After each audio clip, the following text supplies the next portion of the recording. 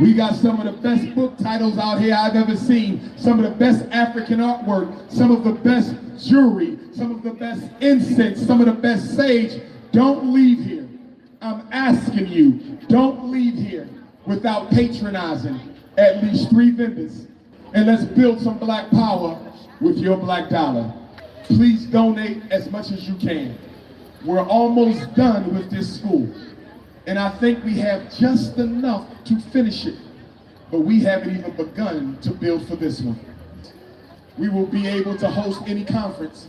We will be able to host any seminar, any retreat. I can't wait till we host the first annual International Black Women's Conference. I can't wait till we host the first annual International Black Men's Conference. I can't wait till we host the Black Wall Street Conference, the Black Vendors Conference, the Black Entrepreneurial Conference, the Black Farmers Conference, the Black Youth Conference, the Black Media Conference. And for those of us who know Africa as home, I can't wait till we host the Black Repatriation Conference. Give them some. Push it up, Doc, so they can get more. Yeah. I told you I was the Lion King. That was perfect. Okay, do not shoot at the drone. That is my videographer. Where the child at? Bring the child up here. Where the child at? Where the child at? Bring the baby. The baby missing? Come on up with the baby. Phone number. Thank you, Queen. We have a baby up here. Whose baby? Come on up, Natalie. We got a young brother. He's okay, all right? Yeah, he was sleeping. Okay, about 2 years old, maybe. He was over there sleeping. Who left the baby? Give it a minute. I think the mom or dad, they probably smoking some weed. They'll be back. Just give them a minute. I think the mom or dad, they probably smoking some weed. They'll be back. Just give them a minute. I think the mom or dad, they probably smoking some weed. They'll be back. Just give them a minute. All right. Thank y'all so much for tuning on in. That's y'all's principle. We got a lot to get into today. This Umar Johnson saga has been heating up with no end in sight. Let's get into a quick fresh chat. It's undefeated. FDMG is coming. FDMG is coming. FDMG is coming. It's coming. FDMG is coming. FDMG. Hold on. Yeah. Nah, I got this. It's coming, FDMG. It's coming, it's coming. It's coming. It's coming. It's coming. It's coming. It's coming. It's coming. It's coming. Oh, it's coming. FDMG is coming. FDMG is coming. Thought his personality be twerking. It's twerking.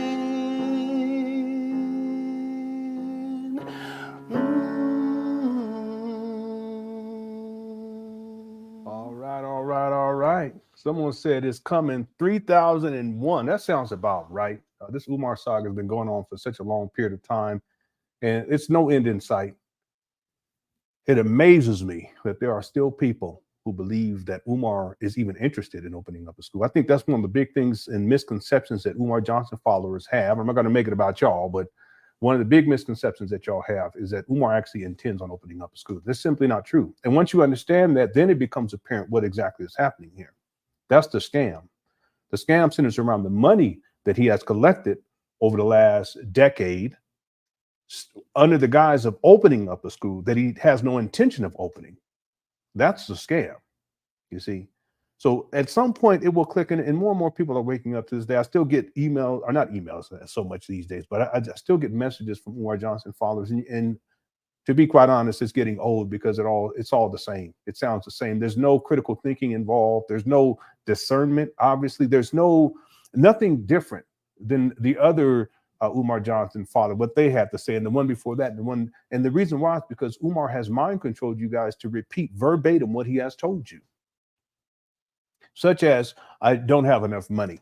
Well, if you don't have enough money and you're now in 10 years into this, then shouldn't you hang it up? Why would you still keep collecting money then? Because the money is the scam. And how much longer do we go with this? See, I can understand 2 or 3 years, maybe 4. He conceptualized FDMG in 2005. I can understand 2 or 3 years of perpetual failure, maybe 4 years of perpetual failure, maybe 5 years of perpetual failure. But now, since 2014, since he announced that he was collecting money for the St. Paul's college, we're talking a decade with no end in sight. But see, what many of you Umar Johnson followers, you fail to realize over and over again, time and time again, is that Umar's not interested in opening up a school. He just wants to get money. And that's why after he puts on this whole facade of going up there to clean up, even though over the last year, prior to the paint days, he had been up there like maybe 4 or 5 times this year. But you see, he started going up there more and more. He does have to get money out of people. And then he goes to Canada. See, understand that there's tiers to this, tiers of importance with Umar Johnson. The top tier is always about the money. Okay. Whatever I can do to get the money. But in terms of him doing things, FDMG is way down here. Anything I can do to get the money, I'm going to get the money. Okay. When I say FDMG is way down here, I'm talking about actually doing work, actually getting things done up there at these trap bandos after over 5.5 years. That's at the bottom. His primary goal is to get money, and then, of course, to travel to crush cookies. We can actually reverse that because he doesn't necessarily have to travel to get the cookies, but he wants to get into them draws with you single black mothers out there. He's been running through y'all for over a decade now. It's a doggone shame. And for you black women to defend this guy, it speaks to, I don't even know what it is. I can't conceptualize in my mind when you have a womanizer who is sexist, who is also misogynist, and who is preying upon black women all around the world, how black women can continue to defend and support this guy. That's not on me. That's on y'all. There's no way I can't explain it away. I can't defend you black women who do it. It's just something that you're going to have to kind of grapple with and deal with at some point. But understand that his goal is money, cookies, and then traveling, because that provides him with a place to stay because he doesn't have his own residence. It's a statement of fact. I have the receipts. When he does stay someplace, it's in his mother's closet. I have the receipts. And he's been staying inside of his mama's closet since 2009. Well, I can't even say 2000, his closet, because he actually was in another room before. Since 2019, he's been staying with his mama. You got money, you got cookies, you got travel so that he can get room and board and food. They'll provide him with a place to stay. He can lay his head. And then below that, you have somewhere down here in distant fourth, you have FDMG actually getting up there doing things to finish a project that he's been talking about and conceptualized in 2005. That's why he'll go up there and pick up some trash for you all, and you all get all excited. Yeah, it's coming. And then he starts blaming all the homeless people up there, and it's the black homeless people, because he always wants to demean and disrespect black people. And see, a lot of you Umar Johnson followers, you like that. You like to hear Umar Johnson disparage other black people. When people criticize Umar Johnson for this school scam, you get upset. That's the cult. You're in a cult. Wake up. Listen, you can take 10 Umar Johnson videos, and you can get a notepad, and you can take that notepad and you put the date, you put the name of the video, you put where it was uploaded or what YouTube page it was uploaded, and then go through the video. Just take 10 and go through and mark down every single time he's talking trash, he's disrespecting and demeaning black people. And then put a timestamp next to it. Put the timestamp on the left, and then you put what he's doing on the right. It could be a specific person. It could be single black mothers. You guys don't know how to raise your kids. It could be you black women. You need to stop wearing weave. You black people wasting all your money on this and that. I need the money. Y'all lazy. Y'all trifling, and just go and then put a timestamp on it. Do just 10 videos, and you'll realize very quickly that Umar Johnson's his main talking points is demean and disrespect black people, especially black celebrities. But when people like me and others, when we criticize Umar, you guys get mad and get upset, and you go through all crazy lengths to try to defend it. There's no defense of it. See, and you can come up with, and you all say the same thing. There's 10 top issues that Umar Johnson followers have. See, but what you fail to realize is that he has no intention on opening up a school. And that's why FDMG is all the way down at the bottom of the priority list. See, he'll get up there and he'll do a paint day, give the illusion of progress, IOP, or he'll get up there and do something like pick up trash, as if trash ain't back up there today. But as soon as he's done with that, because he doesn't have a venue to go to, he doesn't have a speaking engagement, he has his schedules. He knows what it is. He knows he's going to Canada. So he does that right before he goes to Canada. And then we don't see him up there at FDMG. He's been doing this for over 5.5 years. And you Umar Johnson followers, I'm not here to disrespect y'all. Okay, don't take it. I just want you guys to be clear about this. You guys fall for it every single time. And it has to stop. What we're going to get into is a video today dealing with, and I haven't watched the video, but there's someone who sent, and I'll just say the name, Sigmund, thank you for sending me. Okay, there's others sending me the video, and there's other people that sent me a whole bunch of stuff over the last week. I haven't been able to reply because I've been real busy. Been working on this documentary. By the way, I'm going to try to have this second segment out by the end of this week for you members. Don't hold me to it. There's a chance. It depends on how tomorrow goes and the next day go. Okay, if I can get, and these are the rough drafts. Okay, I already released the introduction to the documentary part 2. It's a rough draft version. I'm working on chapter 2 right now, which is the origin story. It mainly deals with Jamal Johnson, who's Umar Johnson's father. His real name is, I'll put it in the documentary, but Jamal's not his real name. His real name starts with an A.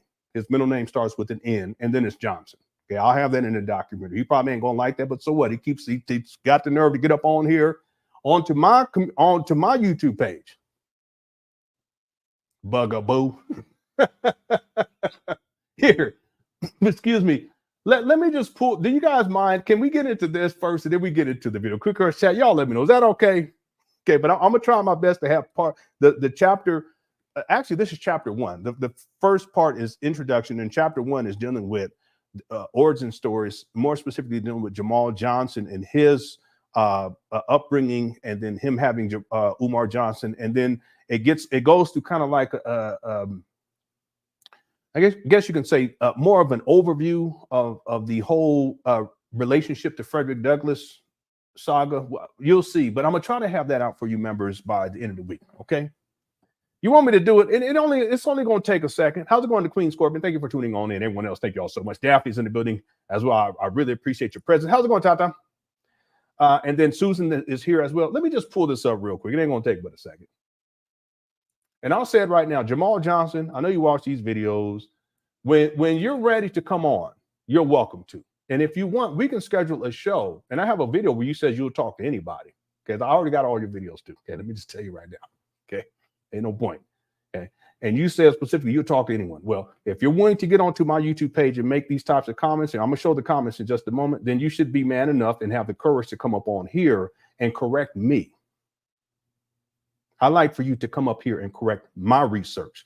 That's one thing that people cannot say about me. Lenon does not have his research in order. Can't nobody say it. No one has researched, and I'm not saying this to be egotistical or arrogant. No one has researched Umar more than I have. And I have all the receipts. I've done one documentary. I'm working on the second one, which is going to be comprehensive.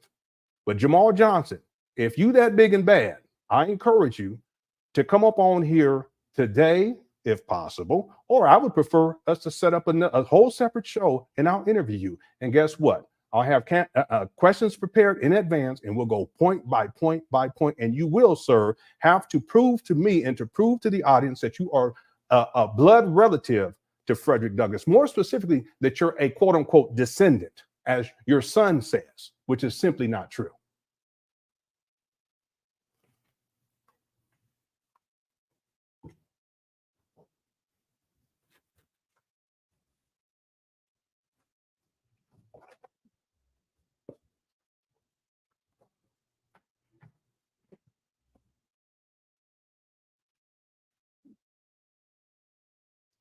Don't tell me that I don't have my research in order.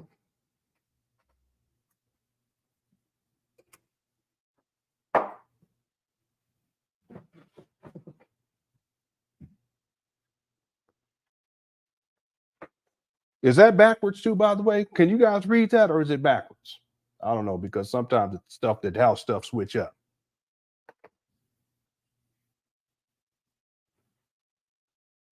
I'm not the one. See? I'm always fair too. I don't go out of my way to go on other people's pages. You guys never see me in other people's chat rooms or chatting it up, or even people who do Umar Johnson, because I got my own research in hand. Okay, it's just I just don't do that. So I'm not going to go on to Jamal Johnson's YouTube page and disparage him. I'm not going to do that. See, let me pull up what Jamal Johnson posted on here, and I did verify it too. This is he actually posted, because someone said it might have been a troll. No, I checked it.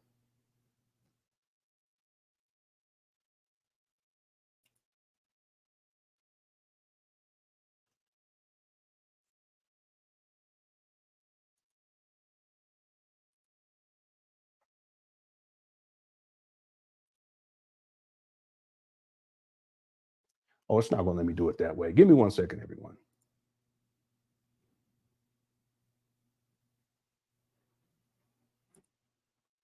I'll do it like this. I'll take the actual image. And I have a screenshot of this, but I did post it on my community tab. So we'll do this quickly, and then we'll get into the show. All right. Let me pull this up.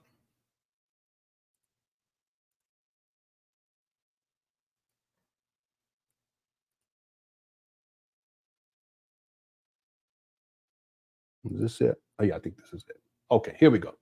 Let me zoom in a little bit. And then let me do a screen share.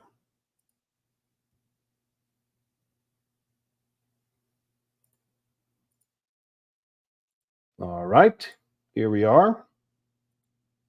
And I'll bring it up now. Oh, hold on, that's not it. I apologize. Do it one more time, one more again. Here we go. Okay, here's a screenshot I was referring to. I apologize for the thanks. Oh, I'm sorry, Susan. I have this up this whole time. I apologize. Lenon got his own. No, don't do that. I said, Bam, don't do that now. It's funny, but let's not do that. I'm sorry. And FDMG Turtle Bucket sent in a super sticker. Thank you so much. That's about the only thing going on up there. That's man, Bam, you crazy. All right, thanks for the super chat. That's my Bam and FDMG Turd Bucket. This Umar saga just don't stop. It really does. And then here comes Jamal. All right, here we go right here. All right, so let me read this to you all. This is from a video that we did last week. After historical FDMG update, Umar Johnson proved me wrong. I must apologize. Obviously, I didn't apologize for what people thought. I apologize because I didn't think that Umar, I can't remember what it was. Whatever. It had nothing to do with FDMG. But this is what Jamal Johnson, SKU. SKU stands for Stop Killing Us. And there's a backstory to this. He got into this type of work, this community work, after one of his, I want to say granddaughters was shot in the leg, I believe. Okay, there's an article, and I actually referenced this article in the documentary. Everything that I talk about dealing with Jamal Johnson is sourced either from his own words, it's from that article, or it's from Umar Johnson's own words. And so this is what Jamal Johnson said. He says, I must say, I am impressed with your timeline diagram, even if the information is incorrect. Have a good day. He's so sassy. It reminds me of Umar, because Umar has this tendency to say something positive, and then he starts with the negative. You see, he may even compliment a celebrity, but then right after that, he starts talking all this mess about the celebrity. Well, Jamal Johnson is the same way. Very opinionated, even when his opinion doesn't matter. Okay, he's been like that. He admits that. Okay, I can pull up the receipt right now where he admits that. In my opinion, it's a character flaw, because oftentimes your opinion really doesn't matter. But because you think you're so important, Jamal, you think that you know everything, Umar Johnson, Jamal, then you're going to voice your opinion because you really think that it matters so much. When in point of fact, it doesn't really matter. It matters to you in your own little world. Okay. So if you look at this, carefully. This is what Umar Johnson does. Says, I must say I'm impressed with your timeline diagram, even if the information is incorrect. And then he starts with something positive. He's impressed by your timeline by my timeline diagram, and then he says something negative, even if your information is correct. Then he ends with something positive, or he says something positive, even if or negative, even if the information is incorrect. Then he ends with something positive. Have a good day. Which one is it? You see?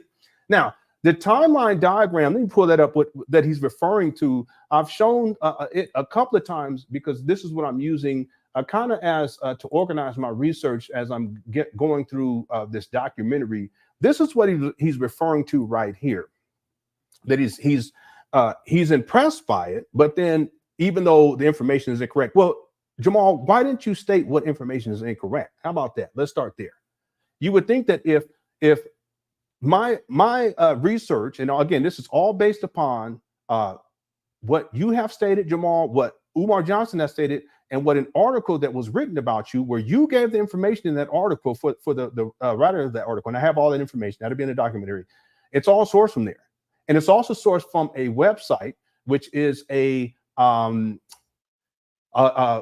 Marine website that illustrates all of Jamal Johnson's deployments. So what I'm saying is that if this information is correct, even though he didn't outline what information was incorrect, which I found to be fascinating, if it is incorrect, then you should outline that. Don't say have a good day, okay? But the other thing is that if it's incorrect, that would also mean that either you're incorrect because our source is from you, the article that was written about you that you sanctioned was incorrect, that Umar Johnson was incorrect, which I wouldn't put it past him. He's a habitual liar. I'm starting to think that Jamal, you may be too. Okay, I'm not saying that you are, but I'm kind of thinking it now just a little bit, simply because if you're going to say this information is incorrect, but then you don't give any verification of that and outlining what it, then I have to believe that if I'm sourcing all this information, and then I'm sourcing information also from a website that shows all of your deployments. In fact, some of these pictures, you can find these pictures online, but there is a Marine Corps website that I got this information from. Well, then that would mean that information is correct. So which one is it? Could it all be true? What I mean by that, could it be that all of these outlets are incorrect, including you, sir, and including Umar Johnson, and including this website, and including the article that was written about you, and including the genealogical history of Stephen Bailey, slave? I forgot about that, the source from here too.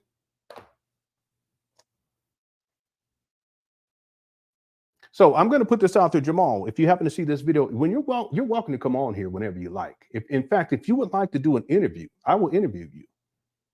And I'll have prepared questions that we will go through from top to bottom. And it will probably take, I would think, maybe an hour and a half, 2 hours. And we can go through all of it. And then you can correct me, sir. See, quick question chat. Have I ever been the type of person who feels as if I'm beyond being corrected? Yes or no? When there's been times where I thought I was right, and then I thought I was wrong because of something that someone said in the chat room, and then and I apologized. I said, "Oh, I was wrong about that," and then I found out, wait a minute, I was right about that.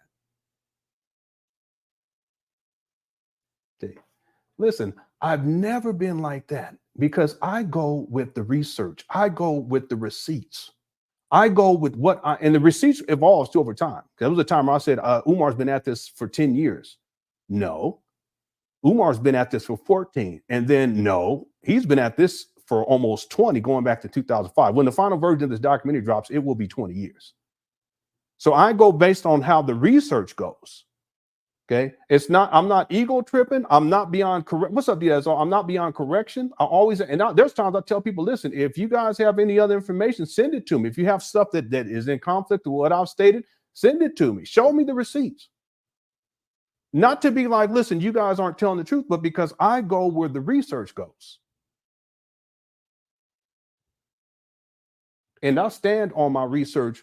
And listen, forever, I try to be as humble as possible. That's one thing I try to be. And I can't say that I'm always, there's been times I've said things and I've listened to it later. I said, that sounds arrogant. Then I'll come back and I'll apologize. Because you got to be careful when you get on these internet streets and you get to going and people are showing up and it can go to your head real quickly. That's part of the problem with what happened with Umar, especially after the Hidden Colors came out. See, So I try my best to stay humble, and I'm never beyond correction and criticism. See, in fact, one of the reasons why I was able to get my life turned around was because of high levels of criticism that I received online. You know, and I'm thankful for it these days. Back then, I wasn't as grateful, but I can see how it all played a part and to get me to where I'm at today. And we're still moving. Okay, I'm just talking about, you know, collectively as a family, we're doing better, and we're going to continue to do better. But you can't do that if you don't have any humility. You got to humble yourself. So I try my best to be. Okay, I'm not saying that I'm perfect or that you know, I'm not without fault, but I try to be humble. And I will say this, that if I'm incorrect about something, I let people correct me. And Jamal Johnson, if I'm incorrect about any of this information that I have here, please. In fact, there's information that I've added here because I've done even further research based upon what Umar Johnson has said, that I've had to change things since I've started this. You see this timeline here. Look at this. In fact, let's go to this timeline, shall we? Let's do it. Then we're going to get to the video for today. But Jamal Johnson, you're more than welcome. In fact, here, if you're watching right now, you're welcome to call in right now. Okay.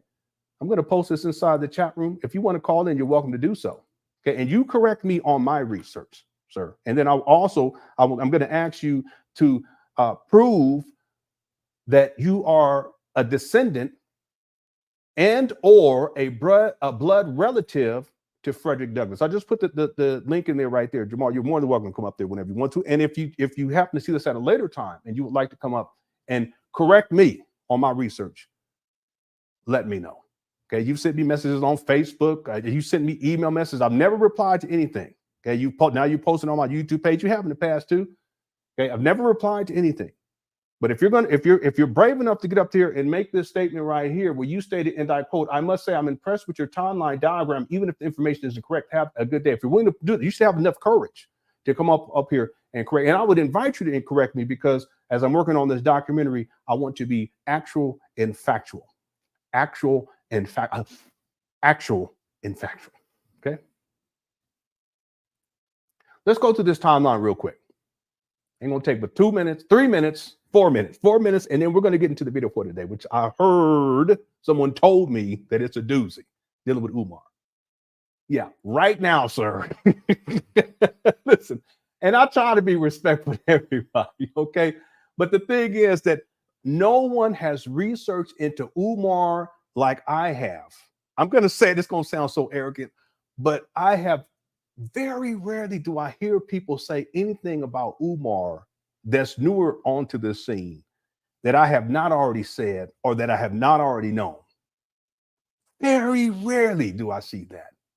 See, not disparaging anyone, because I want everyone I encourage people to research in Umar. That's why I always tell people research. Okay. I encourage people to do it. The more, the better. But at the end of the day, when it comes to the amount of research that I've done, no one has done this amount of research, okay, including you, Jamal Johnson. Okay, you ain't done half the amount of research that I've done into your son. All right, and when I drop the full documentary, you guys will see. I'm dropping segments for members now. I'm going to try to have the next segment available by the end of this week. Okay, let's go through this real quick if you guys don't mind. Good question. Thank y'all again for tuning on in. I appreciate it. Governor Chris said that FDMG Atlanta location Buckhead is tax compliant, registered with the state, provides health care for 1K, and is hiring. We would love for you, Lenon, to teach music theory through Zoom. FDMG is alive and thriving. Okay, now you guys have to understand something, that there are other Frederick Douglass academies out there. Now, if it's, I don't think it's called FDMG Atlanta. I do know, however, that there is a website, and I won't show it on the screen, but let me just pull it up right now, because I just want people to be clear about this. This is not Umar Johnson. It's called FDMGA.com. The Frederick Douglass Marcus Garvey Academy. I'm not going to pull it up, but you guys can look it up for yourself. In fact, here, I'll put the link right here. www.fdmga.com. Okay. This is the website. This is not Umar Johnson's website. Umar has never had an FDMG website. In fact, there was a time when there was a website, FDMG.com, that someone had set up, but it was a redirect website. It redirected to my website. To my YouTube page. And it wasn't me. Okay, I didn't do that. It's somebody else. And y'all remember they hit the one. And people would laugh every time people would bring it up. But it just goes to show you that and you can pull it up right now. You guys go on and pull it up for yourself, fdmga.com. It amazes me that here we are 19 years into this school scam. We have Umar Johnson's school scam because he conceptualized it in 2005. And he doesn't even have an FDMG website. No, he doesn't even, and that's the first thing that you should have. But there is a website up here, and from what I remember, it is based in Atlanta. They're taking donations. Okay, you guys, I'm not promoting it, okay, because I don't think that it's an actual functional. I think that it's someone trolling Umar. Okay, they even had, if memory serves me right, they have the FDMG is coming song being played on one of these videos. There's a donate button right here to the Frederick Douglass Marcus Garvey Academy, Frederick Douglass Marcus Garvey at gmail.com. I mean, I don't think that this is associated with, and I know that this is not Umar Johnson's website. It does say that the new campus is in Atlanta. Okay, help sponsor the school building in Atlanta due to overwhelming support from your donations and growing need. Frederick Douglass Marcus Garvey Academy needs a new campus to call home in Atlanta, Georgia. The city of Atlanta has always supported the endeavors of our school diaspora, which is why we chose this wonderful city. Support our new state of the art academy coming soon. Okay, and I know, and I also can tell this ain't Umar because Umar doesn't have his writing skills are mediocre at best. Okay, this the way, even though the design of this website, it's decent, but in terms of how things are formatted on the website, there can be improvements here. But in terms of the writing itself, it's decent. With Umar, he doesn't have that. His writing skills are atrocious. This is something I noticed about Umar a long time ago. Anyway, y'all can look into this. But listen, Governor Chris, I'm not going to be doing anything with any school called FDMG. I don't care what it is. I don't care if it's a school for the blind. I don't want to have nothing to do with it. Okay. Thank you for the super chat. You're so welcome, Governor Chris. Thank you. Okay, I appreciate the support. And everyone else too. Thanks for being here. I hope you guys have been enjoying these shows. We're gonna keep it going. Thank you so much, Iceman Vamp 2 and FDMG Turd Bucket for the super chat as well. All right, so you guys can look into that on your own. You're more than welcome to do so. Umar does not have an official website for FDMG after 19 years altogether, but since he started collecting donations, we're talking a decade. Specifically collecting donations for the St. Paul's College in 2014. There's times where he said in May of 2014. There's times where he said in April of 2014. So let's just say in the spring of 2014, it's been a decade and not a school in sight. Not one black boy has been educated, but he still continues to collect money. Okay, I got to change out the batteries on here. Let me do this. So I just want to run through this real quick. Let me pull this up right here, and then I'll be right back. I got to change out these batteries. Thanks again, everyone inside the Cook Course chat. You guys are definitely all undefeated. I'll be right back.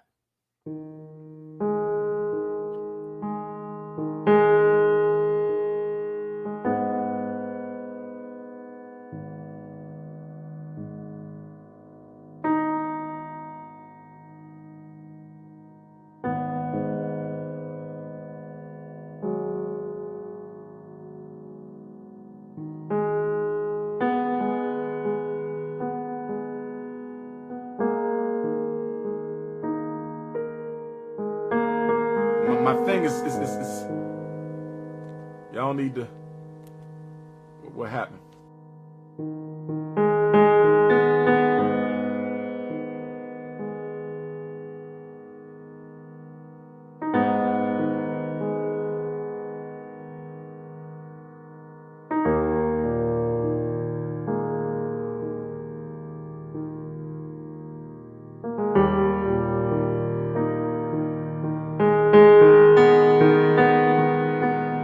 On August the 21st of 2019, this summer, I want to have a grand opening of the FDMG building, Team Pan-African headquarters. I want to have a conference. I want music. I want fashion show. I want seminar. I want yoga class. I want African language. I want a musical concert. Right across the street, we got a big park. We want to rent that out and do a big park, a big celebration with food and festival.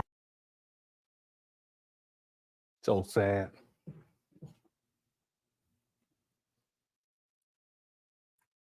So sad. Millions of dollars. All right, let's do this timeline real quick if you guys don't mind. So this particular timeline, it starts in 1972.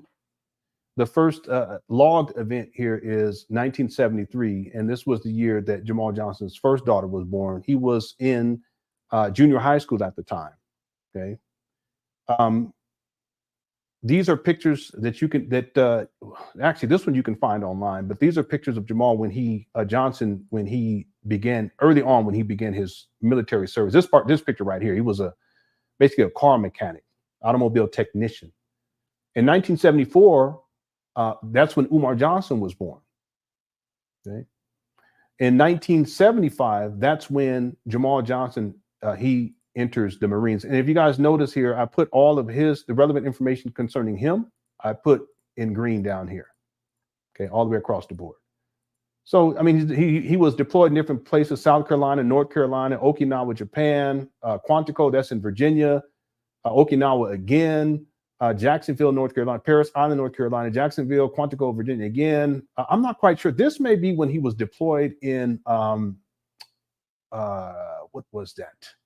Not Vietnam. He was in Korea. This may be, because I couldn't get this information, but it does list him. He talks, does he say that or does, no. The article says that he was in Korea for a while too. Okay. And again, Jamal, you're welcome to correct me at any given time. Correct my research that is based upon statements that you made, based upon the Marine website, based upon statements that Umar Johnson made, based upon the genealogy and history of Stephen Bailey Slave, and based upon the articles written about you and statements that you made. Okay, you're welcome to correct me at any given time. You know, if you look, let's just go through down here with him. In 1977, he was at Camp Jackson. 1978, he was in Okinawa. 1979, Virginia. Okinawa again in 1980. Quantico, Virginia in 1981. 1981 in Jacksonville, North Carolina. 1982 in Jacksonville and Paris Island, North Carolina and South Carolina. 1984, I believe. Again, I haven't been able to verify where it's at, so I'm just going to leave that as is. And then 1985, he retires from the Marines. He then later picked up a job. He took a job at the United States Post Office, and he worked there for a long time, and that's where he retired from. I don't have that on the list, but I do have all that information as well. Okay, so that's the timeline dealing with Jamal Johnson. Now, Umar was born in 1975. He attended preschool at Hart Grant Elementary School when he was 4 years old, 1978. By the way, understand that Umar spent most of his time in Philadelphia. He did live with his father and his mother it was either North Carolina or South Carolina for a while. And I'll explain in just a moment. By the time he's in, let's see, 5 years old, 1979, he's at the kindergarten. He's in kindergarten at the Duckery Elementary School. He starts first grade in 1980. I'm not quite sure. He may have already been. I don't have the exact place where this may still have been in Philadelphia. I'm not quite sure. I do know this, that in either in 1981 or 1982, that's when Jamal, he marries Barbara, and that's Umar Johnson's mother. Okay, Umar Johnson was either in the second grade or in the third grade. He was either 7 years old or 8 years old. And that's when in the third grade, 1982, that's when, based upon Umar's words, his name was changed from Jermaine Shoemake to Umar Johnson. Umar ibn Rash something.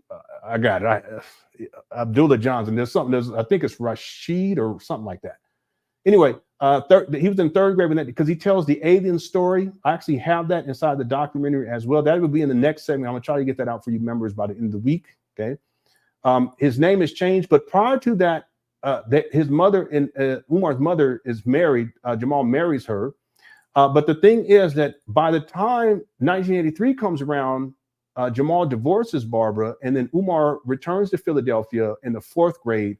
He's 9 years old, and that's in 1983. And then in 1984, he's in fifth grade at Meade Elementary, sixth grade at Meade Elementary. And this was when Umar was 11 years old. He's told that he was related to Frederick Douglass, and he was told by his father this. I actually have that video. I'll actually have that inside the next segment of the document that I have for you members, but I'm going to try to get it by the end of the week. If not in the end of the week, hopefully by the middle of next week. Okay, I'm going to try to get it by the end of the week. Okay, so that was in 1985. And see, the question that I raised in the documentary is that why is Umar being told that he's related to Frederick Douglass in 1985? Wouldn't that have been something he was told like 1974, 1975, 1976? Well, one of the reasons why is because Umar and Jamal wasn't an active participant. And what I mean by that is that he wasn't consistently present in Umar Johnson's life, in his early life. And in part of it because he was stationed in different places around the world, Whereas where Umar, his mother and his grandmother and his siblings, they were mainly stationed, or they mainly lived in Philadelphia. This makes sense. If this makes sense, please hit the 1. Again, Jamal, you're welcome to correct me on my research. You're welcome. You can come on here right now and you can correct me on my research. Here's the link. Or if you want to do that in the future, you're welcome to do so. Okay. So 1996, 7th grade, he's at Beaver Junior High. 1987, he's at the Scotland School. This is when Umar was shipped off. He was either 13 or 14 years old. He was in the 8th grade. He was shipped off by his father. And his father wasn't in the home at that time. In fact, Jamal marries Bernice, rest in peace, in 1987. Okay, so if he marries Bernice, rest in peace, in 1987, why would he ship Umar Johnson off in 1987 from shipping him away from his biological mother?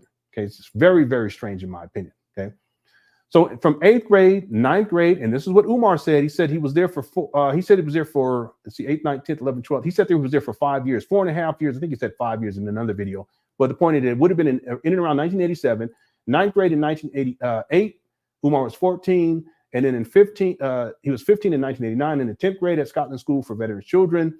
And then 16, 1990, he's in 11th grade Scotland School for Veterans Children. And then he graduates in 1992. Yeah, 12th grade, he's in 1991, when he's 17, graduates in 1992. And then that same year, he starts college at Millersville University. Okay, now, if any of this information is correct, Jamal, and you know what the correct, whatever it is, whatever it may be, please correct me. You're welcome to do so. Okay. Here's another timeline. This gets into Umar Johnson's college experience. I won't go through everything here. Let me just go through that. He started college in Millersville in 1997. He graduated in Millersville. He starts in the Garvey movement in 1995. There was an article written about him. I'll share that inside of the documentary too. It's not related to him being in college, but I'll share that inside the documentary. 1995, he was 21. He starts in the Garvey movement, the UNIA. He started graduate school at Millersville University in 1998. He also started a graduate school at Heinemann Mass. He started a master's program, but he ended up, I guess you can say, leaving Heinemann, and then he went back to Millersville for a master's program. A lot of people don't know that about Umar. In 2000, he graduated from Millersville, and that's when he started his first one-year internship in 2000 at the age of 26, and he worked in the Philadelphia School District from 2001 to 2006. Okay, so there was a 5-year period, and during that time, he was put on child support in 2002. He conceptualized FDMG in 2005. In 2004, he started 2004. He started at PCOM, a master's in science, and Umar stated that he was there for 8 years. Okay, and I have all these receipts. Okay, you can try to correct me on this, but this is based on what Umar stated. Right. Compare charter school opens. That's irrelevant, and I'll talk about that inside the documentary. He started after 2006. Umar, that's when he was kicked out. The school district wouldn't deal with him anymore. So he started conducting what he calls private work for charter schools. And that's when he was misrepresenting himself as a doctor of psychology. But he didn't get his doctorate degree until 5 years later in 2012. Okay, he was a scammer then. He's a scammer now. Again, in 2007, I can provide the receipt where he was misrepresenting himself as a doctor, but he didn't get his doctorate degree until way in 2012. Okay, he graduated from PCOM with a master's in 2008. He also graduated from Lehigh with a master's in education leadership in 2008 at the age of 34. Maurice J. Moore Academy, that's where these abandoned buildings are in Wilmington, Delaware, that opened in 2006. Okay, he claims to have worked as a school psychologist in 2008. However, my research shows that in terms of being at a particular school in the Philadelphia School District, that ended in 2006, but he did work at some charter schools. So that may be what Umar Johnson is referencing there. He's not very clear about that. Okay. And then by 2010, he starts on the lecture scene. He starts to blow up Hidden Colors and Sonnetter. And that's when all of this other stuff dealing with actually working, that ends. All right. So it's safe to say that in around 2010, that's when Umar Johnson's so-called professional career, it ended. Okay. I'm sure he was still trying to do things, but he was mainly focusing on lecturing and making money that way. All right. All right. So, and there's so much more to get into. I have some other notes here that I still have to get to just for this sequence in the timeline. And then I just started on this particular timeline. Again, in 2010, Umar Johnson announced that FDMG will open September 11, 2013.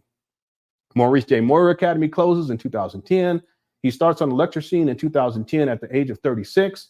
By the time he's 38, he graduates from PCOM with a Doctor of Psychology. That's in 2012. The new J. Moyer Academy opens that same year. 2014, Umar Johnson starts collecting donations for the St. Paul to place a bid on St. Paul's College at the age of 40. He also claims he's still in the UNIA at the age of 40, and I have the video. Okay, so people, yeah, correct me on my research.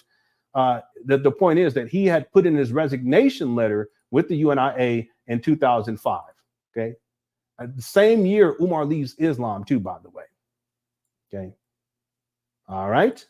And then in 2015, the new J. Moore Academy closes. In 2017, Umar visits the school buildings in Wilmington, Delaware. In 2017, at the age of 43, Umar Johnson he's put on child support by his second baby mama. And then in 2019, he purchases the abandoned buildings in Delaware. It was February 9th of 2019. And then here we are 5.5 years later, and there's still no school. Okay. And there's other stuff I got to add to here too, but I'm going to leave it at that. All right. So, as I stated before, Jamal Johnson, you're welcome to come on at any time and correct me on my research. Okay. All right, let's get into the video for today. Thank you all so much for being patient. Perry says, I'll have you know that Lenon is the most requested Black scholar on educating others about no good. Thank you, Perry. Thanks for the chat. And the thing about Umar is that he's not a scholar. You know, he's not peer reviewed. He doesn't have, the two books that he's written, they're not peer reviewed. He doesn't have any source material. He doesn't cite any sources or anything like that. He's not a scholar. He's a charlatan, you know. But when it comes to critique of Umar Johnson and providing receipts and providing research, you know, I have it and I have it in a way to where I can pull things up and show people. I know people say things like, then we're going to get to the video for today. People say things like, well, if you say you have it, why don't you show it? Well, if I showed everything, then we'll be here for 18 hours instead of 12. Okay. But if someone specifically asks me to pull something up, I'll go and I'll pull it up. You know, it's just that for time's sake, you know, there's only so much time that we have each day. I don't pull everything up every single time. Okay. Thanks, Perry, for the super chat. I appreciate it. Okay, let's get into the video for today, too. Okay, thank you all so much again for tuning on in. Nisha's in the building. How's it going? It says, you want the money? It got blocked. Okay, I didn't even see him. You know, I don't even pay attention. You know, usually the mods handle the business. Okay, so if that's what they want to do, they can do that. They business. Thanks, God, Little Princess, for handling the business. 78, thank you so much for being here. I do have video of him when he was at PCOM. I mean, not a video. I have pictures. I have two pictures where he was at PCOM. Okay, to the best of my knowledge, based on my research, he does have a doctorate. It's a PsyD to be more specific, and he graduated in 2012. Yeah, but he was claiming that he had one years prior, 4.5 years prior to that, something like that. He was claiming that he had already had it, but he was misrepresenting himself. And real quick, the reason why he did that was because he wanted to get that PhD level money. See, like I said, the tiers with Umar, the money is at the top, cookies is next. But even when he was working as a quote unquote professional, even though he's never had an office, you'll hear stories too where he'll say things where he'll say stuff like, I'll have all of my testing equipment inside of my truck or SUV or whatever it was. Okay, these are old videos. And what that means is that he would go to a location. He'll go to a charter school. Not as if they were bringing children to him. See, he wants to make it seem like he has a business where he has his own spot. You know, he's paying rent at that business. He has his own desk. You know, people are bringing all these Black people bringing the children to him. That's not what was happening at all. It's almost like a freelancer. I shouldn't say it that way because I don't want to diminish what he was doing.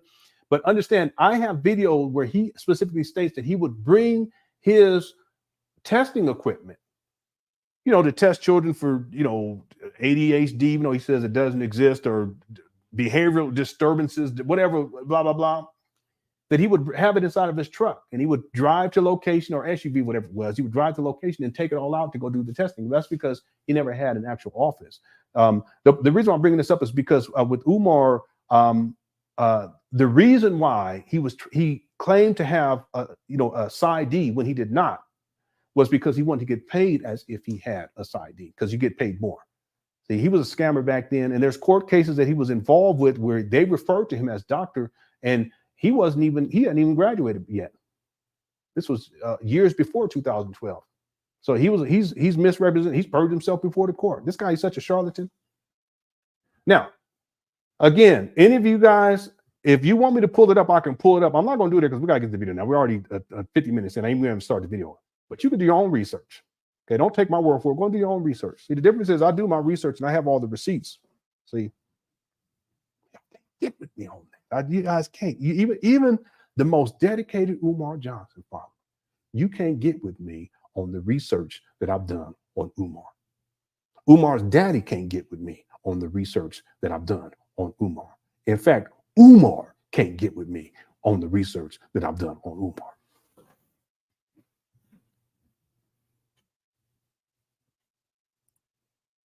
And that's a fact. Okay, here's the video. Let's get into it today. And again, what we're going to be talking about is the fact that Umar is not interested in opening up a school. That's not his intent. His main focus is tier 1 is to get money. Tier 2 is to crush cookies. All right, and this is a video from yesterday, I believe. Yeah, yesterday.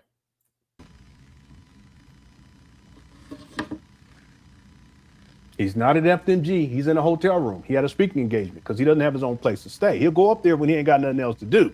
The FDMG, because that's towards the bottom of that list. See, that's why he's at a hotel room. Live stream at a hotel room. Look like he just woke up, and this is what he does. Once he doesn't have any more venues, here we go. Once he doesn't have any venues to speak at, and he don't have no money, he'll get back up there and he'll start live streaming out of them abandoned buildings.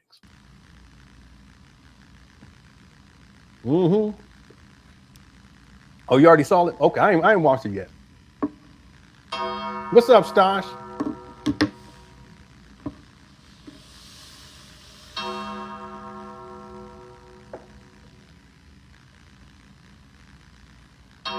Someone asked who I have a copy of Umar's book. Umar has 2 books. I don't have physical copies. I do have a PDF version of one of them. Okay.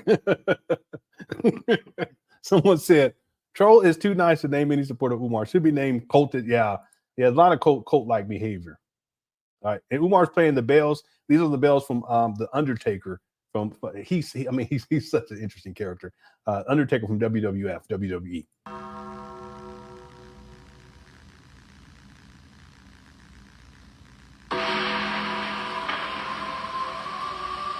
What in the world? I can already tell he's gonna be tripping in this video.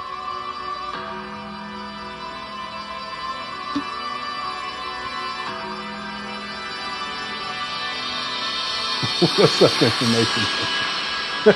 Yeah, here you go.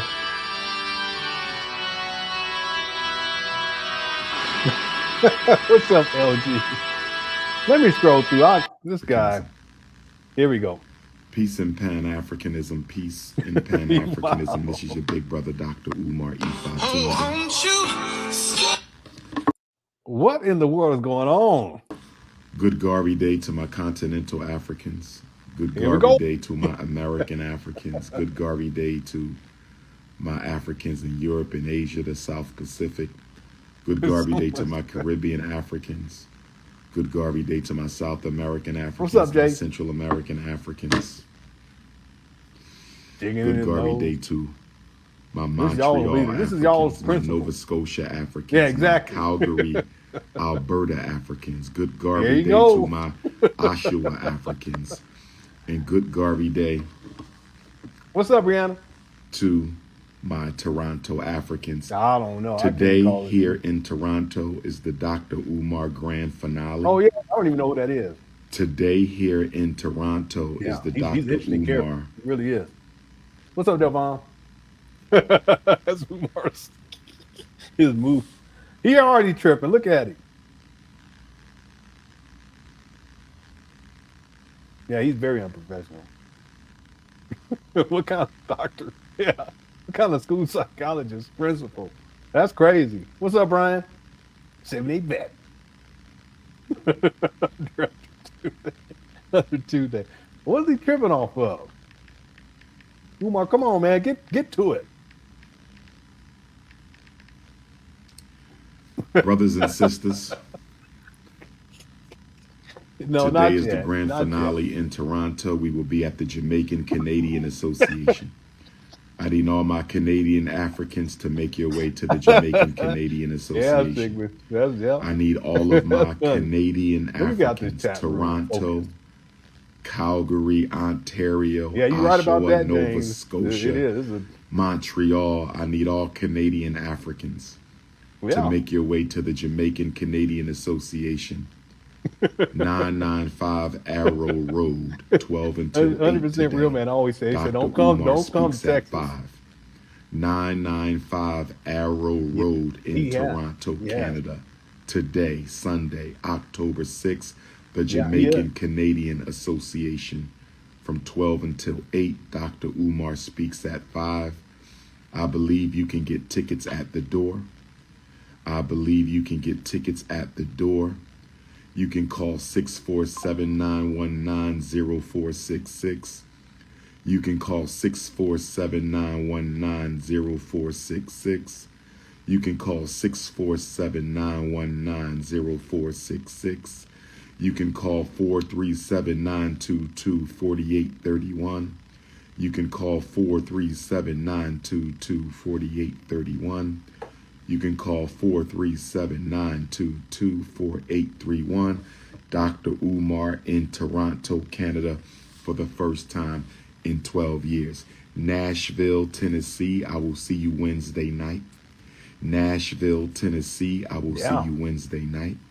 Nashville, Tennessee, I will see you at the National Museum for African American Music. Wednesday night, October the 9th, Oh, you met him? 6 Okay. p.m. Southwest met him live in taping 2015 of in It's Up There Texas. podcast. Anybody else here Dallas, met Umar? Texas, Hit the one if I you've will never see met you Umar. Saturday, October the 12th at 6. Hit the one. Dallas, Texas, If you haven't, I will hit the see 2. you Saturday, October the 12th at 6. We will be at the Hyatt Regency Hotel at DFW. Yeah, information man, you're so right. This man never stops and he's professional. Yeah, this is so very true. Both statements, he never stops is one. So you would think that after all this time that he would just say, okay, I'm not gonna do this anymore. Because it's not working, you know. And I've done it in my life too, where I realized, wait a minute, this, and you have to do something different, you know. And then if you keep doing what you're doing, you're going to continue to suffer. And in my case, I suffered, but my family suffered too. So I have to say, okay, I got to do something different. But with Umar, since St. Paul's, it's been a decade, and it still hasn't clicked in his mind. He's still doing the same thing. Ain't nothing changed. And see, perhaps information man, one of the reasons why he continues to do the same thing without the self-awareness needed to say, I need to make a change, is that he needs a professional help, and more specifically dealing with his mental health. I don't think he has a self-awareness to say, wait a minute, you know, and I get it, because I've been there too, to a degree, not to this level, but enough to where I can at least understand Umar and have a level of compassion for him too. A lot of people are like, I don't think, no, but I do. I have a level of compassion for him too.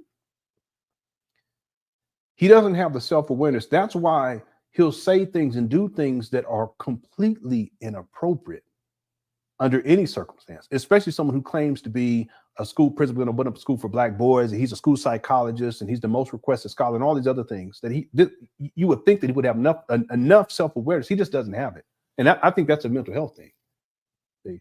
I think that there's different versions of Umar, and that these different versions of Umar are not necessarily aware of what other versions are doing at any given time. That's why there's times where he goes crazy, where he's rampaging. That's King Kong consciousness, and he's yelling and screaming and he's cursing people out like the SETI rant.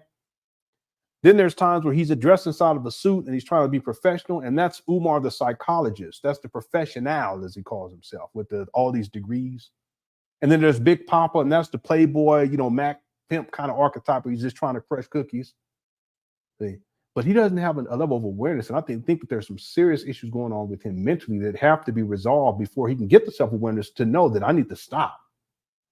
And then that's when he starts to make the changes that he needs to make. But he has to, in the first place, admit that he has some serious problems. Okay, so this statement, both of these statements are true. It's one sentence, but it's true as two separate statements, that he never stops. He's always doing the same thing over and over again. And I follow him long enough to see the pattern. And then he needs professional help, dealing with the mental health, and then also dealing with the turning of the heat down. That's another aspect of this. You know, listen, even the way that Umar Johnson looks, people haven't looked enough into older images and videos of Umar, and not even that long ago. You can go back, let's say 5.5 years ago. You can go back 10 years ago, and you can see that he's aged. It's incredible. But there's reasons for that. See? And if he continues to do what he does, he will continue to go down this path. There's no way around it. It's self-destructive. Thanks, Information Man, for the super chat. Hope everything's going well with you. I appreciate it. Also, user 225 says, imagine Umar in a Star Trek universe trying to open the FDMG Interplanetary Pan-African Leadership Academy. He would try to crush, and yeah, he sure would. He sure would. You know, he'd have a starship, and it's just, let me stop. let me stop. What is it? The Andorian slave girls or something like that? I think something like that. It was the green ones. But let's not go there. Okay, let's not go there. The truth is that Umar's intent is not anything noble. You know, Star Trek was about exploring space. Even though Captain Kirk, he was a male hole, but that's besides the point. That the idea was that we're going to explore the universe, and we're going to reach new civilizations, and establish different relationships and camaraderie, etc. That's like kind of the premise of it all. And that's a noble goal. But with Umar, there's nothing noble about what he is doing, and nothing noble about what he has been doing now for about 15 years. And actually, it's longer than that, because even if you go back to prior to 2005 and what he was doing when he was working professionally, he was a troublemaker and a rebel rouser. See, he tricked off his professional career in the Philadelphia school district, and then he starts to it's almost like freelance work, where he's doing work at charter schools, but not as someone who has an office per se, okay, but as someone who would come in and bring his own equipment and diagnose these children. But the point is that with Umar, it's never been anything noble, including the idea of helping Black people. It was always about money, okay? And then, of course, it's been about crushing cookies. And more, I'm starting to think that it's more about crushing cookies than it is about getting money. And the reason why I'm saying that is because these days, Umar, he talks more about crushing cookies than he even does about getting donations. Has anyone thought about that? I don't mean to go off on this user 225, but it just brings this to mind. You guys notice this with Umar. If you go back to 2014 to 2022-ish, 23-ish, 22-ish, Umar mainly talked about this idea of opening up a school. He talked a lot about, I need donations for this. I need donations. I need. But these days, over the last 2.5 years, maybe 3 years now, it's been mainly about cookies and crushing cookies. And now he wants to do a reality show, A Date with the Papa, whatever he's saying, the date with the principal, whatever it's called. Okay, but that just goes to show you there was nothing noble about what Umar has been doing. Nothing noble even prior to him trying to open up a school, even prior to him conceptualizing FDMG. He was always causing problems, including in the UNIA. So in Star Trek, there was always a noble goal, even though it wasn't always something that we would see in every single episode. The gist of it was to explore, to boldly go where no man or woman has gone before. And it was noble. But with Umar, we can't say that with Umar. If he had his own starship, he would have baby mamas in all different, all across the galaxy. Let me stop. Let me stop. This sounds crazy. He had baby mamas all across the galaxy. Okay, thanks, user 225, and thanks, Big Man. Okay, I mean, not Big Man, Information Man. Thank you so much. All right, let's get back to the video. Here we go. The Hyatt Regency Hotel at DFW. The Hyatt Regency Hotel at DFW, 2334 North International Parkway, for the United Black Contractors Founders Day. United Black Contractors Founders Day. For more information, 682-224-9600.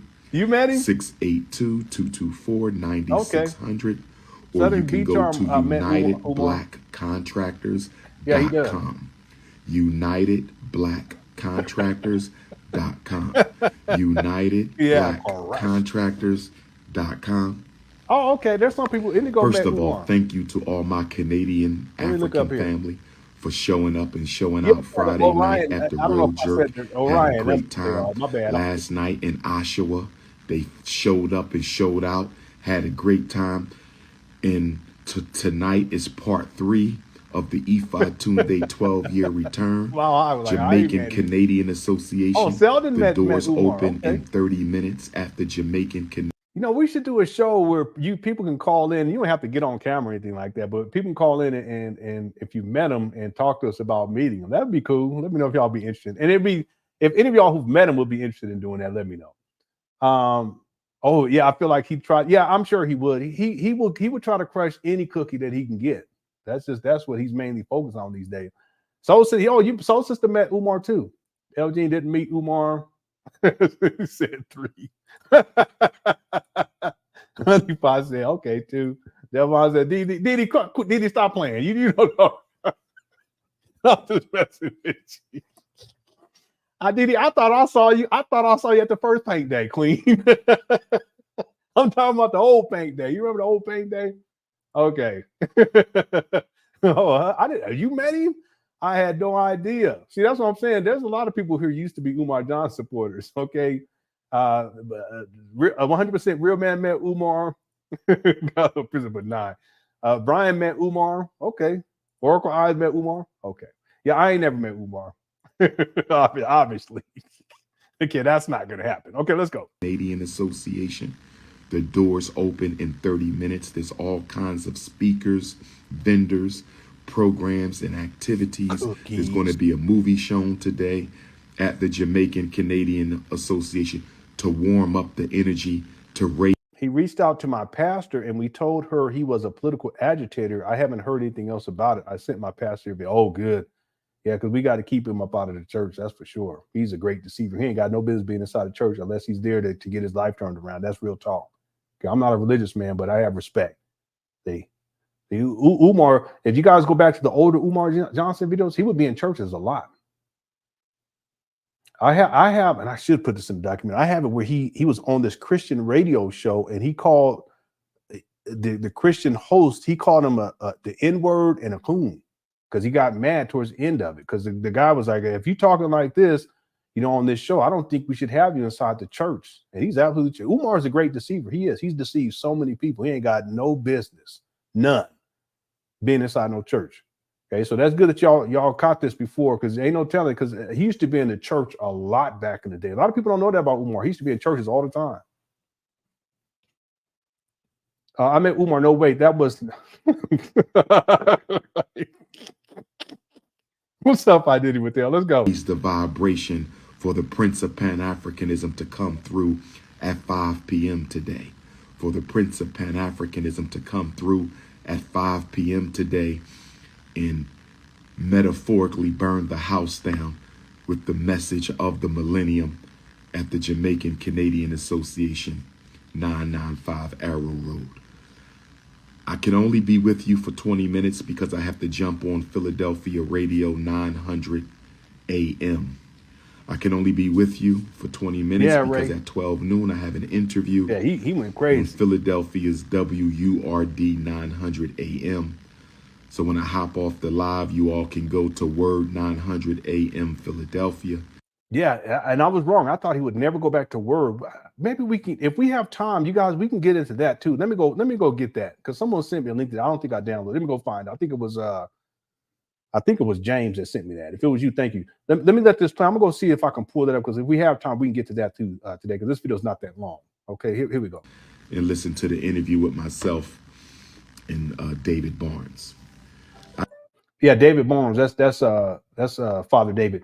By the way, we got about 820 people in the building. Thank you so much. If you guys haven't hit the like button, please do so. We also have a poll that is up. Let me give you guys the poll numbers before we continue here. The question is, can Umar open a school, travel the world, and take care of his mama while doing a reality show? And I put there specifically take care of his mama because he does claim to be the primary caretaker.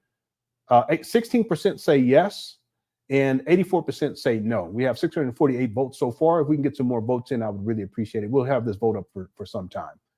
Does anyone still need a crib? Yeah, that's what Umar called it. But that just goes to show you he ain't raised no kids. He probably don't know how to put a car seat in no car or nothing like that, because he ain't raised no kids. He's been a deadbeat from the beginning.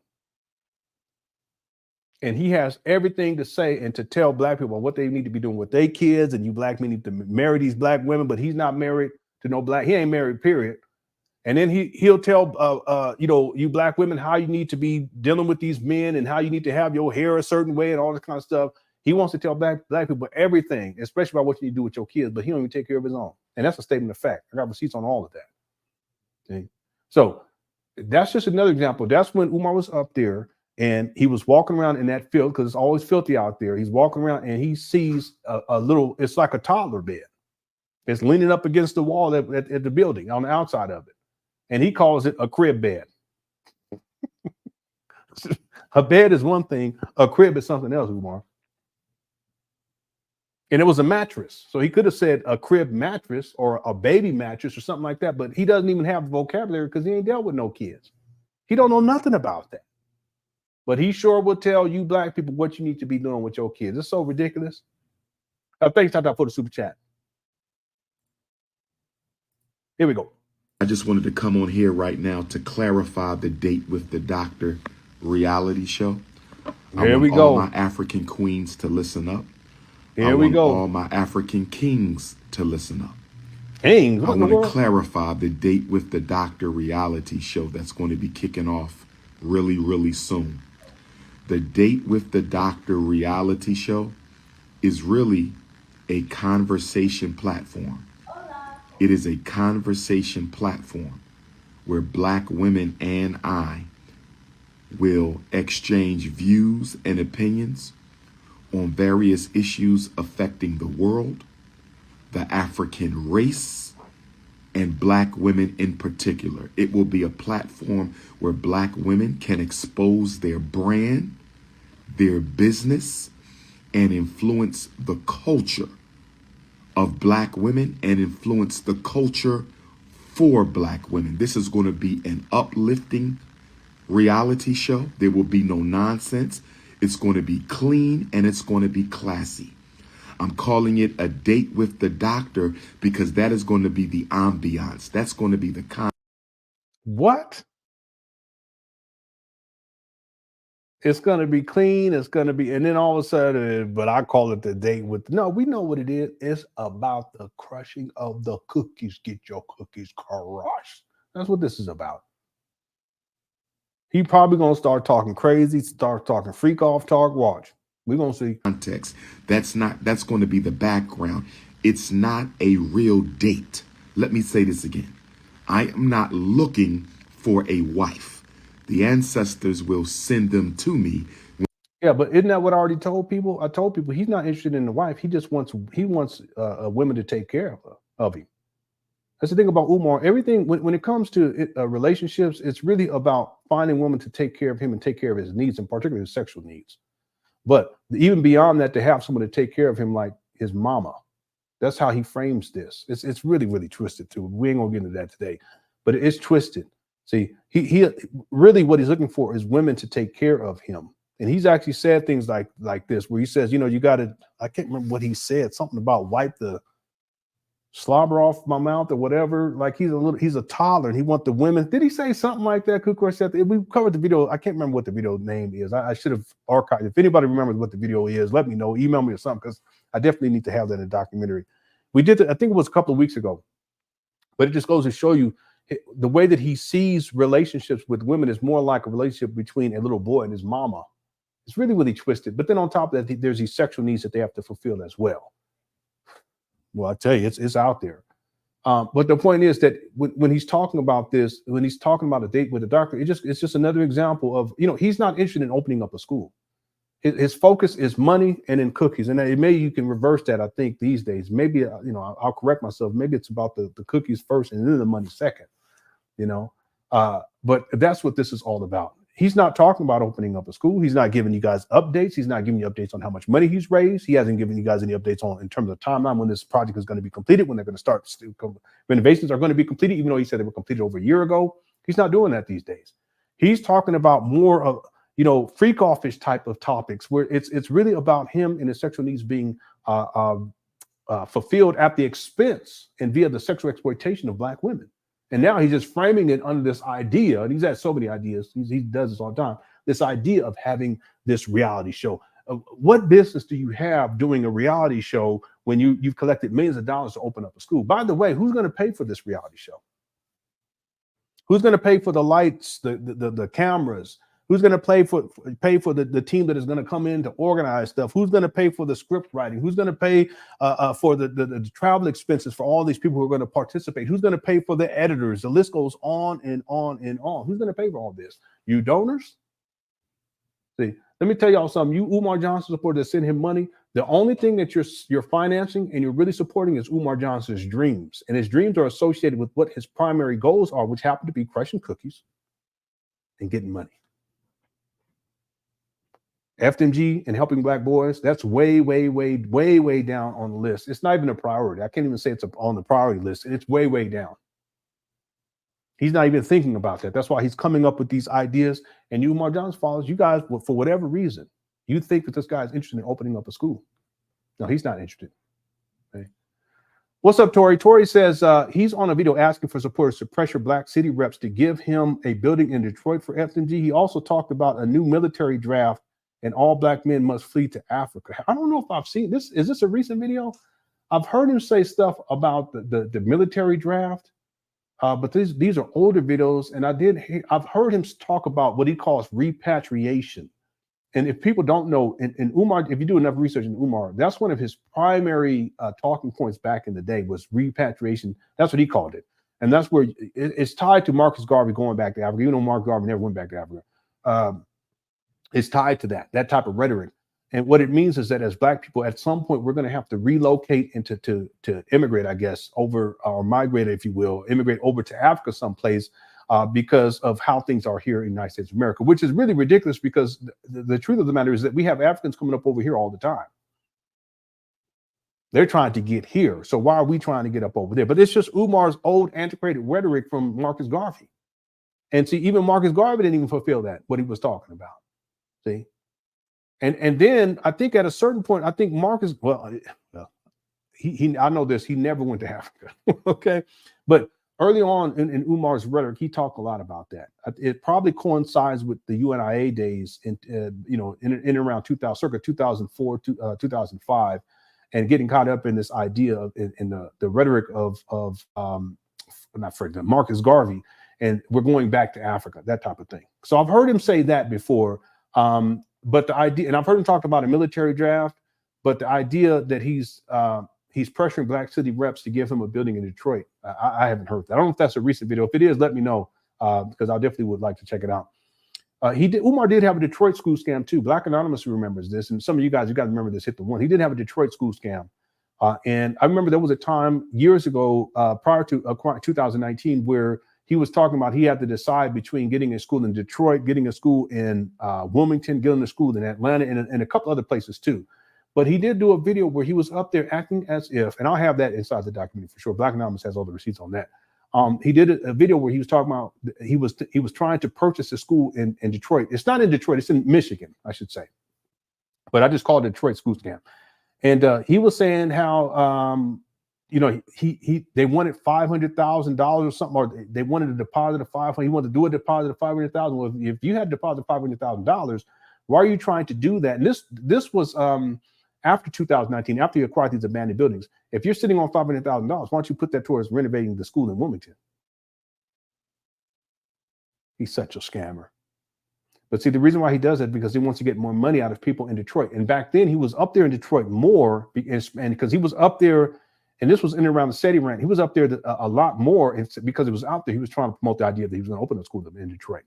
See, no, he had no intention, just like he had no intention of opening a school in Atlanta or a school inside, somewhere in New York, or a school somewhere in Florida, or a school in Los Angeles, or wherever else around the world, because he said he wanted to have one in every single country. He wasn't serious in the beginning. He's not serious to this day.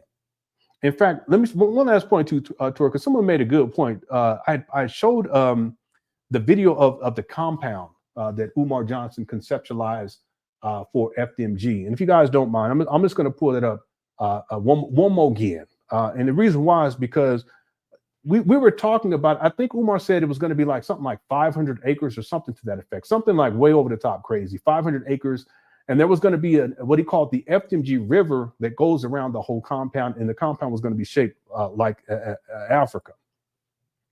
And I didn't think about this until someone posted this, and they said, well, how much would that cost? That's $1 billion project. And I thought about it, And it's true. That would have been like $1 billion project. And who would be paying for that? You know, here it is right here. Let me show this to you all just to go to show you guys. Anyone who thinks that Umar was ever serious about opening a school, no.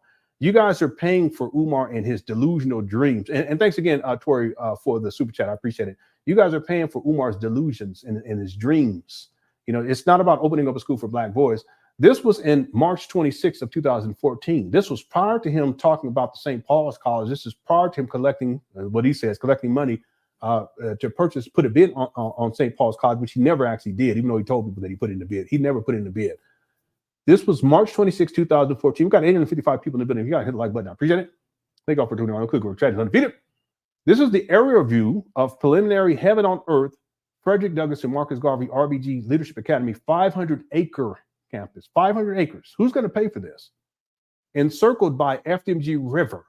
Okay, who's going to create and manufacture, because you have to create this, manufacture a river in the shape of Africa that is going to encompass 500 acres of land. See the delusion? This is $1 billion project. It's going to be, the river is in the shape of Mother Africa. The Ancestors Park in the center of the campus, there's going to be dormitories, there's going to be an airfield, there's going to be athletic facilities, there's going to be a farm, there's going to be a state-of-the-art music and theater production studio, there's going to be a greenhouse, a zoo, a community center. What are the operation costs? My goodness. Separate building for all 32 trade areas and much more.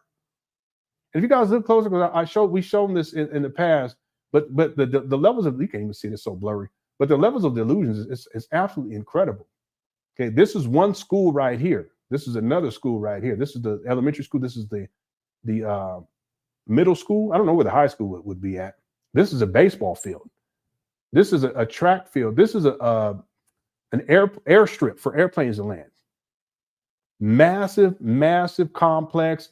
Everything that would need to go into this. We covered this before, and these are these buildings right here. Okay, let me show you this real quick. I mean, then we get back to it. Let me show you all this, because it just goes to show you how over the top. This is $1 billion project. What did he say? 500 acres? Do I have this in here? Yeah, here it is right here. So I'm gonna pull this. Let me pull this one back up, and I just want to show you guys something. Where'd it go? Here it is right here. I want to show you all something real quick. So if you look at these, where my cursor is at, it's like these 4 circles surrounding. It almost looks like a square in the middle. There's first 4 circles and then a square in the middle. 4 circles and a square in the middle. Here's 4 circles and a square in the middle. Here's 4 circles and a square in the middle. With each one of these, so 1, 2, 3, 4, 5, that's this. There's going to be 5 of these. This is $1 billion project. 5 of these. This is crazy. So anyone who thinks that, and this was in 2014. 2014. There's going to be farmland where they can grow crops. There's going to be a hospital. This is $1 billion project. And it goes on and on and on. Okay. But we're going to leave that right there. The reason I'm bringing this up is the idea of FDMG Detroit. Yeah, he said FDMG everywhere. But conceptually speaking, even prior to collecting money for the St. Paul's College, Umar had put it out there that he wanted this 500-acre massive compound that will, and he didn't have no money. Well, who's paying for this? He's not. How much money has you, Umar Johnson, father? You always say, well, Lenon, good girl, chat. How much money have y'all donated? You ain't donated. Well, Umar ain't donated.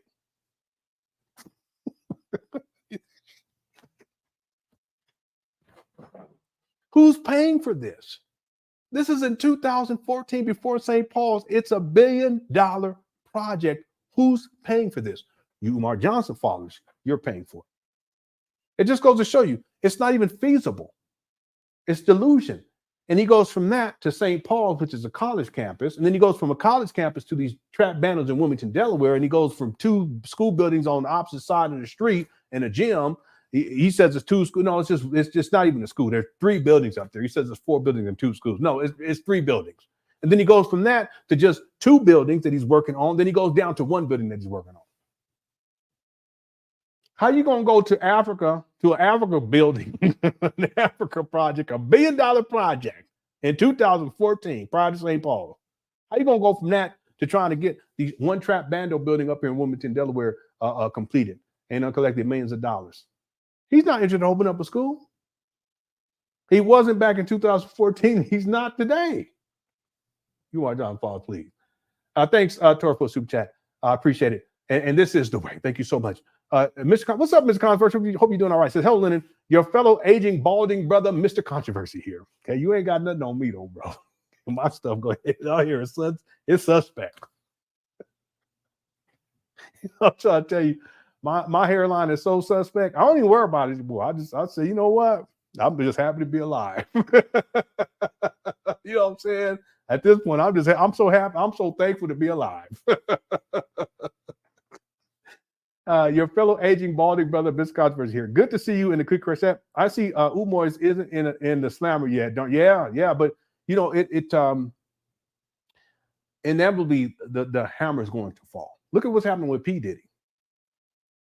See, and Mr. Controversy, I hear these Umar Johnson falls. They say stuff like, "Well, if he's scamming, wouldn't he be in jail?" Well, okay. Well, P. Diddy wasn't.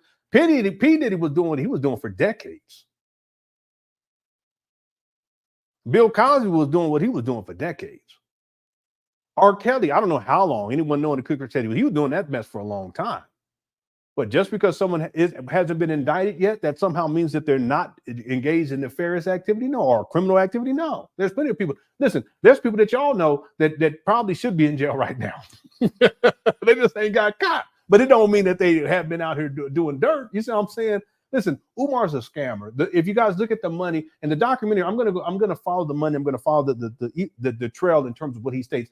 Even when he states that he's collected certain amount of money here and there, and how much money he's collected, that's not even consistent. That's in and of itself shows you that it's a scam. But just because he ain't in the slammer yet, don't mean that he ain't out here scamming. Okay, it just doesn't work that way. You know, P. Diddy has been at this mess. I want to say 30 years. What, it's been about 30 years, 25 years, something like that. And now finally, you know, he getting his comeuppance, as we used to say. See? So it's only a matter of time. Listen, Polite, how long was he involved with craziness and all kind of sexual debauchery stuff? You guys do know that with Polite, there was a case prior to that dealing with him, and there was also other stuff dealing with him where he was allegedly in those cases messing with little girls. Do you guys know that? Look at Nature Boy. He was at that mess for a long time. I remember Nature Boy from way long time ago. I just didn't follow him. Then by the time all this stuff started coming, I said, damn, what's going on here? It's gotten crazy. But if you go back way long time ago, he was around way long time ago. Y'all don't think that he wasn't out there doing all this crazy stuff back then? No, he was doing the same crazy stuff. It takes time for things to catch up. And with Umar, it's taking time. But inevitably, the hammer's going to fall. Okay? It always does. See, and I shouldn't say it that way. If you're online doing this stuff, it's going to catch up to you. And if you're video recording yourself involved in this stuff, P. Diddy, it's going to catch up with you. See, it's inevitable. See, that's the one thing about the internet. All right. Thanks, Ms. Controversy. Well, super, I appreciate it. Pappy Trap says, shout out to my brother at Black Anonymous. Enough respect to my brother Lenon and the Cooker Chat Miss and EJ podcast. Yeah. I don't know if you guys know or not, but I talked about this months ago. Erica, she did pass away. Rest in peace. And I've been in contact with Jay. I text him. We've talked on the phone a couple of times too. You know, he's doing the best that he can. It's just rough. It has to be difficult. And you know, there's quite a few people that over the years, you know, they've passed away, and this one hit me really hard, you know. So keep Jay in your prayers. I think about him pretty much every single day. A good dude. And Erica was just she's one of the people. She was around when me and my wife were really struggling, and we were just way, and it was all my fault. And I'm not talking about in a relationship. It was just struggling financially, and just I didn't have my head on straight, and I wasn't focused on the right things. And she was one of the people, even back then, where she was always encouraging and she was always supportive. And here we are, you know, a decade later, and she's passed away. And I'm just thankful that she was one of those people that was supported, because it didn't make a difference. You know, I've got my life turned around to a certain degree. And she was one of the people that, and or her and Brother Jay, they inspired me to do better too. You know, thanks for super chat, Pappy Trap. I appreciate it. Yeah, rest in peace to Erica. Iceman Vamp says, "Don't worry, it's not a real date. It's not a real show, and it's not a real." Well, I mean, I don't know. There are times, Iceman Vamp, where Umar throws things out there, and he does it all the time. To me, I don't take anything that he says seriously when it comes to I'm going to do this or I'm going to do that. I don't take any of it seriously. I mean, there are literally, and I'm not. This is not hyperbole. In my research, there are literally hundreds and hundreds and hundreds and hundreds. It could be over 1,000.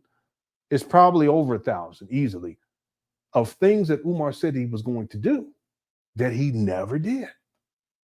It's over. It's probably a couple of thousand because in one video, the school announcement video, we had counted was over 100 things that he said he was going to do, and he only fulfilled like what 3 of those things. Very rare. It was a block party. He threw 2 parties and then did something else. I can't remember what it was. But the point is that I don't take him seriously anymore. When he says these things, it's like he lives in a whole separate reality from everyone else. And I'm gonna tell y'all something. You Umar Johnson followers, you contribute to that because by sending him money and supporting him, you contribute to his delusion, and then you support him with the financial means to continue to live out these fantasies. And this is another one, a date with a doctor in a reality show. This is another one of his fantasies.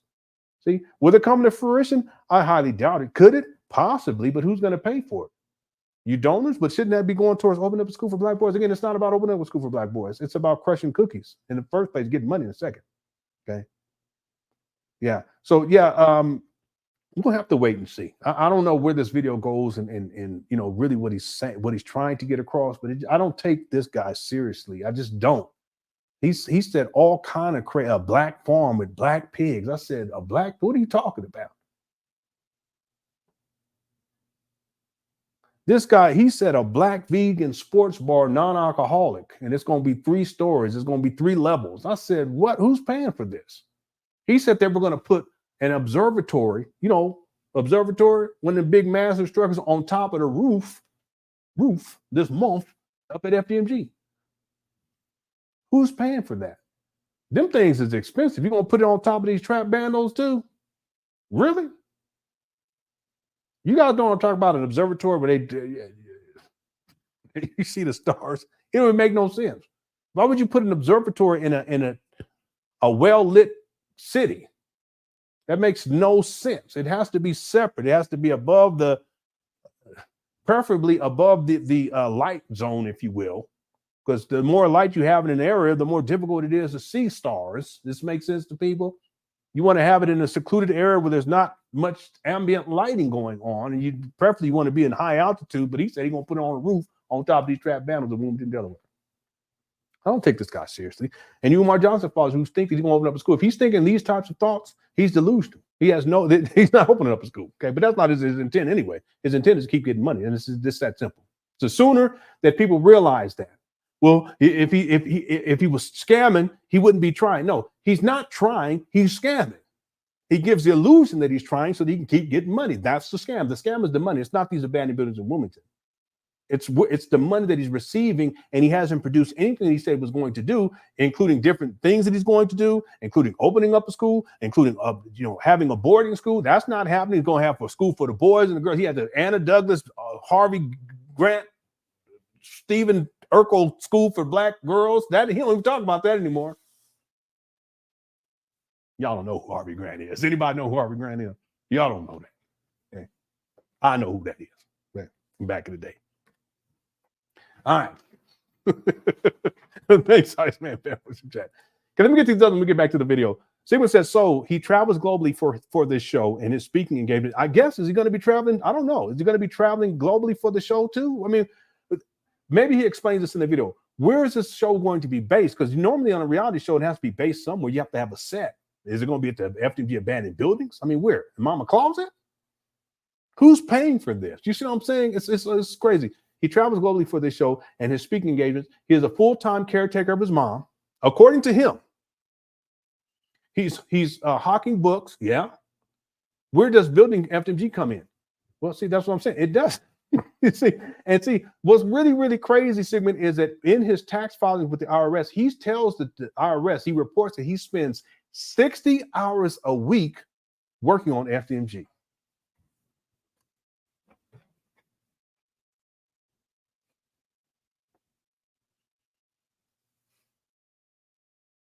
$60 hours a week while he's doing all these, well, not even a lot, but speaking engagements all around the world. He was in Toronto, 60 hours a week at FDMG in Wilmington, Delaware, 60 hours a week. And then he's over in Canada, I think it was in Toronto. And then he's also the full-time caretaker for his mama. He said he's a primary caretaker for his mama.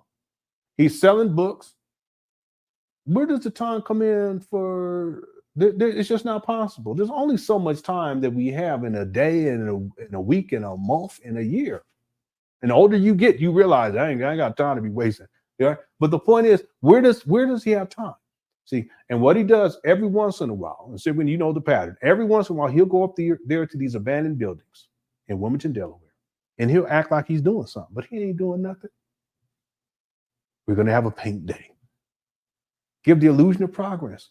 You know, we're gonna get up here and we're gonna pick up some trash. Listen, all that trash is back up there by now because they're abandoned buildings. They're on the vacant property list, and homeless people.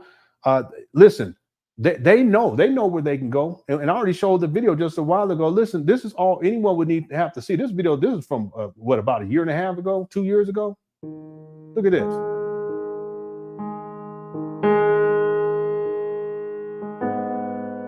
See this? See, that's all anybody would need to see. Umar posted this on his Instagram page. Why? I don't know.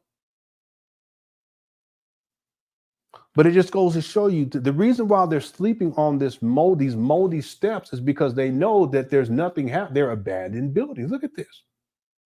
And it looks like the same location where he recently was up there, and there was a bucket where the homeless people were defecating in the bucket, and there was condoms up over there, and there was that toddler clothes up. I said, what in the world? And yes, there was a drug syringe, but Umar didn't mention that. But we could see it clearly. Other people have been talking about that. You know that? So when does he have time? He doesn't have any time. But listen, that's not his focus. His again, get crushing cookies, getting money. You can interchange those, but I think at this point it's more about crushing cookies than it is about money. But he needs the monies in order to live his lifestyle, which is centered around crushing cookies. But you can, but the idea of him. The time, there's only so much time. And so if you're focusing on these things up here and traveling, but traveling gives them more access to cookies, it gives them a place to stay. It also gives them opportunity to go to try to find more women to have sex with. It provides him with food to eat. So his basic needs are, but way down here, listen, opening up FDMG is not a need for Umar. That's just the scam that he gives to you Umar Johnson followers so that you send him money. And that's why, ladies and gentlemen, it's been over a decade. It's been over a decade since he announced that he was collecting money, FDMG, to open up a school, St. Paul's College. And prior to that, he was talking about how he was going to open up this massive megaplex. 500-acre compound with a river around it, circling it. This was prior to St. Paul's. When would he have time, Sigmund, to build some, I ain't gonna say it, build some stuff like this?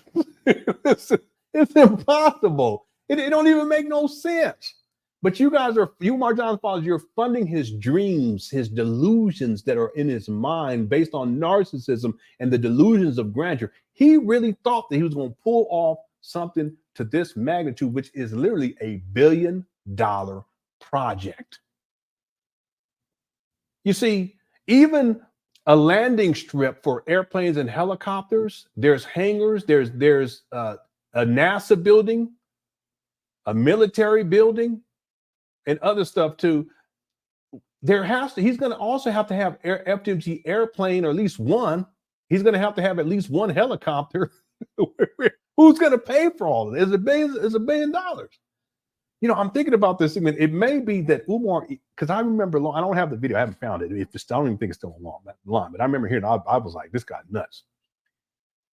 You guys are going to have to take my word for it. Normally, I'll have a receiver I can pull it up, but this is a video that I have not been able to find again. And this was years ago, many, many years ago, even before I was covering Umar.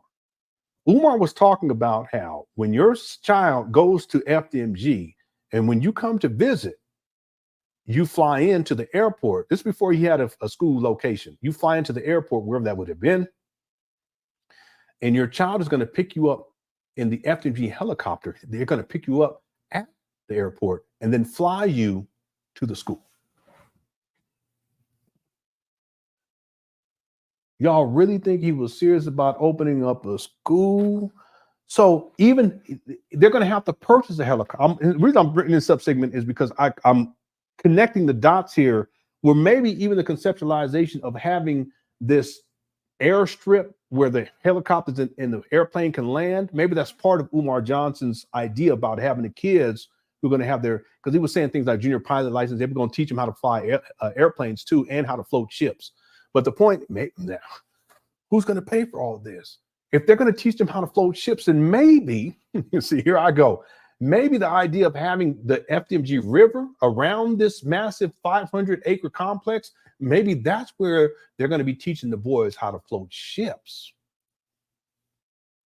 But wouldn't a ship be too big for a river? I don't know. This is just me going off. I'm trying to make it make sense. You see how my mind works. Anyway, the point is, he don't have enough time. He don't have enough time. And he definitely don't have the money to do any of this, but he continues to ask for money, and he keeps giving the illusion to people that he wants to open up school. He don't want to open up school. That's crazy. Okay. Thanks, Sigmund. I appreciate it. I'm trying to make it make sense. It don't even work. I'm tripping. I'm up here tweaking. I'm trying to make Umar make sense. Tori says, it's an Anton Daniels video called FMG Ain't Open Till 2025. We have to build a garden. I know you don't like Anton, but it's a 12-minute video and it's great. Yeah, I can't say that I don't like Anton. I don't watch his videos. So I can't say one way or the other. I don't spend time like online watching other people's videos. I'm talking about content creator. I do watch stuff like CSI stuff, or in the P. Diddy case, I've been following that. There's a lot of information that comes out on that, but I don't have like a YouTube page that I consistently go to. I don't have the time for that. You know, between YouTube, this is like a part-time job. I got my full-time job. I got all these kids to take care of. I got my wife to take care of too. I don't have time. I'm working on documentary at this time too. I really don't have any time for it. But I do know this, that the more people who speak out about Umar, the better. And I think you're probably, let me just see, you're probably referencing, oh, this is what you were talking about. Yeah. So he's on a video asking for supporters and pressure black city reps to give him a building in Detroit. And then now you're saying that the video, it's an, okay, I'll go and look it up. I'll check it out. I'll put it on here. And at some point I'll go and check it out. Because at the very least, I need to know what the video is. I don't think we've covered it. It's called what the video is where Umar's saying that we may have covered it. I just don't remember. Ain't open till 2025. Okay, I'll look it up, and hopefully if Anton actually plays a video, then I can be able to do some more research to find out exactly what the video is. And hey, I may even put it inside. I may put the Umar video where he's talking about that he wants. It's just crazy. He's talking about how he wants the Detroit. What in the world? Umar crazy. That's all I can say. He out there. He wants the people out there, you know, to get him a building. To give him one. Okay. He wants the black city reps. Yeah, I'm gonna see if I can find a video where Umar says that. That's crazy. But he always wants something anyway. Okay, thanks, Tori, for the super chat. I appreciate it. Let's do these last three super chats and we'll get back to the video. Excuse me. L. Jean says, in the documentary, do you plan to draw a similarity between Umar and Marcus Garvey's Black Star delusion?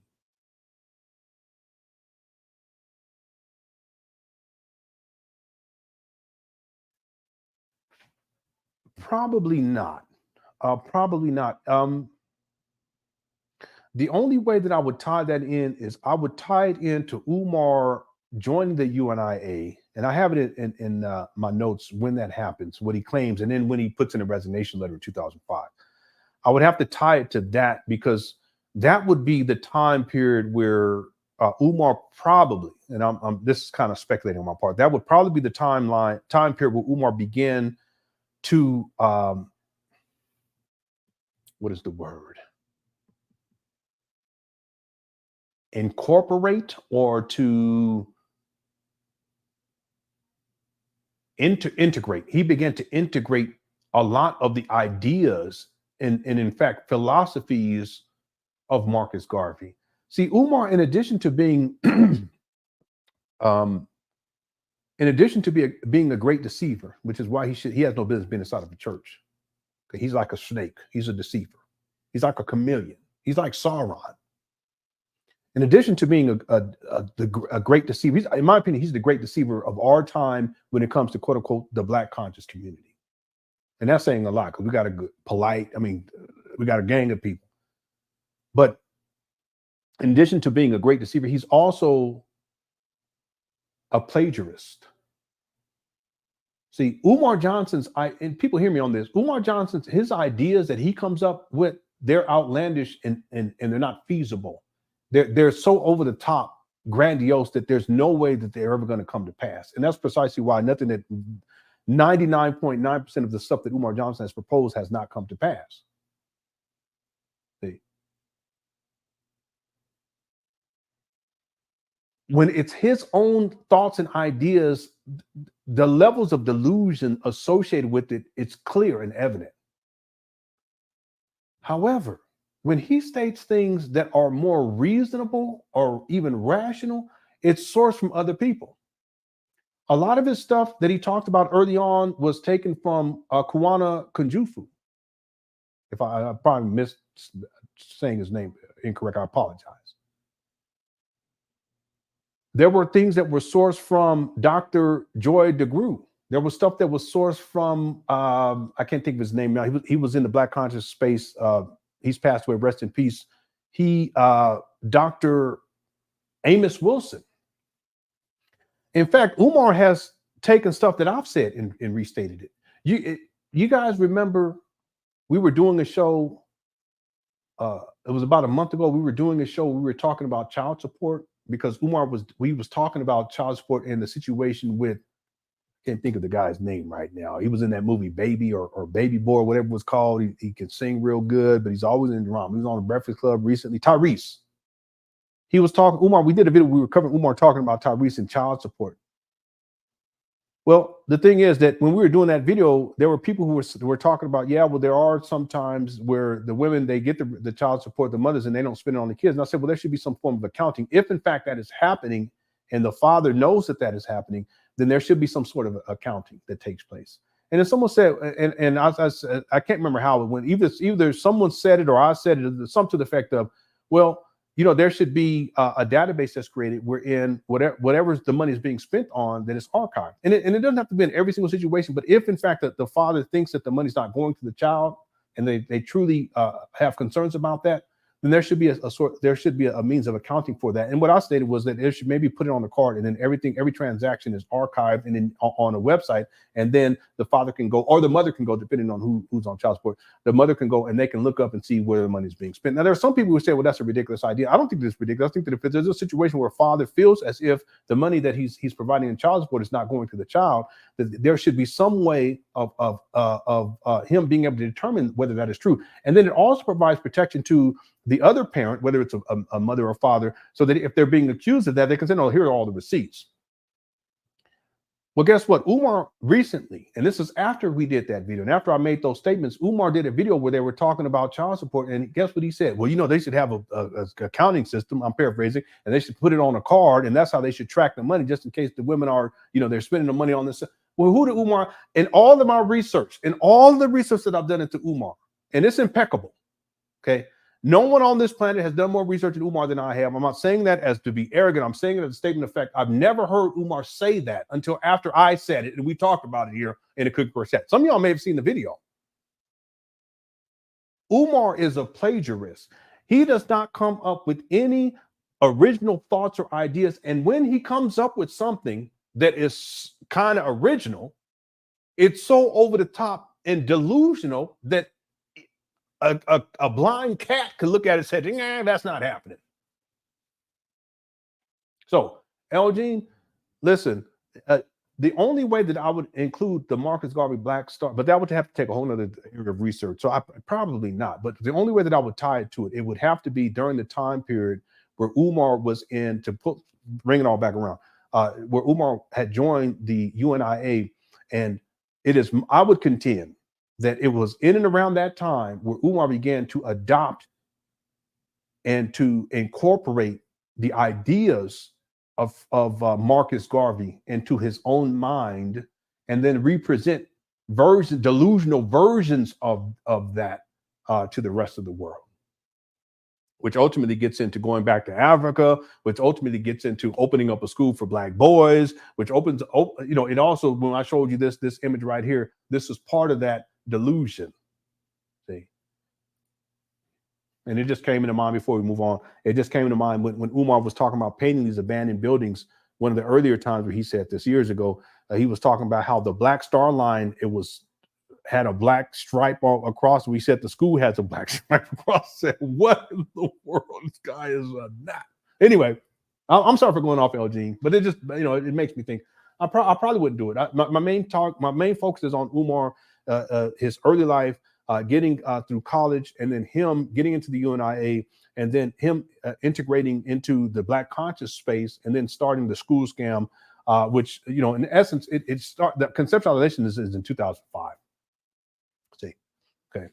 Anyway, we got it. It will cover a whole lot. Okay, and I'm gonna try to get the next segment up for members about the end of the week. Okay, but don't hold me to it. If not, for sure, beginning of next week. Thanks for super chat. Okay, let me get to these other ones real quick, and we're gonna get back to the video. Someone says his supporters really need to look honestly at this. There is nothing within the realm of reason or logic for his projections. If you can't see this at this point, you may be brain dead. I would say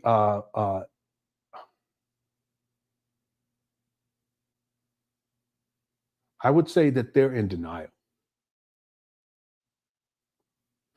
And that's not, it's not an indictment against the Umar Johnson. I try to be so compassionate to the Umar Johnson followers, because a lot of them,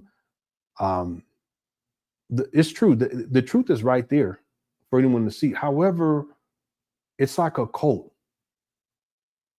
And if you watch these, documentaries about cult leaders and the cult following, and you can see that the cult leaders are doing all kind of crazy stuff. I mean, one could argue that what P. Diddy was doing was cult-ish. One could argue that. But there are people who still participate, and they see how crazy things are, and they see the deception, and they see the debauchery. And in the case of Umar, they see the deception, and they see the debauchery, and him wanting to crush cookies, always talking about crushing cookies and filming women and their body parts, and even filming little girls. They see all of this, and they see him talking graphic sex talk, and they see the SETI rant. They see him going in on Zora. You guys remember that? I remember this one video, and I can't remember. I gotta find it for the documentary. He was talking about the woman's vajayjay. The way he was talking about it was like it was some demonic entity that had teeth. I said, "What in the world?" Anybody remember that? It just came to mind. I wish I knew what the video is. If anybody remember what video that was, please email me, because that definitely has to be in the document. I said, "What kind of man talks like that?" And on and on and on. We can give plenty of examples. But Sigmund, I think that his followers that are it's like a cult. They're in total denial of this. But that's no different than a lot of these other cult leaders. Jim Jones as another example. The people, they follow him to a whole other country. They drank the Kool-Aid, and I'm sure that there were still people that were defending this guy. Just like with P. Diddy, just like with R. Kelly, It just goes on. I can't remember the guy right now, but the guy that had the cult that was in the it was a doomsday cult in San Diego, because I remember when all that was taking place. It was in the early 90s or mid 90s, somewhere, and they all wore Nikes, but they killed them. Well, I said, what in the world? That was crazy.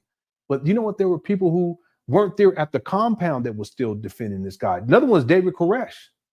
See, so there's people who are actually there. There are people who were still defending Nature Boy.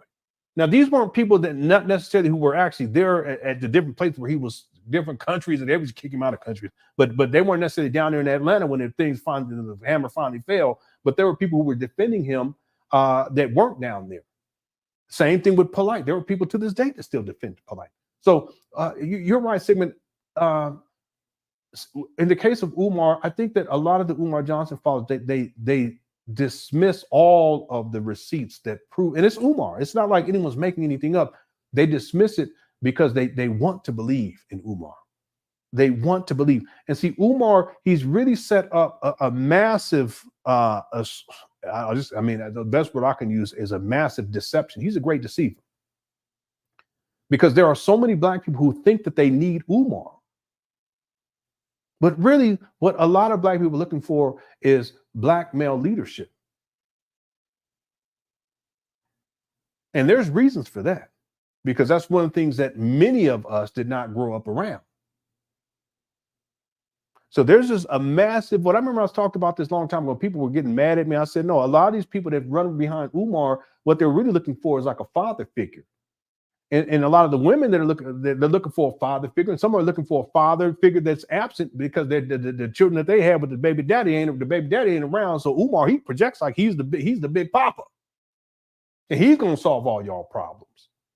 So there's a massive, it's just a massive hole in the black community across the board in general. Okay, in general, I should say it that way. That Umar, he targets and he attempts to give the illusion that he's there to fill in, but in point of fact, it's not about filling in any of that. It's about getting more cult followers to buying into him as being some sort of masculine savior figure.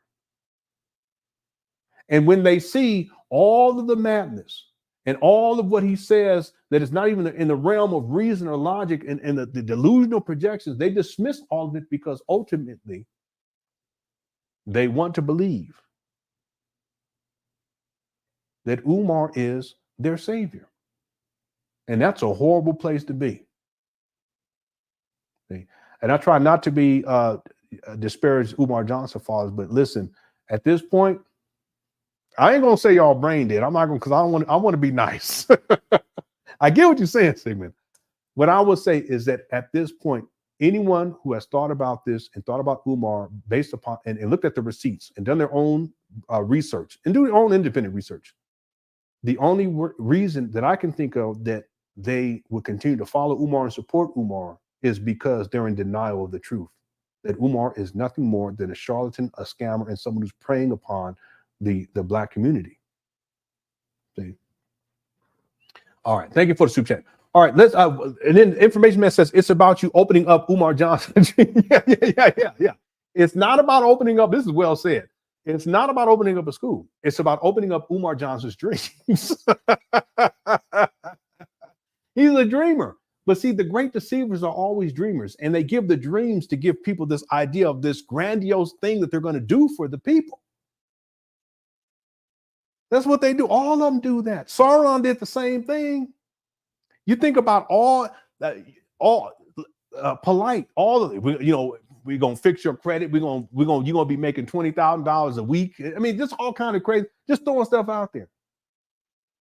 Nature boy, spirituality. We're gonna help you to rise, and you're gonna become these whatever. Listen, you in jail for life, so cut it out. Anyway, this is what the great deceivers do. See, it's about the dreams. It's their dream, but the dream is presented to you as a solution, and it's so grandiose that you buy into it because you're like, wow, this is really going to happen.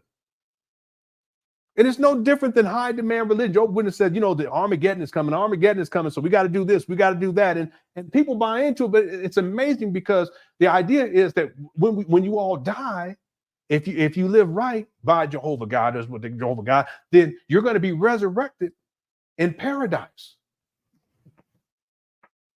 Really? And on top of that, you get to see all the dead homies and the dead ancestors and the family members. Okay, assuming that they too gonna make it. But you oversell. It's a dream. I can't remember the guy's name right now. I used to have all that research in order. For my research from back then, he was a Freemason. Not that it matters, It was two guys. But the point is, it's the oversell of a dream, and so their dreams becomes the lure to the other to the people, and then it's presented as the ultimate solution, and they buy into it, even though they said Armageddon was going to come in 1913 or whatever it was, 14. It didn't happen, and they changed the date. Didn't happen. Now they say we're still in the end time. It's going to happen. It's not going to happen. We still here.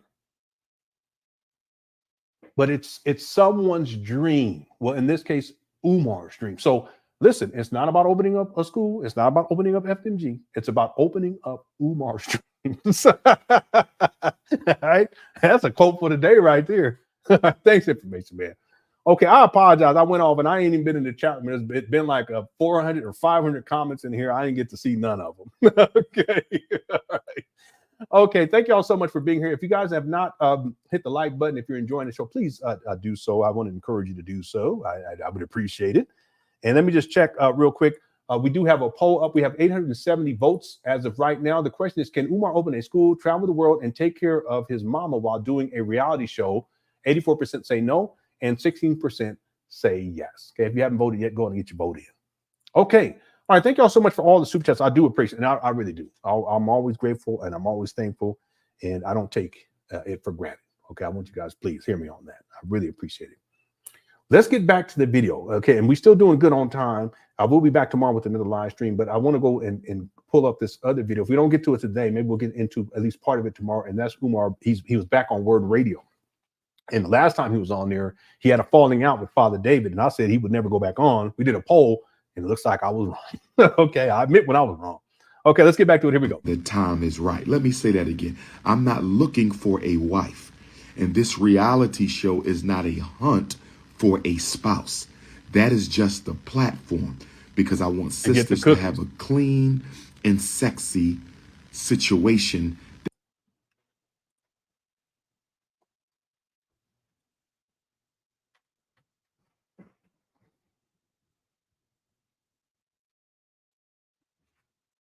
Didn't I just tell y'all?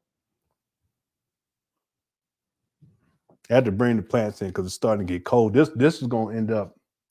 These are my babies because my kids, they done gotten grown, older and stuff. So I take care of plants. I'm on my wife. She says you're a plant dad, and it's true.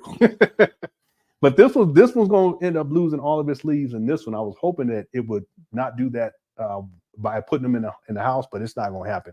And I got a lot of smaller ones that go around right here. All these should keep their leaves. This one's probably going to lose all of its leaves too, but this one right here should keep its leaves. But anyway, let me. I'll keep talking. It's just, see, the one thing I can say about Umar is that if you listen carefully, even while he's lying, he tells the truth. Sauron does the same thing. Okay, the great deceivers, they will tell you the truth is cryptic, but if you listen close enough, you can really hear what they're really saying. And it reminds me of that time where Umar was talking about how he wanted to have the queens come to his office and decorate, but then he says, I want a sexy office. Well, why does it have to be sexy? It has to be sexy because it's about sex. This makes sense? And so here we are all these years later, and he's doing the same thing. See, with Umar, he repeats things. It's just a different iteration of a dream. And the dream is really about the sexual exploitation of Black women in particular. But in this case, instead of having the sexual exploitation taking place inside of his office at this fake school, in this case, it's going to be the sexual exploitation of Black women at this so-called reality show. Now, even though he says that it's not going to be about that, he actually says that it's going to be about that. You see what I'm saying? You just have to listen carefully for these types of individuals, these great deceivers, because even when they lie, they will tell lies, but then they'll also tell some truth. And sometimes maybe they tell the truth not on purpose, but they end up doing it anyway. See, most people, and then we'll get back to the video, most people, we tell the truth most of the time. The vast majority of the time, we tell the truth, overwhelmingly. But someone like Umar, who is a great deceiver and who is a habitual liar, he's a pathological liar more specifically, it's more likely that he's telling a lie when he speaks, and every once in a while he tells the truth. See? And it's one of the things about Umar that I find to be quite fascinating, because lying is not a normal human behavior. It's not. See, we're inclined to tell the truth. But for Umar, his brain is wired in such a way to where he's inclined to tell the lies, and very rarely does he tell the truth. And here we are right here. He tells the truth. See, it's about crushing them cookies. I wouldn't be surprised if he doesn't take this to the freak off level, to be honest with you. We're going to see, though. Here we go. That they're going to be coming into. That's going to be the background. It's not a real date. Let me say this again. I am not looking for a wife. The ancestors will send them to me when the time is right. Let me say that again. I'm not looking for a wife. And this reality show is not a hunt for a spouse. That is just the platform, because I want sisters to have a clean and sexy situation that they're going to be coming into. Do my black queens understand me? Do my black queen Clean? What does that mean? Clean and sexy? What? This sounds like he want to give up the booty. That's what it sounds like to me. I ain't gonna hold you. Thanks for the super sticker more than 486. I appreciate it. That's what it sounds like to me. Does it sound like that to you? Chat, let me know. That's what it sounds like to me. It sounds like it's starting to get a little freaky, a little freak off. Have I seen the new Joker movie? No, I haven't. I haven't seen the new. I didn't even know there was a new Joker movie. I do know that there is a new Beetlejuice movie. My wife, she went with two of the kids. They went to go watch that at the movie theater, but it's out online now. Beetlejuice was one of my favorite movies when I was a kid. I had a crush on the mama and the emo young lady in that movie. I had a crush on. I think I had a crush on the mama first, and then after I got a crush on. I can't remember that young lady's name, but she's dressed in all black all the time. And they got the new movie out, and I actually have it. I'll probably try to watch it over the next couple of days. But I haven't watched the Joker. I do know the guy that played the Joker. He's a really good actor. If that's the same one that plays in that one. Yeah, if anyone have any comments on the Joker movie, go ahead and post it inside chat room. Thanks, Mr. Controversial, for super chat. I may have missed some super chats. I'm trying to because for whatever reason it's not updating, and I can't stand it when it does this, because then I won't. I miss acknowledging super chats. Let me yeah, I can't. I don't like that at all when that happens. Let me just do this real quick. Everyone, let me scroll through here. Okay, I got Mortal 486. Thank you so much. Okay, Uriah says Lenon, he's counting bedtime in the trap for yeah. That's the 60 hours a week is Umar sleeping. But you know what? In order for him to be up there, there's no way. There's no way. Because I let's just look at it in terms of a five. Let's look at it in terms of a 5-day work week. Okay, 60 hours divided by 5 is 12 hours a day. Is Umar up there at these abandoned buildings for 12 hours a day? You see what I'm saying? Let's give him some grace. Let's say it's a 7-day work week. 60 divided by 7. It's about 8.5 hours a day, 7 days a week. Is Umar up there? Uriah 8.57 hours a day? See, he's a scammer. He's a scammer. Okay. And the only way I can see it, he would listen, to be honest, he ain't gonna spend those 60 hours sleep either. It's not enough time in the week for that. To sleep 60 hours in these trap battles. Now, could he do it? He could do it. But I can't see Umar sleeping up there for 8.57 hours a week. I'm sorry, a day for 7 days straight. I can't see it. Right. It's just it's an issue of time. There's no way. I mean, he's lying to the IRS right there. There's no way that's actually taking place. But you know, Umar, he lies all the time. Thanks, Uriah, the one for the super chat. What's up, Seth? So it's a date with the doctor, but it's not a real date. And 2 fake weddings. Some people love. Yeah. Listen. With Umar, he's not interested in getting married either. He just wants to crush cookies. He doesn't have bonds with people like that. You know, man, if you with a woman and you've been together, she's part of you and part of your life. Umar doesn't have that. He doesn't see like any kind of human connection to anybody, but in particular the women. He just sees y'all as a resource, financial and sexual. That's it. And a perfect example, thanks Steph for bringing this up, because I'll be forgetting about this. So a perfect example is when Umar had the fake marriages. He did 2 fake marriages up at these trap banners for the end of the block party. You guys remember this? Hit the one. A lot of people forget about these types of antics. That just shows you that he's not serious about marriage. He just, listen, Umar runs game on you black women by telling you, and I was going to say it, but telling you stuff like, we need to date inside the race and we need to marry black women, and, black women are, beautiful and natural when you're natural and blah, blah, blah. That's just running game.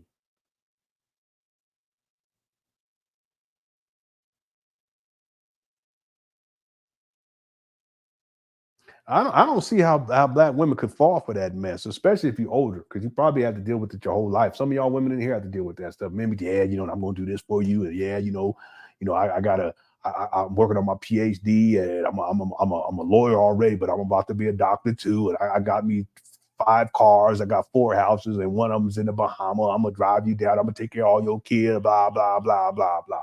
He don't want to get the draws. And when he get the draws, he's moving on to the next. Well, that's Umar.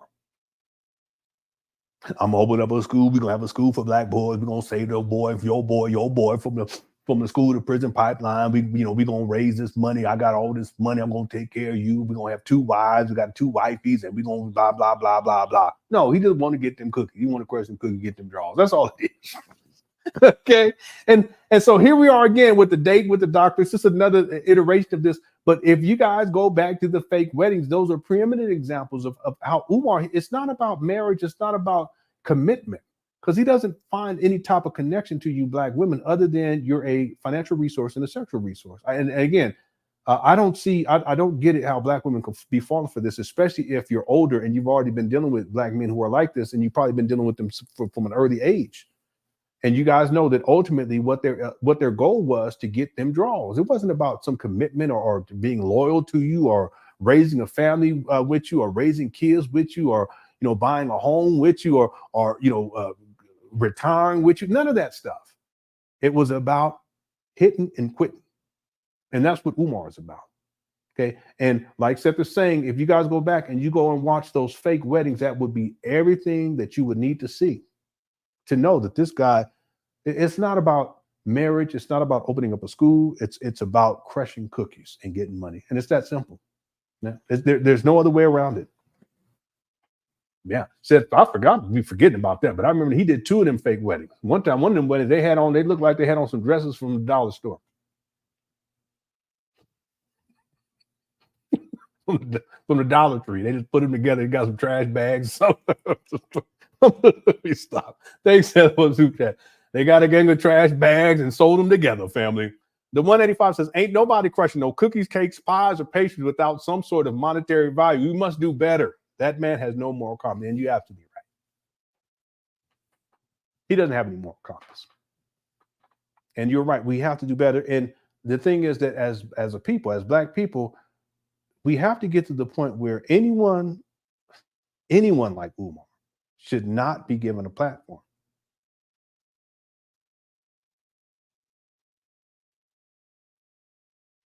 They shouldn't be given a platform.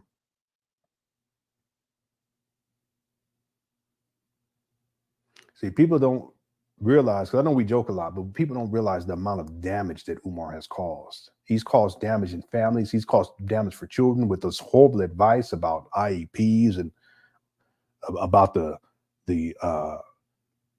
special education and different diagnoses. He gives horrible advice, and there are children who have suffered because of it. I have a video where he does one of these teleconferences, but it's a black parent, whatever you call it, this foolishness, and he's inside the woman's home with his shoes off, sitting on the couch, and she's sitting next to him, and it goes for like almost an hour, and they're live streaming it, and the person who's holding the phone don't have a tripod. It's a little girl that they talking about. It's the mother's child, and she's holding the phone the whole time.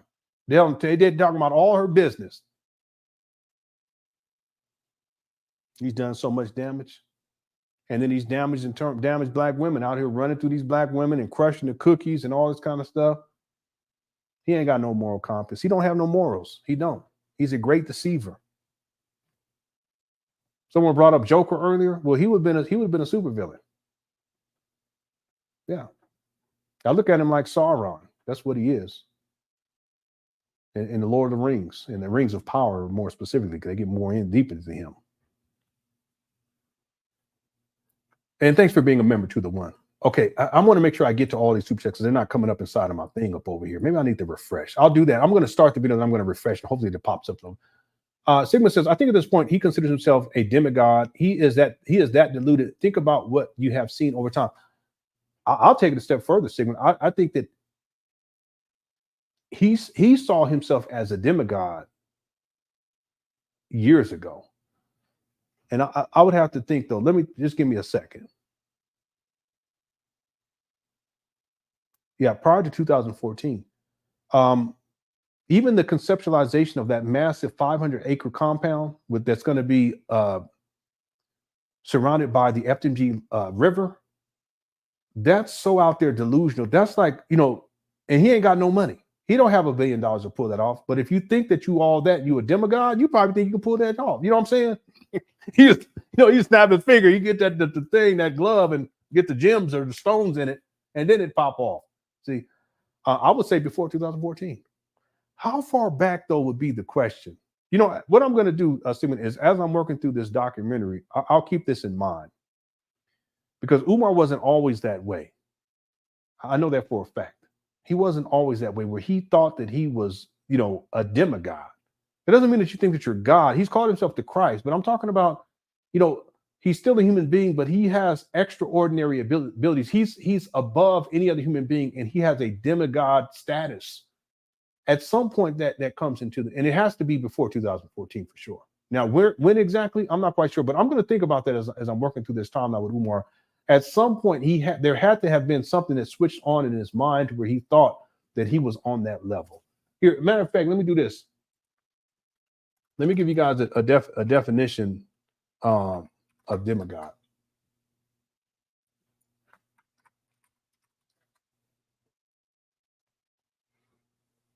So a demigod is a being with partial or lesser divine status, such as a minor deity, the offspring of a god, and a mortal or mortal raised to divine rank. Whew. You know what I'm thinking, Sigmund? Just preliminarily speaking. Is that a word? Yeah, it is. I think that when Umar Johnson's father told Umar that he was a descendant, or that they were related, which means two different things, though, too, because you can be related but not a descendant, but you can also be a descendant and be related. That makes sense. Did I say that right? That was in 1985 when Umar was 11. I would think that it's probably after that point where it starts to go to Umar's head. Okay, and again, I'm going to look out for this as I continue to do this this deeper research into Umar. And the reason I'm bringing this up, Sigmund, is because a lot of Umar's rhetoric, he said things like, I am Marcus Garvey, I am Frederick Douglass. Frederick Douglass' blood runs through my veins. He said this stuff. I have it. I actually have it. I have it in my notes and everything. Okay. Again, Umar being a fragile child, his daddy's not around consistently. He's a quote unquote mama's boy, low levels of self-esteem, awkward, which isn't uncommon, for a young child growing up and trying to find his way, or she's trying to find her way, as it were. For Umar's father to tell him something like that, I think that it was probably magical to Umar.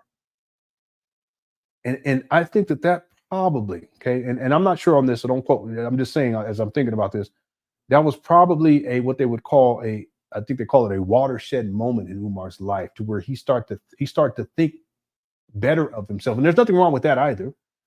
But it's another thing where it all goes to your head, and then you start to think yourself as if you're some great, great, great person or great figure, to where you give yourself demigod status. That may be the early stages of that, like the seedlings of it. But even further along the timeline, I would have to think that one of the things that pushed Umar over the top was when he got into the hidden colors. I think that probably had an effect too. So these are some. I'm gonna think about this. This is a great question too, because I have no doubt in my mind that Umar actually sees himself to be this, in his mind at least, even though it's not, it's a figment of his imagination, as some sort of great monolithic type, demigod type of a character. But I don't think he always thought of himself as that. I think the seedlings go back to him being told that he was related to Frederick Douglass. But I think that the notoriety that came to Umar as a result of him being in hidden colors really took the ego over the top. And that wasn't the seedlings, but I think that maybe that's when Umar really started to believe in his mind that he's some sort of demigod. Okay, but I'm gonna keep that in mind. That's a great question right there. And thanks for super chat too. Okay, let's get back to the video. We're not going to have enough time to get to the word radio, but I think we'll probably get to that tomorrow. There's so much more. There's also the video I want to get to where Umar, there's a white guy that shows up there. I want to get to that too. Maybe we'll double up tomorrow. We'll do it on two. We'll do it in two shows. It depends. Let me see. I'll find out how long the word radio interview is, because we might do both of those tomorrow. Okay. Umar, yeah. This guy, he scammed so many people. It's crazy. You know, and he's still running with it to this day. Thanks for becoming a member. God damn. Excuse me. I released the first segment of the documentary, the part 2 of what I'm working on. It's really something totally separate though, because it's deep. I released that last week for members. I'm going to try to have the next section out. It's called Origins, Chapter 1 Origins. The first part is Introduction. Chapter 1 Origins, I'm trying to have it out by the end of the week. Okay, I'm gonna try my best. Okay, if not, for sure by the beginning of next week, I'll have that for members. And we'll do it as a live, and maybe we can do like a question and answer afterwards. Okay, because we really getting some interesting stuff, especially dealing with Jamal Johnson. Again, like I said, Jamal Johnson, you're welcome to come on to the show at any time. If you want to come on and correct my research at any time, you're more than welcome to do that too. Okay, because he had comment and talk. You know, he's like, boy, it's funny. He's like Umar. Lenon had a snow bunny crisis. Beetlejuice. No, I wouldn't call it a snow bunny crisis. Okay, now I did have a white girlfriend when I was in the 9th grade. Okay, I'll admit that. Umar, please don't get mad at me. Okay, don't get mad. She was cool too. She was cool. She was nice. You know, don't get mad at me, Umar. All right. Now you're just upset because you box yourself in the court. Now you can't partake. You poor guy. The thing is that I thought, I can't remember what her name is. I can look it up, but I thought she was cute, you know, when I was growing up. I'm about to go find out right now. You know, another one I had a crush on too. There was a movie called well, hold on, let me go with the Beetlejuice cast. Winona Ryder, that's her name. Winona Ryder. Let me see. Yeah, she's 52 years old now. But I had a crush on her when she was in the original Beetlejuice. And then there was a movie called Lost Boys, I think it was called. It was a vampire movie. You guys remember that? But there was a young lady in there. I thought she was so cute. Is this her? I think this is her, but she knows. Yeah, that's her. Her name is Jamie Gertz. Yeah, I ain't seen her in like 20, 30 years.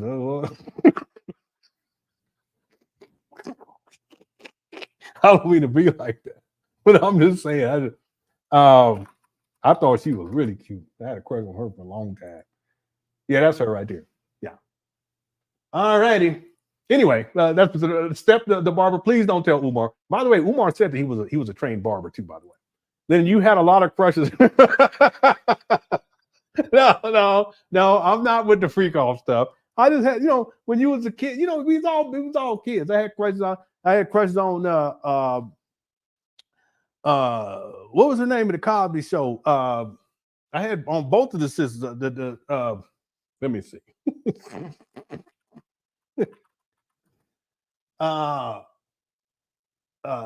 Vanessa. I had a crush on Vanessa. I had a crush on Denise. That's Lisa Bonet, and I had a crush on Felicia Rashad.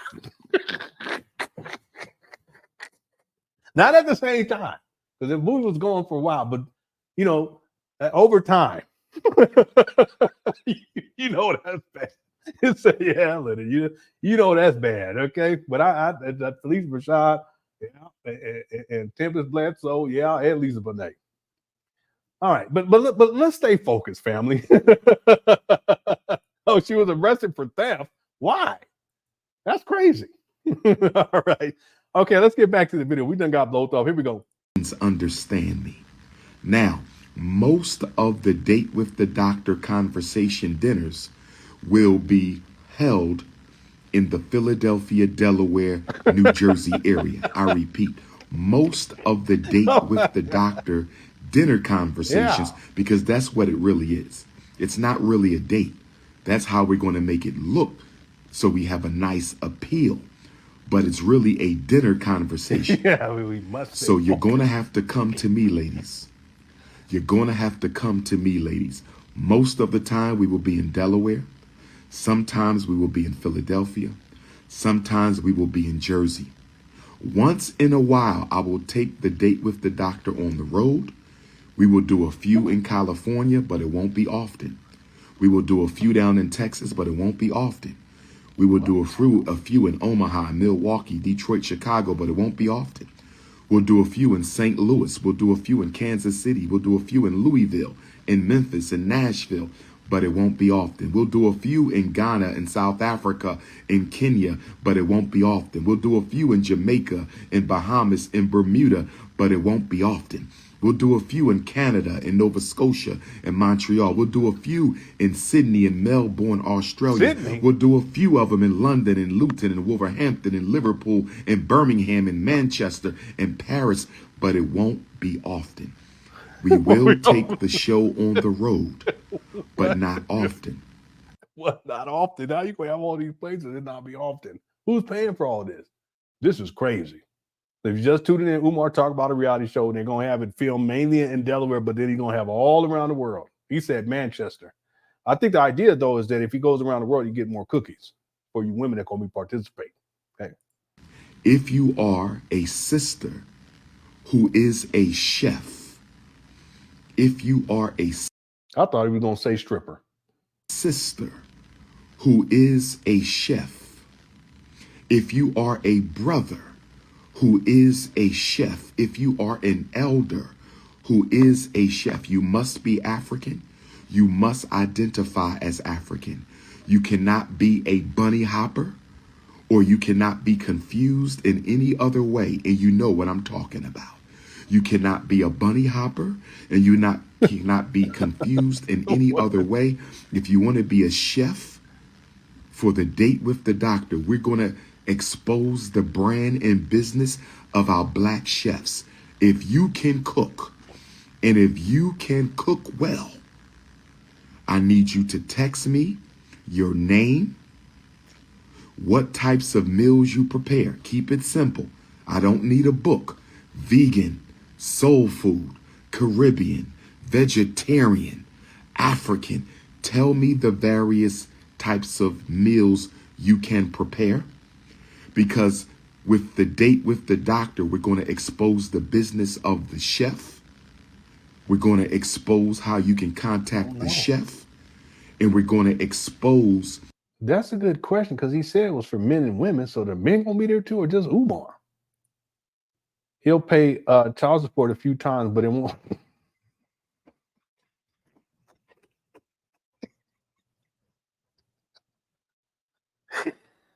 Oh, man, that is so true, though, Tata. That's a good one.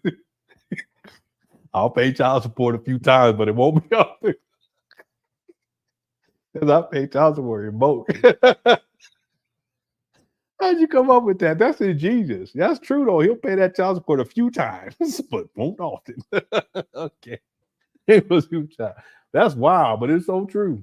How'd you come up with that? Well, that's a classic line right there. Sigmund says, I told you, Lenny, he desires to make date with the doctor. Well, yeah, that's what it sounds like to me. And who's paying for it, though? Flights and hotel rooms, and, you know, he's going to have a film crew, a full-fledged film crew. Who's going to pay for all of that? And they're going to have to travel to Manchester in Australia and to Texas and to Africa, Iceland. Someone said Iceland earlier. I don't know. It's just crazy. Umar, he's something wrong with him. That's all I can. Something wrong with this guy. But you know, he'll pay child support a few times, but it won't be often. All right. Thank you for all super chats. Let me do this. Let me refresh this, refresh my screen because my interface isn't working properly. Hold on one second, everybody.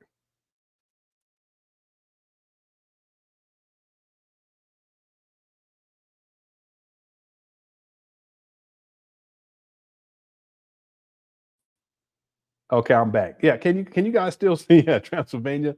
Let me know if you guys can see and hear me. Yeah, I apologize. I have to refresh this thing so that I can see the super chats coming. I don't want to miss anybody. I feel bad when I do. Let me know if you guys can hear and see me. And then, yeah. That was wild. Okay, let me pull the video back up. The date with the doctor. Okay, here we go. Thanks for super chat.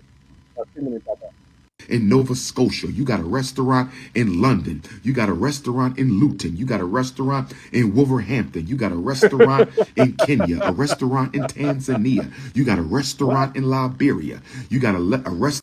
No disrespect, it can't be a hole in the raw level, but let me say this, Black Queens, I'm gonna expose the brand and business of our Black chefs. If you can cook, and if you can cook well.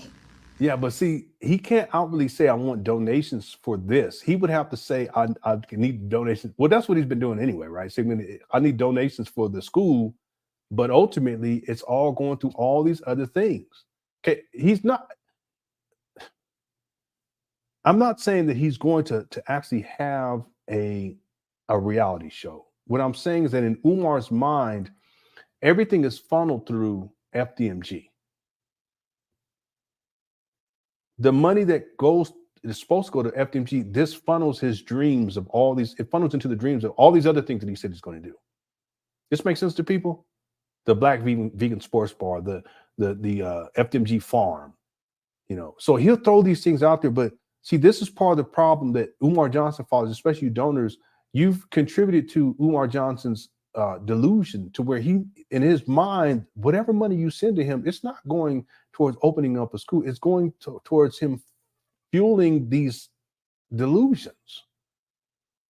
If the money wasn't there, would he still be doing it? Yeah, but not to the degree that he's doing it now, and not for this long of a period. The reason I can say this is because he had a delusion about opening up a 500-acre compound shaped in the form of Africa with a FDMG river surrounding it. It's like a moat with no money, no financing. That's $1 billion project. A NASA building, a science building, a farm. He's going to have a baseball field, a track field. He's going to have a landing strip for airplanes and helicopters. He would also have to have a helicopter in an airplane. $1 billion, easy. A hospital, 2 schools, these massive buildings. So I think he was supposed to be like, 5 of them or 6 or 7 of them, something like that. It's $1 billion. See, so listen, you donors, understand that you sending Umar money, it actually fuels his delusions about all these different things that he's going to do. That's another problem with the donations. You guys think that you're actually supporting him to open up a school. That's not going. It's just going towards Umar and his delusion mentally. Him going off and coming up with all these different ideas because the money's coming in. But in truth, and in the physical realm, though, and what you're doing is you're providing him with the finances needed for him to live his lifestyle, so that he can live day to day. So you got the physical dimension, if you will, of this, and then the mental dimension. The dimension is the delusions of all the things that he said he's going to do, including having this, I don't know what you want to call it, a traveling Black conscious reality show. I don't mean to laugh, but man, that's the delusions of the mental. But then in terms of the physical, what your donations are doing is it's allowing Umar to live out his lifestyle, which has nothing to do with opening up a school. Okay. Thanks for super chat, Sigmund. I appreciate it. Step the Barber says Umar would do a few dates in Arkansas, but he said, Arkansas, I ain't heard from y'all. I I remember that was a classic. Yeah, I don't think I put that in the first documentary, but that was so funny. Umar could have been a rapper. You know, he'd been a great rapper. Thanks for the super chat, Step the Barber. I appreciate it. Did I get to everyone before we get back into this? Okay, I think I got to everyone. Okay. And I thought I saw, let me see your transcript. How's it going, dear? Hope you're doing all right. I hope I was going to say the baby. I hope that the dog is doing all right. Thanks for tuning on in. I appreciate it. It's one of the only people that share my stuff. Thank you so much. I appreciate it. Okay. It's an OG, though. She's been around a long time. Okay, let's get back to the video. Here we go. I need you to text me your name, what types of meals you prepare. Keep it simple. I don't need his name is Boy. Yeah. Vegan. You've been giving him treats. Food, Caribbean. Let me see a chance. You give him treats now, right? Make sure you give him treats. Dogs love treats anyway. Vegetarian, African. Tell me the various types of meals you can prepare. Because with the date with the doctor, we're going to expose the business of the chef. Here we go. We're going to expose how you can contact the chef. And we're going to expose the sister's business and brand that I will be having the dinner conversation with. This is going to be powerful. I want to support Black women on a whole new level. But let me say this, Black queens. Let me say this, Black queens. Let me say this to my global African empresses. Just say it. Come on, man. In order for you to qualify for the date with the doctor, there will be a forthcoming email address. There will be a forthcoming telephone number. There will be a forthcoming application. But I want all Black queens around the galaxy to know right now from Toronto.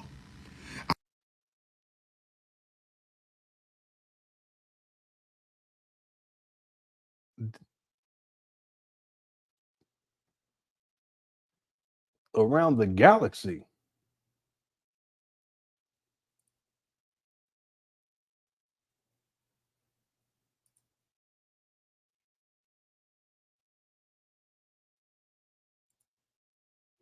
Yeah, he's the great deceiver of our time in the Black conscious space. He said, yeah, here we go. This guy said in the galaxy. I don't know. See, sometimes Umar, he been turn that heat down, but then sometimes I think his mind is just so out there and it ain't got nothing to do with turn the heat down. And this guy said in the galaxy. Yeah. What's up, Naeem? More specifically, the galaxy. Yeah, he's an intergalactic player. Y'all didn't know that? he's intergalactic cookie cruncher. You don't play no games. Yeah, ladies, please run away. Thank you so much. What's up, East B?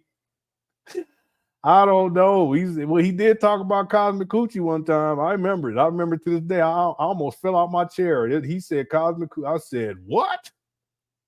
I said, I wouldn't mind. Intergalactic Tunde. You know, he out there.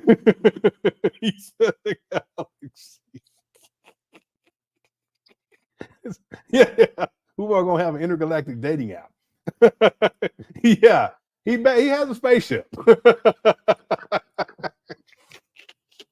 Y'all need to cut it out. Someone said Fifth Element. I had a little crush on that young lady on the Fifth Element too. Just a little one, not a big one. Don't tell Umar. Yeah, no, it's. I mean, I've seen Umar talk crazy, but man, it's just getting crazy and crazy. You called it though. You told me already. I said, okay, we're gonna pull it up. We're gonna watch it today. So thank you. Listen, y'all. We wouldn't even be here doing this video if it wasn't for Sigmund. Because I would have did the other video where the white man pulled up on Umar at the school. All right. So y'all thank Sigmund right now. This is a doozy. Charles says food and sex. He could have. Yeah. But that goes to show you with the title of this video. He's not concerned with opening up a school. He's concerned with crushing cookies. He ain't said nothing about FDMG in this video. He ain't said nothing about, renovations, ain't nothing about operations, about children being enrolled. The school's supposed to open. He said we're going to open in February now of 2025. Then he said October 20. There's no way. How are you going to open up school in February? That's what they do. There's a school year. See? You ain't even got faculty and staff. He ain't serious about no school. Umar Johnson need to just cut it down. This guy, all he talk about these days, I shouldn't say, I always try to be, I have to be fair. The vast majority of what Umar talks about these days is about sex and dating and male-female relationships. He ain't talking about opening up a school. He ain't talking nothing about educating black boys, none of it. The vast majority of the time these days. It wasn't always that way, but that's where we're at today. Thanks, Charles, for Super Chat. I appreciate it. That's where we're at today. And listen, I wouldn't be surprised if it just keeps going down this path and gets worse and worse, because it has gotten worse and worse over the years. I want you to know right now from Toronto. And if you have a restaurant that you want to be the location for a filming of Date with the Doctor, if you have a beautiful black restaurant where you can turn the lights down, where you can give us a nice candlelight, where my video crew can really capture the essence of the conversation, we want to expose your black restaurant. We want to expose your black restaurant, but it got to be a nice place. Can't be a hole in the wall. No disrespect. It can't be a hole in the wall. No mice, no roaches, none of that. It got to be a nice, clean, African black restaurant. What? If you have a restaurant, say, Dr. Umar, I want you to come and do your date with the doctor in my restaurant. Dr. Umar, I want you to come do a date with the doctor in my restaurant. Yeah. No, it is. See, and he went up there to do the picking up trash. And I told people after that, he's going to be right back out there in a spaceship.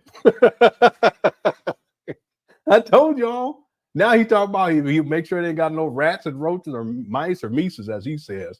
What's up, Edward? Can you believe this guy? This guy, I didn't know he was a Trekkie. He's a Trekkie. All right, that's not. I wonder why me and Umar got along so well. He's a Trekkie. Thanks, Sigma. Here we go. Okay, very important. International Africans, you can hit me up on WhatsApp. If you got a restaurant in Ghana, you got a restaurant in Panama, you got a restaurant in New Mexico, you got a restaurant in Brooklyn, you got a restaurant in Toronto, you got a restaurant in Ottawa, you got a restaurant in Nova Scotia, you got a restaurant in London, you got a restaurant in Luton, you got a restaurant in Wolverhampton, you got a restaurant in Kenya, a restaurant in Tanzania, you got a restaurant in Liberia, you got a restaurant, a black restaurant in China. Let me know where the beautiful black restaurant.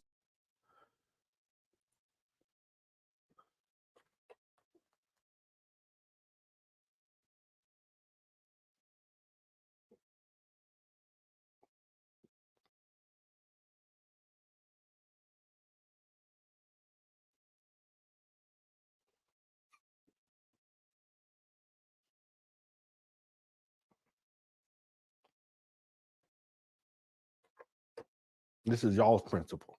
Good question, chat. This is y'all's principle, not my principle. Y'all's principle. Okay, let's get that out the way right now. Let me see his transcript. This is boys' principle, not my principle. Boys' principle. He's in China. He said it himself. He said, "What do you get these?" Aki, where do you get these little? Because I can't do that on through StreamYard. I would have to go into the YouTube thing and do that.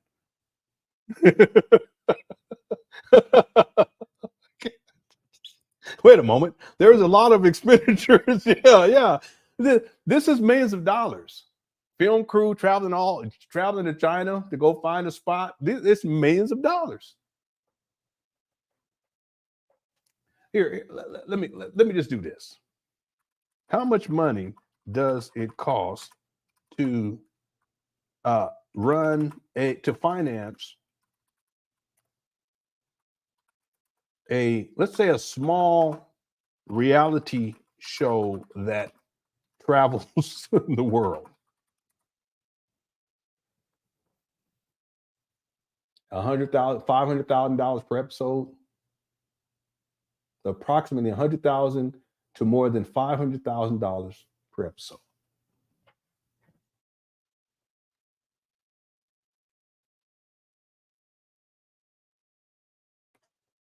Who's going to pay for it? That's a lot of expenditures.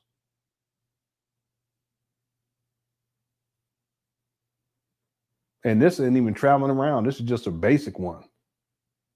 They're cheaper than regular scripted shows, but it's still expensive. Where do reality shows get their money? From the donors. Someone asked me the questions right there. Yeah, it's ridiculous. Okay, but I think right at this point, Umar, he's just out of his mind. He does this from time to time. He just kind of goes off on tangents and starts making up. I'm trying not to curse, but that's what he does. You guys know that about Umar. Thanks, Sigmund, for Super Chat. Ms. Conference, how does vegan and soul food go in the same sense? I don't know. Umar, he's all over the place. The only reason why he brings up the vegan thing is because he wants to put on this persona that he's better than anyone else. You know, I'm vegan, but I really don't care. It don't make me no difference. Our kids, they eat whatever they want to. You know, there was a time where they were on a strict vegan diet, but once we got them into public school, it was like, you know, you got to do what you want to do. We're not going to hold it against you, you know. But me and my wife were still vegan. But is it something that I even talk about? No, I don't even. It's a lifestyle, but it's not that big of a deal. I mean, I remember growing up eating everything. I was telling my kids the other day, because I got them some vegan sausages. They ate them all up too, but I got them some vegan sausages. And I said, one of my favorite things to eat when I was a kid, I remember, was these sausages, and they were real cheap, but they came inside this little white cardboard, and it would be cardboard on the bottom, and it would go up on the sides, and then what was I just talking about? I can't even think of what I was talking about. I was going to say bacon, but you guys, I can't even remember what I was saying, because I don't eat anymore. That's probably, I got a mind block. But they would be in a row all the way down the row, and they would have like plastic over the top.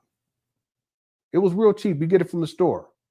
And I was telling them, yeah, I used to eat that. I used to love that, blah, blah, blah. And I said, that's why I got you guys the vegan kind. And they ate those up. Anyway, I wanted to say bacon, but that's not what it was. It was the little sausages. That's what it was. I used to love eating those when I was a kid. Anyway, the only reason Umar bring this up because he wants to give the illusion that he's vegan, but he's not. Okay? I remember years ago, Umar was talking about how he was fasting, and he actually had a speaking engagement, and there was someone in the Cookie Crush chat that they went to that speaking engagement, and they said before Umar was on the stage, he was backstage eating a sandwich. So I wouldn't be surprised. He's a great deceiver. And there are people who are into vegetarian or vegan lifestyle, and they really think that they're better than everybody else. Okay, I don't look at it that way. It's just a lifestyle I've been living since vegetarian since I was probably about, I want to say maybe 19 years old. So it's not even something that I think about. You know, it's not that big of a deal. You know, I've met people who are vegan, and they've been vegan for the vast majority of their life, but they're not the type of people that I want to be associated with. But then I've met people who they eat whatever, burgers, fries, they go to McDonald's, they eat every bacon, all that stuff, but they're great, one of the most wonderful people I ever met. So don't make me no difference. But Umar, he only does that as a strategy to try to present himself as being better than everyone else, but then also that he has these levels of discipline that it takes to eat that type of a diet. He doesn't have no discipline when it comes to food. You can drop a ham sandwich on the ground, he'll pick it up and eat it. Thanks, Mr. Controversial Super Chat. Blackwood says, hell no, Leonard. Umar from them streets. He talking about a hole in the wall, but has some beat down the bed. Yeah, I know, right? Isn't that deep? He said that wherever these buildings are at, where they're going to be recording inside these restaurants, whether that's in China or wherever, that there better not be no hole in the wall. But guess what? Umar, you got some trapped bandos up there in Wilmington, Delaware, that look like straight trash on the inside and on the outside. See the audacity of this guy. This is also part of Umar's deception. He's a deceiver. He wants to make it appear as if these FDMG buildings, these abandoned buildings, like there's these great accomplishments. It's a great accomplishment, and they're opening next month, and they're state of the arts. None of that's true. But then when he talks about this fictitious idea of they're going to be starting a reality show that he wants, it's almost like he's throwing shade at these people, these black people who have these restaurants. They better not be no hole. What are you talking about? You got these trap bandos that look like straight trash. By the way, when Umar flipped that phone, he shouldn't be talking. Remember, he flipped that phone and showed his living conditions. Umar, you should not be talking. See? But that's part of the great deceiver. He will take shots at everyone else. He will demean everyone else. But the truth of the matter is that he's unwilling to look at himself. What he really should be doing is correcting himself. He should be up there instead of talking about he's going to be in China. He needs to be, instead of being in Toronto, lecture, he should be up these trap banners and getting stuff fixed up. Man. Abandoned buildings, trap bandos. Thanks, Black Wolf. Good point. Okay, did I get to everybody? Okay, let's get back to the video. Here we go. Restaurants are. I need to hear from the owner. I'm not looking, you find me. I'm the Prince of Pan-Africanism. I will not be looking for you. If you want the date with the doctor to be in your restaurant, you need to reach out to me. Otherwise, you will be a traveling chef. You will come to Dr. Umar, prepare your meal in the very place where we will be doing the date with the doctor. Whether that's an Airbnb, whether that's a hotel, whether that's a home that we rent, we will work that out. Who's paying for all of this? And by the way, I have a loved one who said that they're called farmer sausage.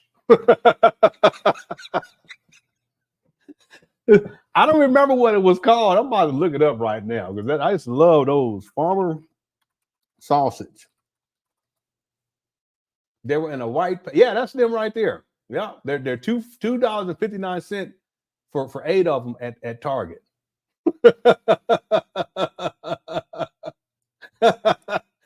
I'm surprised they still have. That's from my childhood, though. That's such a long time ago.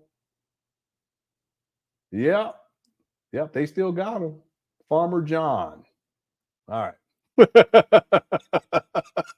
I just love them things. We didn't have them that often, but we had them. I was dropping them things down. All right, we let's will go. work that out. But let me get to the details. If you need to reach me by text or WhatsApp +1. Now, come on, Miss Conte. I'm not gonna say that. I don't want to, because I don't want to downplay the Drop Squad, because they had a little girl. I was really impressed by her, but it was. I'm sorry, I should do that. But it was a hole in the wall. But they did a good job. You know, I mean, they're not in business anymore, so I guess I can say that. I wouldn't want to say if they were still in business, because it's Black people. They're doing their thing. And they did have the bachelor shake. I wish I could have had one before they closed down. All right. Thanks for the super chat, Ms. Controversy. Somebody says, Lenon, can we crowdfund or sponsor a young lady in the cookware chat to go on it?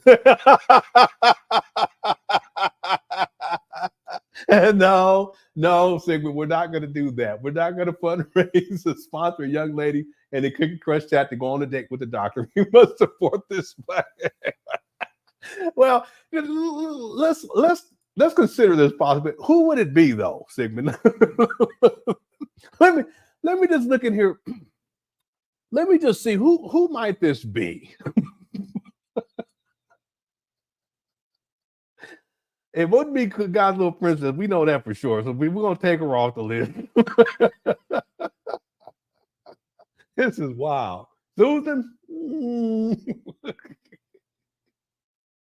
I don't think so. Yeah, I don't know who it might be. Let me looking. I'm kind of thinking Melon, maybe. No. Let me stop.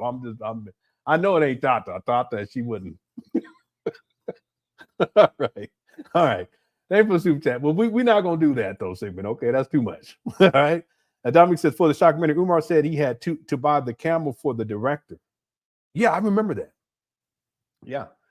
A lot of people don't remember. Umar said that he was doing it. It was supposed to premiere in 2014, but he was collecting money for it back then and all the way. I'll say 2022.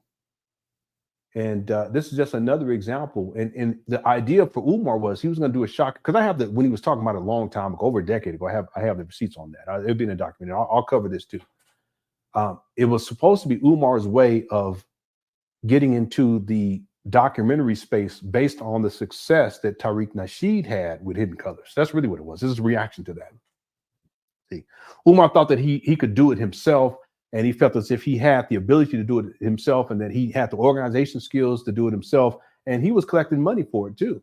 Never came into fruition. To this day, it hasn't come. Matter of fact, I did the first documentary on Umar in part because of that, just to go to show. And I didn't collect any money for it. It's like with this one, I didn't collect any money for it. See, I could have. No, but I didn't. Okay. And I'm not going to do that. Okay. Umar did, and he did for a long time. I mean, close to a decade. And here we are in 2024. It's supposed to premiere in 2014. So it's been over a decade. And there's still no documentary. And I remember he did. He said they needed to buy a camera, but he's just making that stuff. If you're going to do this documentary, why do you have to buy a camera for the director if you big pop and you working with all these professionals and all this stuff? But see, what's crazy about this is that he was saying it was going to premiere way before that. Back in 2014, he said it was going to premiere.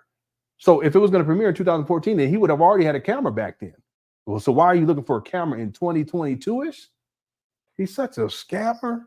But Dominique, for sure, I'm gonna break that down, that whole shockumentary thing down, going back to the old days when Umar was talking about that, when he was first conceptualizing it. But really, it was a reaction to the success that Tariq Nasheed had with Hidden Colors. See, that's what I'm saying. Umar, he's in a sense, he's a plagiarist, even in that. The idea of doing a documentary, it was just he saw Tariq doing it. See, it wasn't something that he just came up out the blue of in his own mind, because a documentary is doable. Hey, I've done documentaries, and I've actually done crowdfunding for documentaries in the past, and I got the documentary done.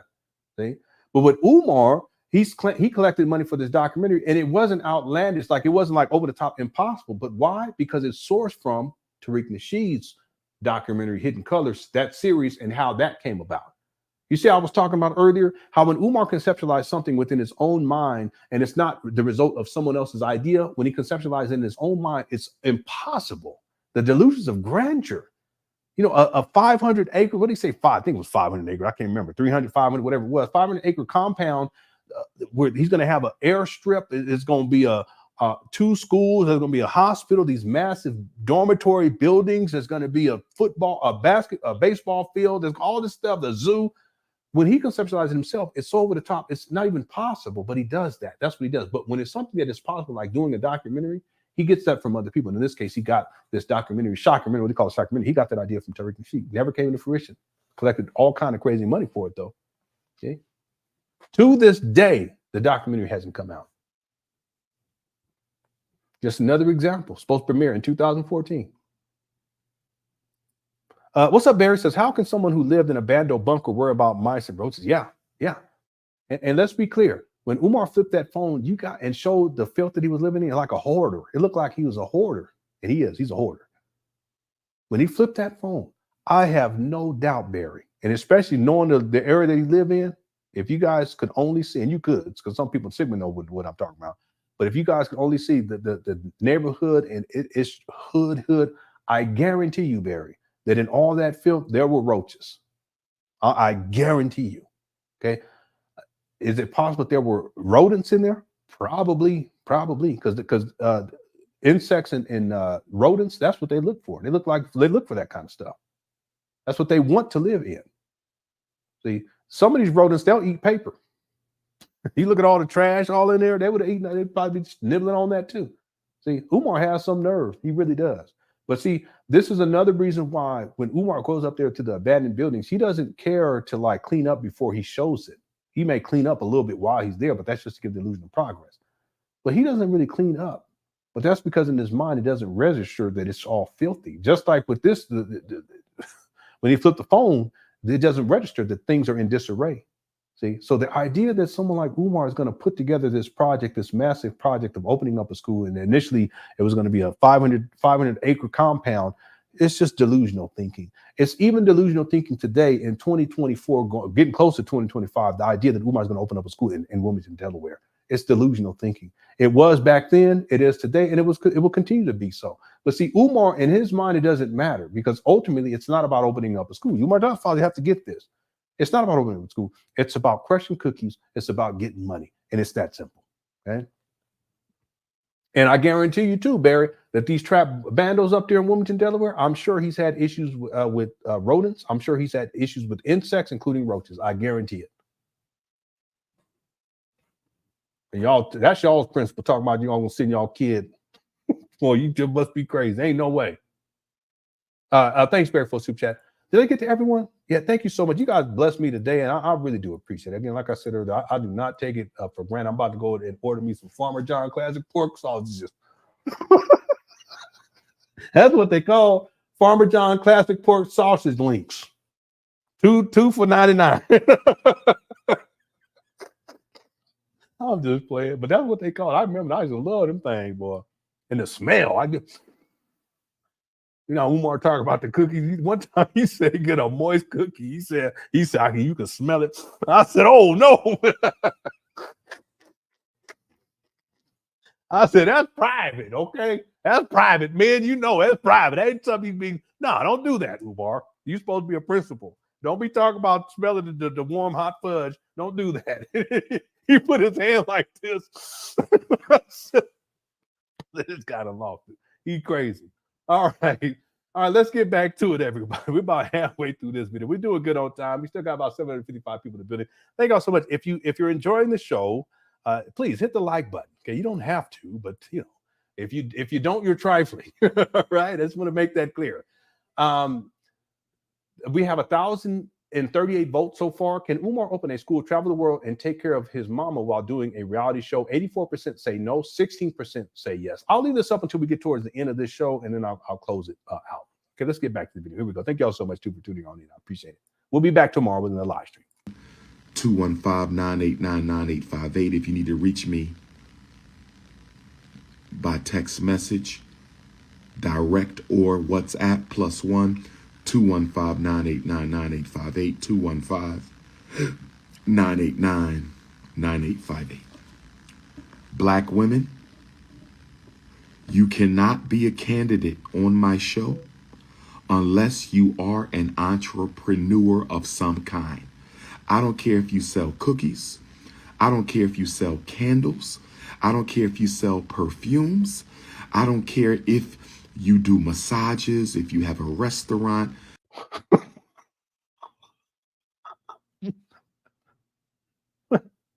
Well, you see what's going on here? Listen, I've studied Umar, and I know what's going on in his mind because all of this is about sex. Don't get it twisted. So when he says, if you sell cookies, okay, what is he talking about? See? Let's go step by step. My wife laughing. Let's go step by step. Watch this. Number one, he says cookies, right? Okay. That's for JJ. Okay. Yeah, that's what I'm saying. Watch, we're gonna go step by step. Okay. There we go, right here. Well, I think I spelled that wrong. How do you spell that? I don't know. I don't know. Here, let me do it this way. Cookies equal cooch. Let me stop. Okay, we're all adults here, so let me go ahead. Here you go. All right. Is that how you say it? Okay, thank you, Danny. I know. I'm learning. We're going to go with this one right here. Okay, so he starts off with that. Now, but listen to what he says. You guys got to follow this guy. That's where his mind is. An entrepreneur of some kind. I don't care if you sell cookies. I don't care if you sell candles. I don't care. Okay, candles. See, this is about romance. Watch, follow me on this. I know this guy. See, candles is about romance. You see this? Okay.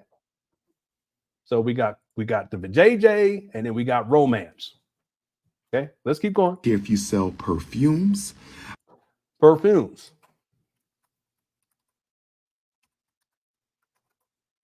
This is, I don't know what we would call this. This is about, I don't know, woman scent. We're just something like that. Okay, but we're something to this effect.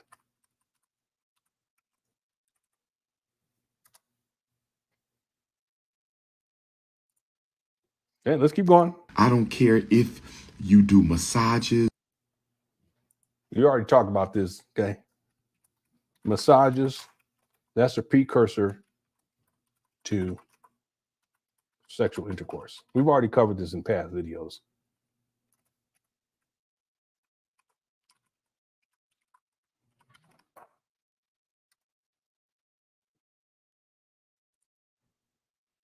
You see this? Step by step. If you have a restaurant, I don't care if you do mail order, you must. A restaurant is what? Food. Okay, and he associates food with sex. See how all this comes together with this guy?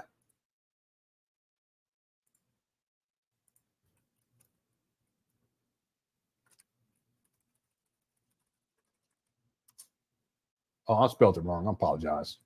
Hold on. Well, you guys see it. Anyway, restaurant is the food. Must be an entrepreneur, because I want black women to become entrepreneurs so we can target this homelessness, reduce this prostitution.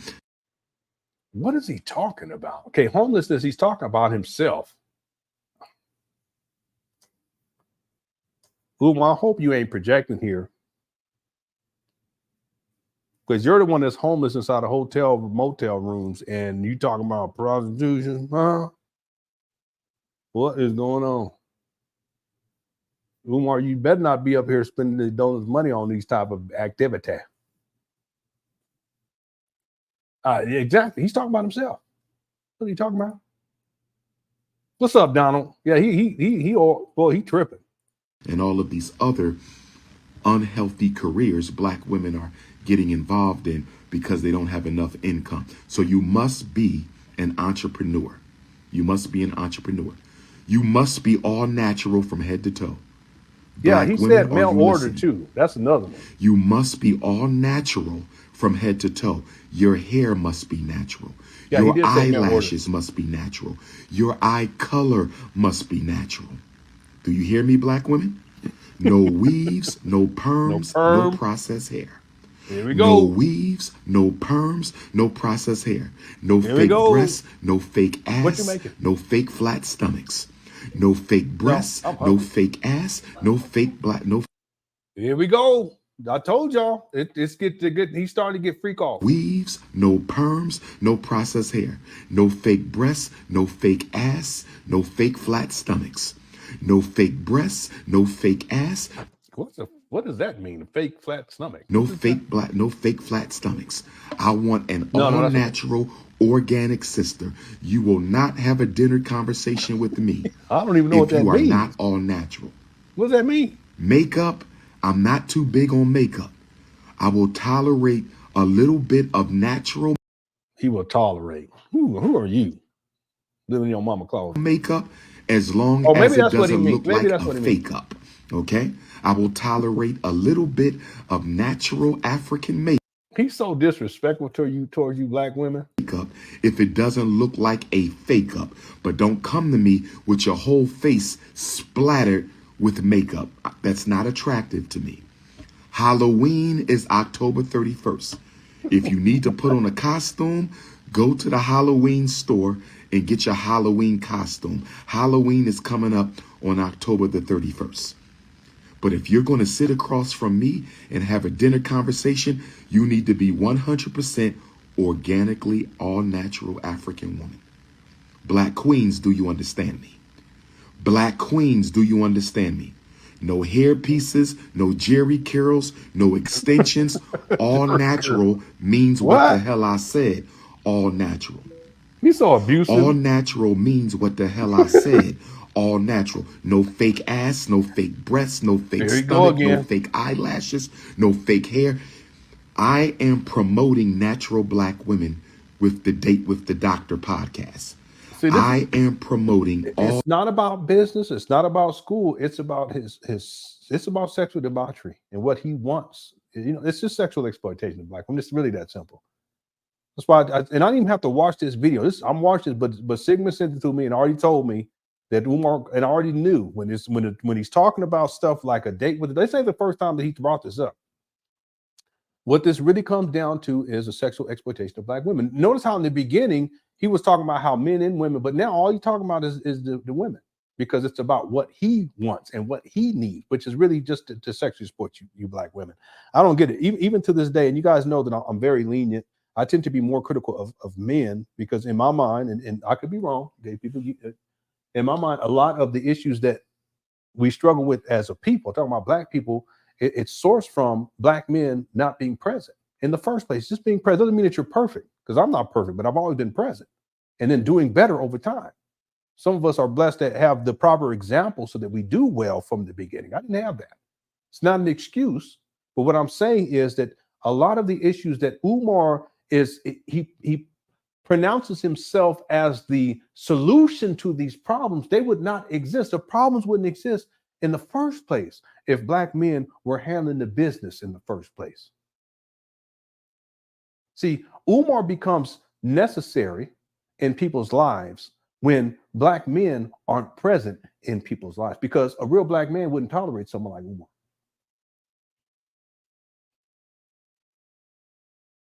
Y'all listen, y'all get mad at me if you want to, but at the end of the day, the solution is not Umar. All the things that Umar says he's going to do for you black women and all the problems he's going to solve for your black kids, that's what we should be solving for our own women and for our own kids in the first place. And it's really that simple. See, the difference is that Umar, he has no intention of solving those problems. He just wants to give you guys, run the game, as we used to say, run game on you black women so that he can sexually exploit you and to exploit you financially. And it's really that simple. That's what all of this is about. So when Sigmund sent me this video, I don't even have to watch the video in advance, but I could tell you in the beginning, I can already tell. I said, this is going to go to where he's talking freak off talk. And here he is. See, what kind of school psychologist do you know, or a school principal that you know, or some sort of mental health professional, as Umar says, that you know, would get online and talk like this about black women? And it's abusive. It's about power and control. He wants to dictate to you how you're supposed to look, because that's what he wants you to look like, at least on the surface level. That may be what people interpret. But let me tell y'all something before we get back to the video. Umar is not interested in any of that. What Umar wants is the stripper type.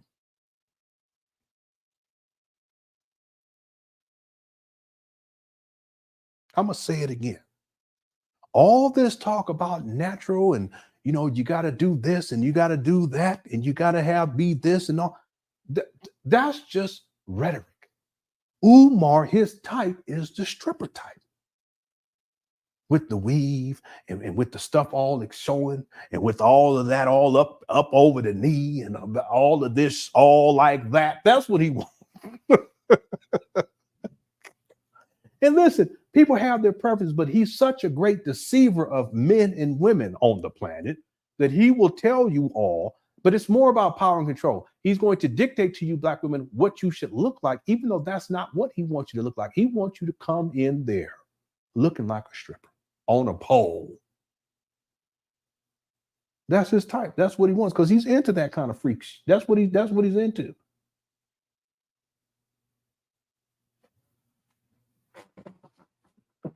What? I had to go look up what a BBL is, because I'm not thinking about that. It's a Brazilian butt lift. But I had to go look that up. Umar, why do you know what that means? You're supposed to be a school principal. You're supposed to be a school psychologist. You're supposed to be Big Papa. he knew all this stuff. And he be going off on it. You guys have to have this. You shouldn't have this, and the tummy this. And I said, what are you talking about? You're supposed to be a man. What you all into women's business like this for? Well, it's about power and control.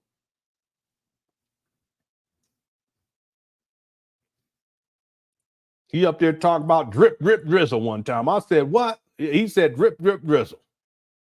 I said that to my wife. I texted her that once. She blocked me. I had to go into her phone and unblock me. Anyway, yeah, a BBL brunch with the doctor. That's what we talking about, family. We working. All right. Let's get back to it. Okay. Listen, let me not even go there. Okay. Let's stop the false propaganda against black men. Listen, this is what black men say who aren't handling business, who aren't in the present. They're not in their homes. They're not taking care of their kids. They're not taking care of their wife. They're not married, out here running the streets. That's what they say. But for those of us who are doing our best to handle the business, we recognize our role and what we should be doing. That's all that I'm saying. It's not fake propaganda. It's a statement of fact. If we handled the business in the first place, Umar would not have a function in black society. That's what I'm saying.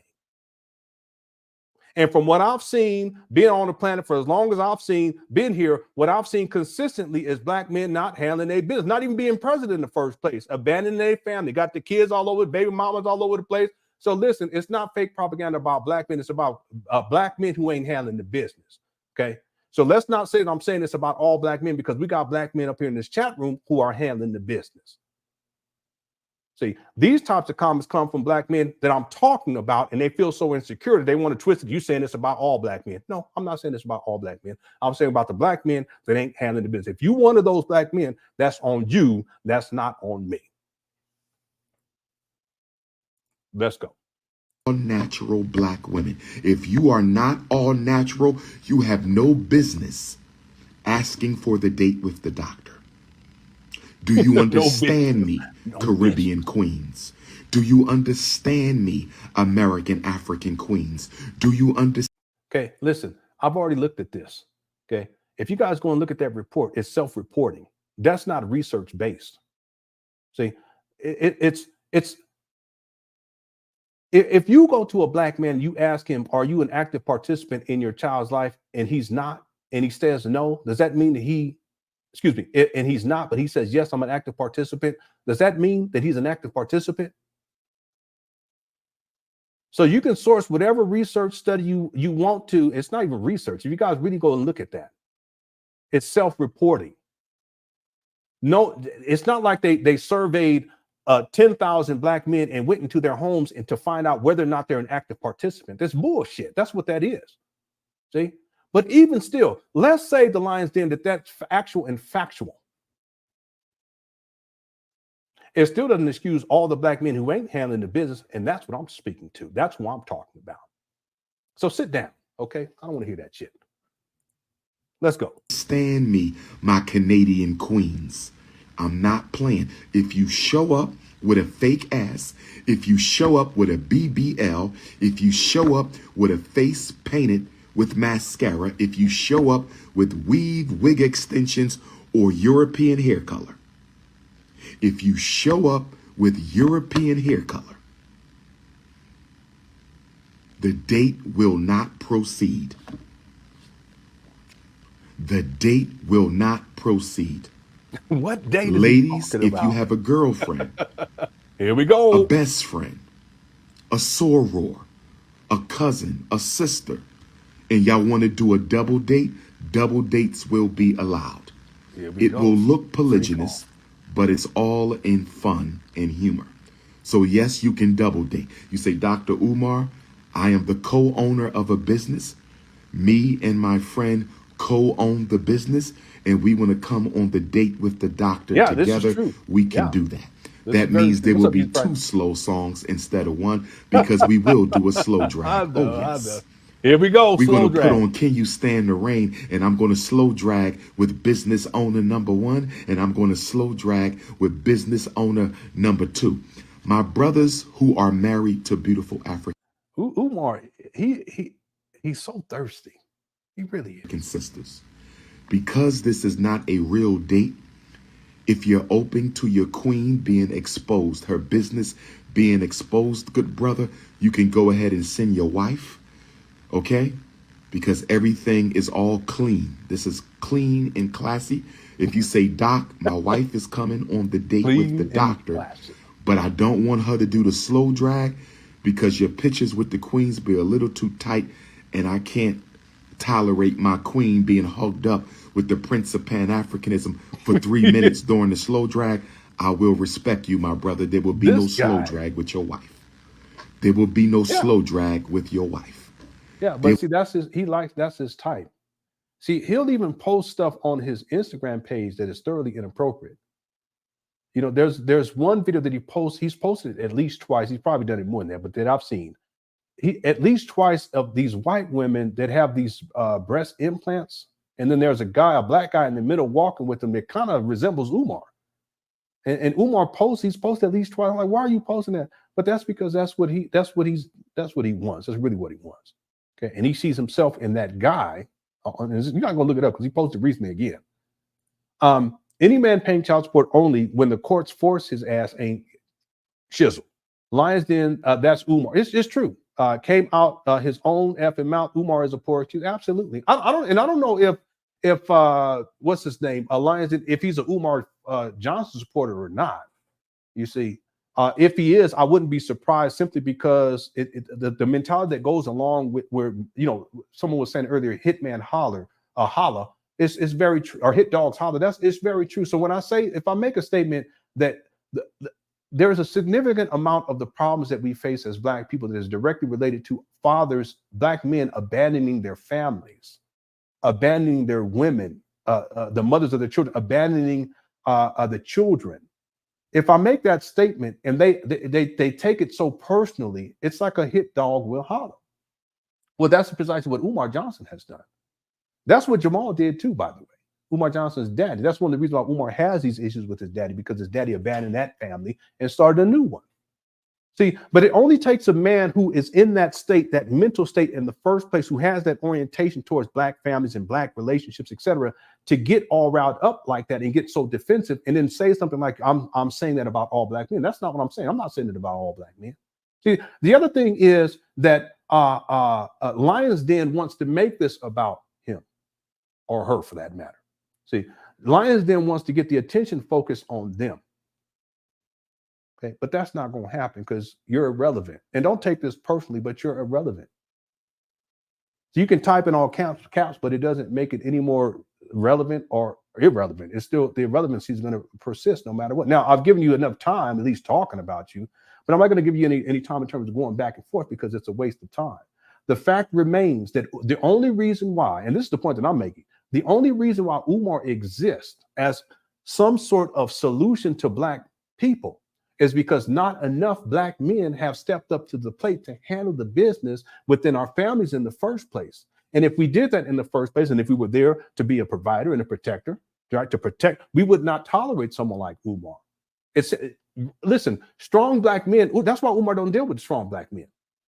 Okay? He don't deal with strong Black men, because he knows that strong Black men, we're not going to tolerate someone like Umar Johnson. Furthermore, I'm not going to tolerate someone like Lion's Den who's going to twist things around to try to make it seem as if somehow there's not an issue in terms of Black men abandoning our families and not committing to Black. No, it's an issue. It's been a long-standing issue for many generations now. And that's a statement of fact. See? Anyone, you can source an article from CDC. You can source whatever you want to. Doesn't make me any difference. See, a true case study would have been, and a true a research project, first of all, you would have to have a significant portion of the population of Black men who have children. You would have to be able to have a large sample size in the first place. You would also have the study should be conducted in such a way to wherein everything can be quantified. See, it's not simply saying, listen, are you present in your children's life? And then someone answering yes or no. No, you have to quantify that. In other words, you have to be able to see that. Okay, are they an active participant? Okay, well, let's go into the homes. Let's see how they're interacting with the children. Was all that done? Let's see how often they're interacting with the children. Was all that done? And do this consistently with a large population. The sample size has to be large enough to make sense, right? See, anyone can say anything. But just from my own personal experience, what I have seen is that a significant portion, I never said all, but a significant portion of Black men aren't even taking care of their kids. They're not even present in the home.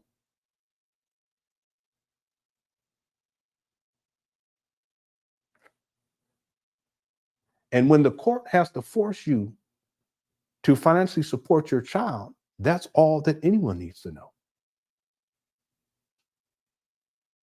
And that's why Umar is such a problem. Because in addition to presenting himself as a solution to a significant problem, meaning Black men who aren't present, who aren't taking care of their kids, who aren't committing to Black women, when he presents them as a solution, we're in important fact, he's the problem in the first place, because he doesn't take care of his kids, he's not committed to Black women, et cetera, et cetera, et cetera. Right? Now, Lion's Den, you've got your 5 minutes. Okay, now you're going to hush. Let's go. There will be no slow drag with your wife. And when the date with the doctor is over, the sisters will be escorted back to their hotel unless they're driving in, and that will be the end of it. I want to show Black women in a whole new light.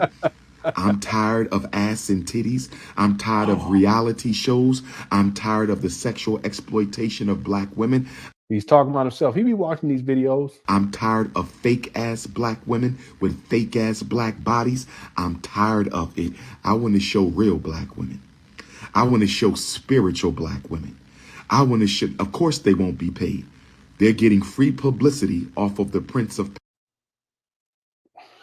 Now talk about exploitation. Pan-Africanism. This is not pay. You are getting $1 million worth of publicity from the most requested, the most relevant, and the most popular black scholar and activist in the 20th Who don't take care of his kids, live in the mama closet, be live streaming from hotel motels. Anyway, let's 21st century, and one of the most popular in history, brothers and sisters. So this is not paid. This is a business investment for that queen to expose her business. Okay, ladies? And because this is going to be a nice dinner, I will be wearing a suit, and It's you gonna need be to that wear same something suit. presentable. Don't show up for the date with the doctor in some damn jeans in your Nikes. We're not doing that. They don't have to be 5'5" thick in the thighs, although that would be a plus. They don't have to be 5'5" thick in the thighs, but that would be a plus. They don't have to be 5'5" thick in the thighs because, again, this is not a real date. I don't know. That is just the presentation that we're giving for the platform. This is not a real date. That is just the presentation that we're giving to the platform. I should continue Gaddafi's work. I will not be continuing the work of an Arab. I'm sorry, I am an African. Please, please, my brother. We are African fundamentalists over here. We're going to talk about that today at the Jamaican Canadian Association. We're going to talk about that today at the Jamaican Canadian Association. 995 Arrow Road here in Toronto. We're going to talk about that. No, there could be no snow bunnies on the date with the doctor. Mixed race queens, you must identify full-time as an African to be on a date with the doctor. I repeat, if you are a mixed race African sister, if you are a mixed race African sister, if you are a mixed race African sister, yes, you can be on the date with the doctor, but only if you identify as an African woman on a full-time basis. If there's a Puerto Rican African, if there's a Cuban African, if there's a Dominican African, if there's a mixed race African who identifies as a black woman on a full-time basis, yes, you can be on a date with the doctor. But there will be no rice. There will be no ice. There will be no spice. There will be no sand, and there will be no salsa. I said there will be no rice. There will be no ice. There will be no spice. There will be no sand, and there will be no salsa on the Date with the Doctor podcast. I said there will be no rice. There will be no ice. There will be no spice. There will be no salsa, and there will be no sand bunnies on the Date with the Doctor. Black queens forever, snow bunnies never. If you do makeup, for my makeup queens, black queens who do natural organic makeup, if you want me to expose your makeup business, you could come on set and get Dr. Umar cleaned up a little bit. Not no feminazi.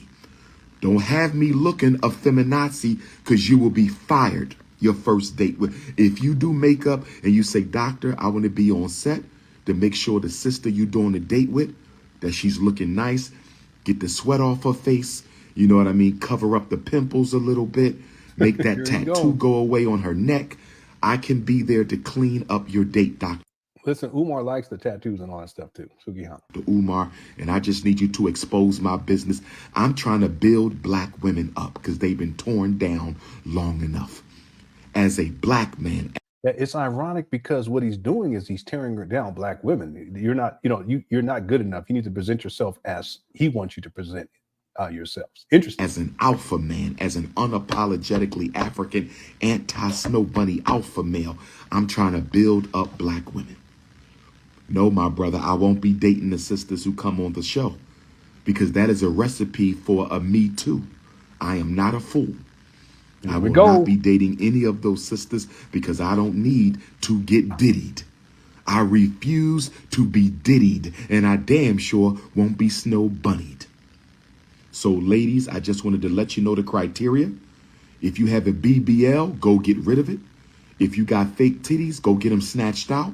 If you got fake eyelashes, take it off. If you got a weave or a perm, go ahead and throw it in the trash. Because you will not sit across from me looking like somebody's European mannequin. I believe in organic queens. I believe in all natural queens. If it don't bounce, I must renounce. If it don't bounce, I must renounce. If it don't bounce, I must renounce. Sisters, we're going to have fun on the date with the doctor. Basically, it's going to be a dinner, one dance, and we're going to go for a walk outside. A dinner, one dance, we're going to go for a walk. The whole production will... What is this guy talking about? It's so thoroughly ridiculous. Probably last about 4 hours. The whole production will be 4 hours, but your business will be booming after we're done. Make sure you bring your products because this is going to be a segment where you break down your business. This guy, he's such a scammer. If you guys don't mind, let me read something to you all. I should really do a show to just deal with this. This is the National Health Statistics Report, Fathers' Involvement with Their Children, United States, 2006 to 2010. I would dare say that even from a relevancy standpoint, that to be sourcing material statistics from 2006 to 2010 is ridiculous. We're in 2024, but we'll set that aside.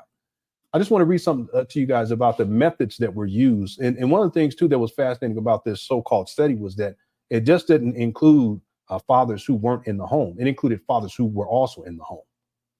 Okay, so I'm speaking about fathers who are not in the home. But see, if you do this type of polling, and your method is indicative of this, wherein you're including fathers, black fathers who are in the home and black fathers who are not in the home, well, then your statistics are going to be biased because you're including black fathers who are in the home.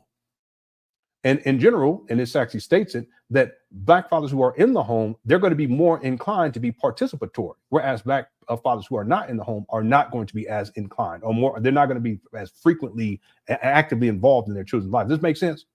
So even that in and of itself is faulty because the pool that is being drawn from in terms of accumulating these statistics should specifically be for black men who are not inside of the home, if you want to talk about whether or not black men are active participants, because in general, black men who are in the home are already active participants. Okay. Anyway, that's besides the point. But let me read something to you all. I mean, I should really take some time to break this down.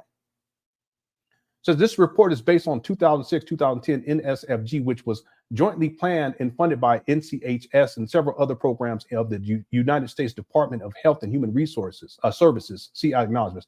Data were collected from 12,279 interviews with women and 10,403 men aged 15 to 44, conducted from June 2006 through June 2010. This report is mainly limited to the data collected from the sample of 3,928 men who are fathers. See, it's bullshit. Because if it's mainly sourced from black men who are fathers, then it's going to appear to be as if more black men who are active participant in their children's lives, because these fathers are in the home. At least a portion of them. Interviews were voluntary. Participants were provided with information about the survey before being asked. It's a survey. Before being asked for signed informed consent. The survey was reviewed and approved by the NCHS and the University of Michigan Institute Review Boards. The overall response rate is in 2006-2010 was 77%. The response rate for women was 78%, and for men it was 75%. To protect the respondents' privacy, only one person was interviewed in each selected household. Further information about NSFG's sample design, sampling and sample errors, interviewing, and data processing is available elsewhere. Then there's statistical analysis. I mean, I really should do a whole review of this because I find that to be interesting, fascinating. But the point that I want to make here real quickly here is that if it's a survey, if you're surveying someone, you're asking them whether or not you're an active participant or you're active inside the home, what do you think they're going to say? What are the vast majority of the black men are going to say, or any man for that matter? They're going to say, no, I'm not. That's not science. See, it's not objective, it's subjective. In other words, what they would have to do is to have a large enough sample size, and in my opinion, this is not a large enough sample size, but you have to have a large enough sample size, and you have to be able to observe through observation whether or not these black men are active participants, and consistently, and ideally, it should be under a certain situation where they don't know that you're observing them. See, it's such bullshit. See, let me make something clear. I never said that black men are not active participants. Okay, I've been dealing with my kids from the beginning. Okay, have I been perfect? No. Have I made a whole bunch of mistakes? Yes, I still make mistakes. Okay, do I wish I have a time machine so I can go back and do things different and do better? Yeah, absolutely. But I've been present from the beginning. See? So don't get it twisted. And I want everyone else to understand this: that these types of it's not even a research project because it's not objective. It doesn't help. It doesn't help the situation that black people are dealing with, especially when it comes to black men abandoning their families.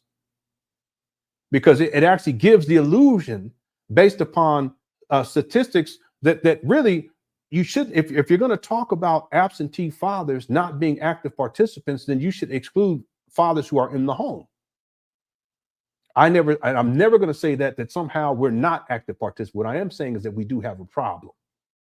And that ultimately it's up to us as black men, as black husbands, and as black fathers to handle the business by being present in our children's lives and being present in our wives' lives consistently. And that's not what I've seen overwhelmingly in my life from black men. Furthermore, people like Umar Johnson can only exist and only have relevancy in a society, in a black society, wherein black men are not consistently present like they're supposed to be, and black men are not handling the business like they're supposed to be, being the primary caretakers and protectors of their children, and being I shouldn't even say primary caretakers, the primary providers for and protectors of their children and of their women. And if that was happening at a more increased rate, then Umar would not need to exist, period. One other thing I got to say too, by the way, which makes no sense.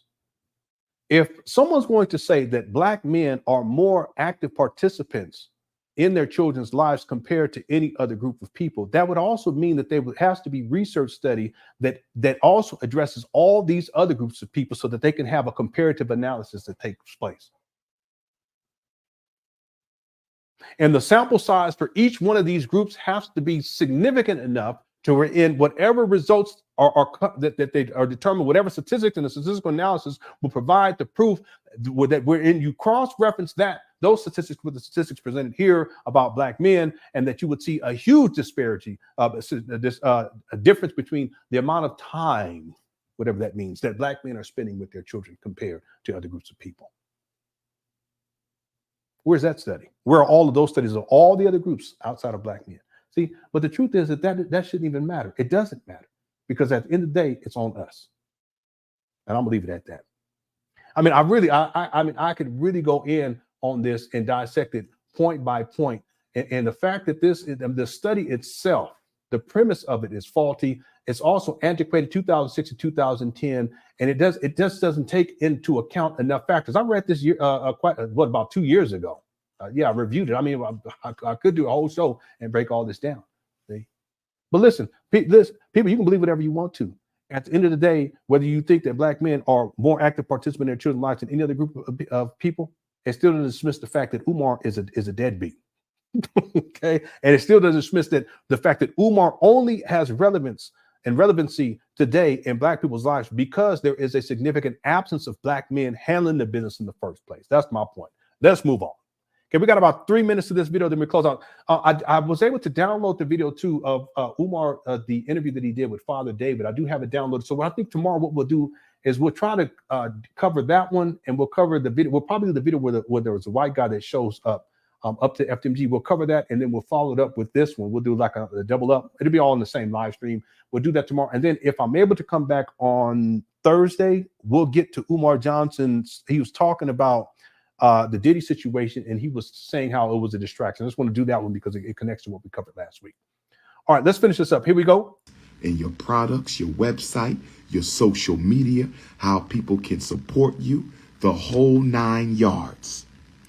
It's time to raise up the queens. I want to make sure I'm in good standing with divine feminine energy. I want to make sure I'm in good standing with divine feminine energy.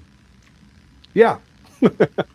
I don't mean to pause this, but that's what I'm saying. If it's self-reporting and it's not objective observation, because scientific method, what I'm really getting at, if it's just people simply reporting, anyone, and here's the other thing, even if they go into a home and they say, okay, we're going to observe you, it's just so ridiculous. What do you think? The black father is going to behave, if he's, let's say if he's not an active participant, he's an abuser, you think he's going to act as if he's an abuser? No, he's not.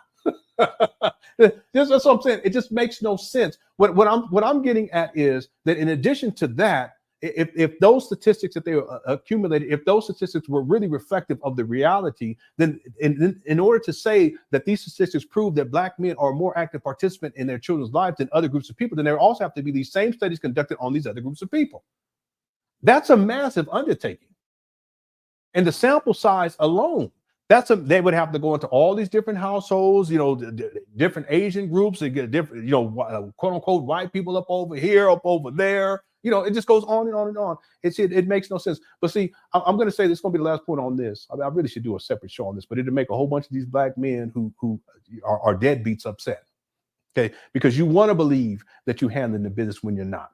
Okay, there was a time where I thought I was handling the business, but truly I was not. I'm doing a whole lot better now. I've always been present, but I have not always been focused like I should have been. Okay, and listen, I deal with that. I have to deal with it. I have to own up to that. I'm not going to cop out by saying someone wrote this article or they did this study and somehow this proves that black men it doesn't even matter. Even the idea of why would it matter that we're more active participants in our children's life than any other group? Okay, it makes no sense. The point is, are you an active participant in your children's life? The point is, as a black man, are you an active father? The point is that as a black man, are you specifically you? Are you committed to a black woman? Are you raising a family? Are you guys building something together? And a lot of you black men that would run to something like an article like this, that's exactly what you're not doing. And that's why when I mention these things, you guys take offense and you get all upset about it, because a hit dog will holler. But there, you make a good point. Why would you, if you're going to do a survey on who's more abusive,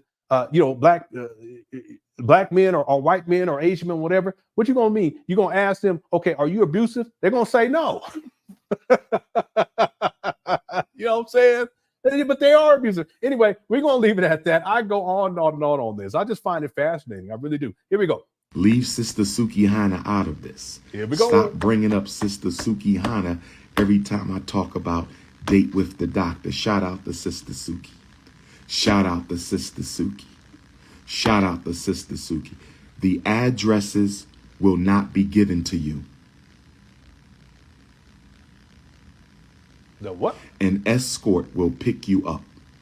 A professional driver will pick you up from your hotel and bring you to the location.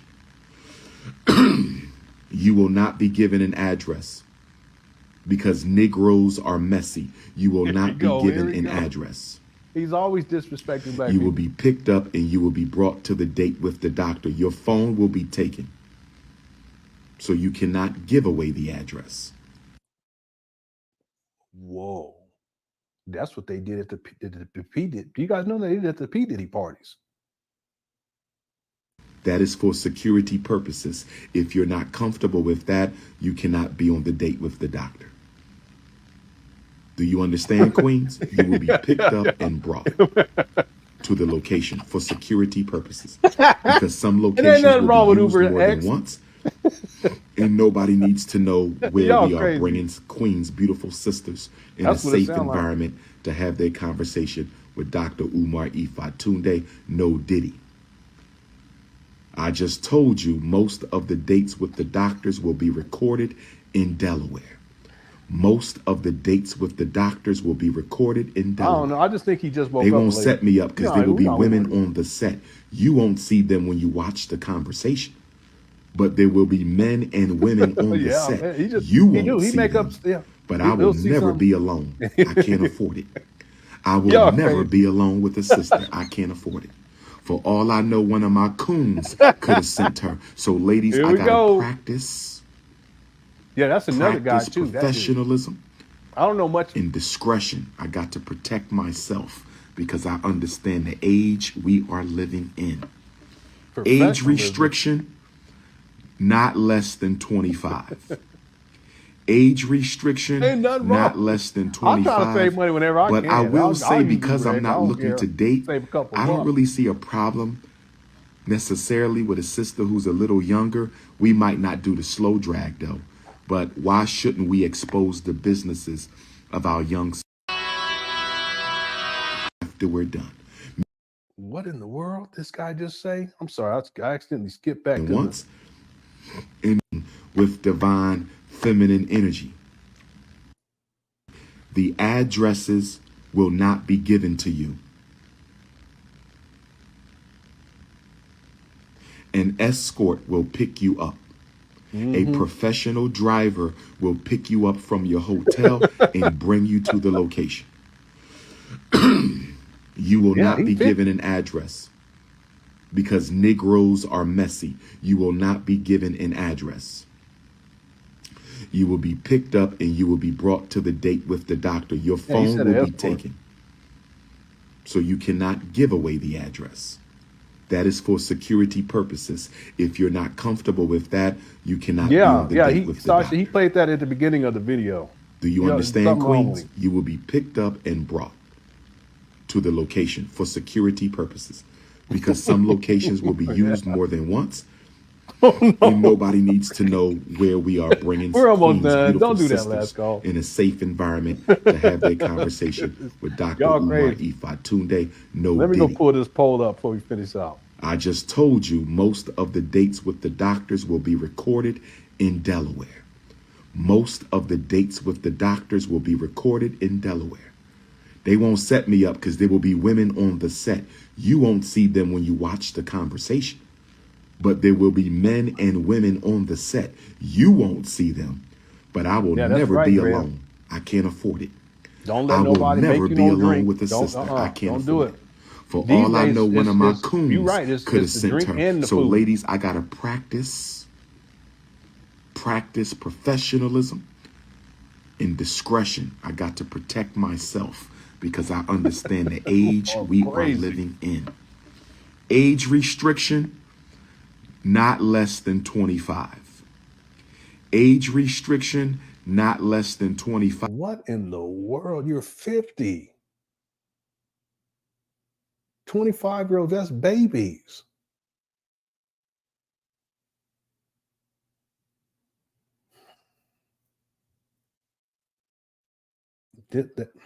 Anyway, that's what I'm trying to tell y'all. He said 25. What kind of man? It just goes to show you where his mind is at. 25 is close to 20. 20 is close to 18. That's where I look at it. See, that if I can speak on this real quick.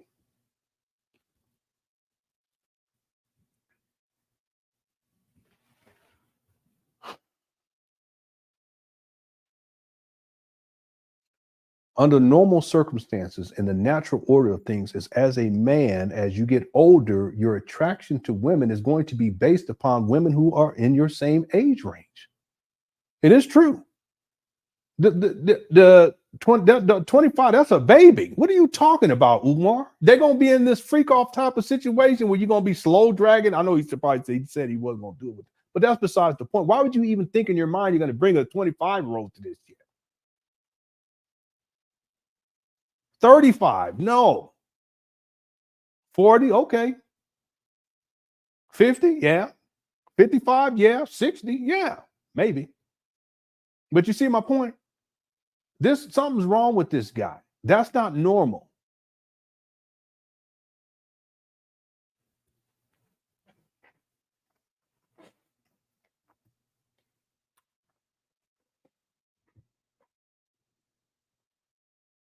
Yes, he's a sicko. And I have video of him recording little girls' body parts. And when I say that they're clothed, but he's specifically targeting their breast area, their buttocks, and their legs. And in one case, because the little girl had on some short shorts, and he made comments about it too, about the short shorts. He's a sicko.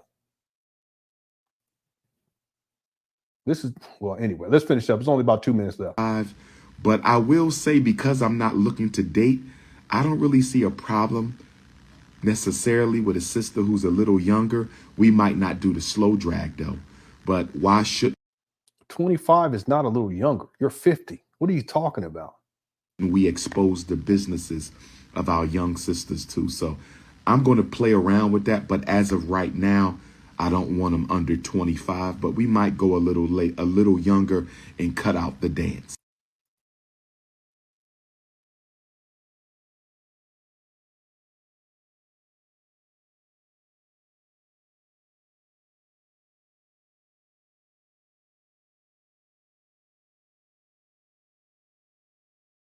A little younger than 25? What does that mean?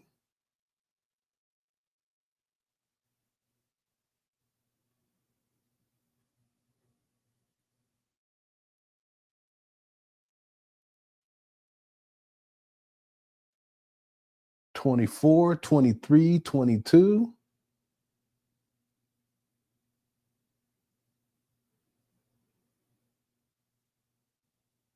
See, it reminds me of that time where he was talking about 5'5", and he was talking about how short they could be, and he went down to 5'4" and 5'3" and 5'2" and 5'1" and 4'11" and 4.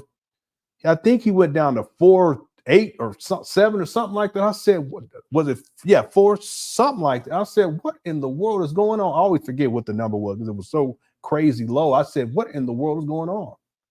See, listen, these are all red flags. People need to take note of this. That's why I told people a long time ago, this is going to be my last story for today. And then there's only about a minute left. But I'm going to share this real quickly with you all. This was early on when I first heard about Umar. I wasn't doing videos. I actually did a video on Umar way back in the day where I was talking about narcissism, but I hadn't researched deeply into Umar at that point. And I was just like, it was actually 2 videos back to back. There was a part 1 and part 2. But I wasn't consistently doing Umar videos. I didn't really start doing Umar videos consistent until like 2018. I've taken breaks, of course, but in around 2018. There was a woman on my Facebook page, and they had contacted me, and they were talking about Umar.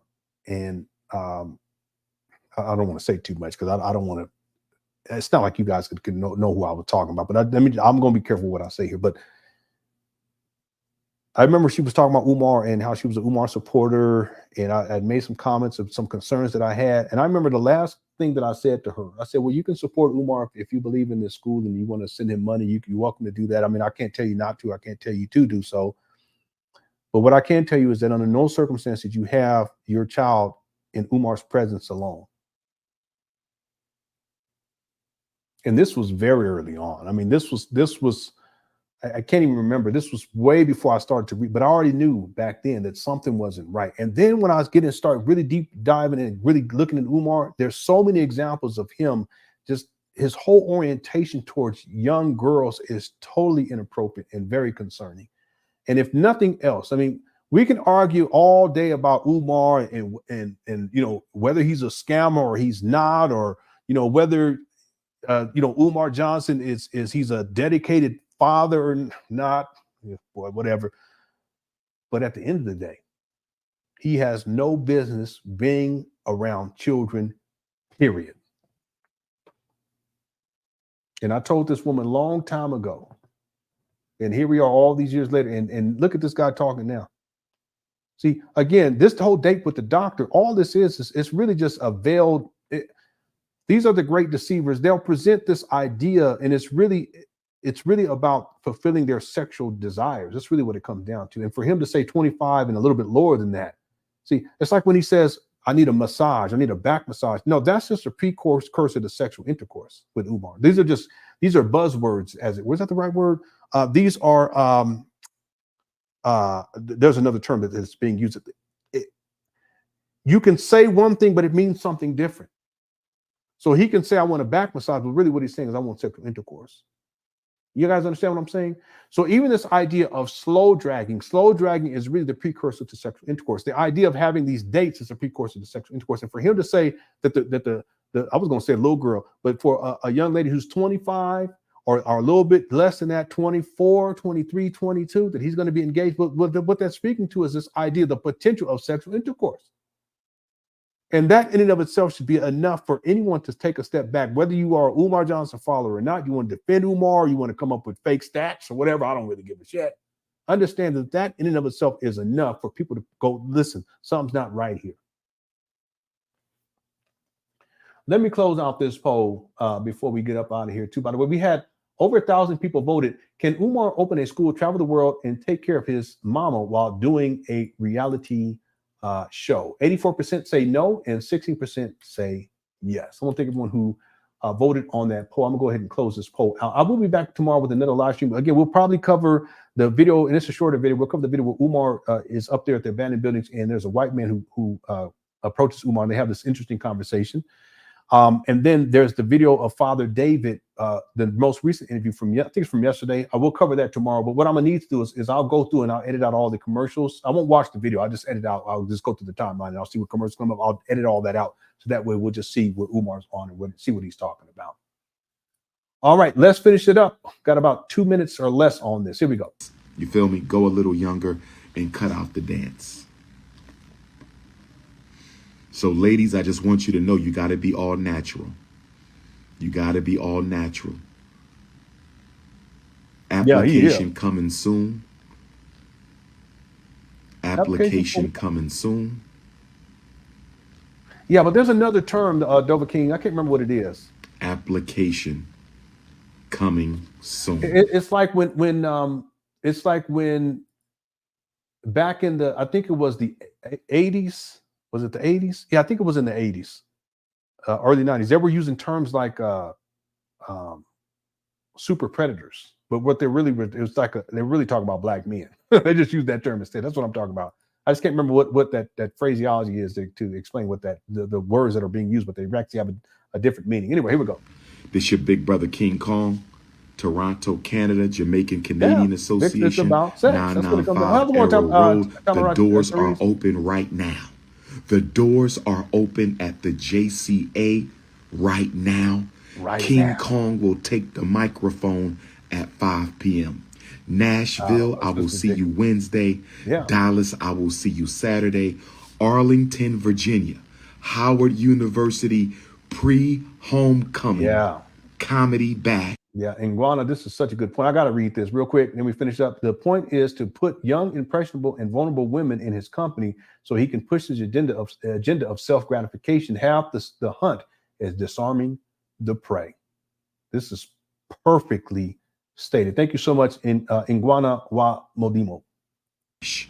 At the Arlington Draft House Comedy Club, 2903 Columbia Pike, on Wednesday, October the 16th at 7 p.m. Where my DMV family? Where is my DMV family?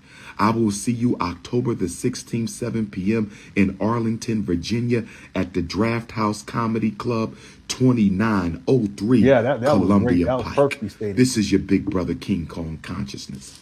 Peace and Pan-Africanism. It's amazing. I don't even understand why he did something like this. I think I think because I know I've seen Umar do this. I think he's probably was thirsty or he probably was lusting. And so he just comes up with this idea and that's why he throws it out there. He's talked about the date with the doctor before, but not to this detail.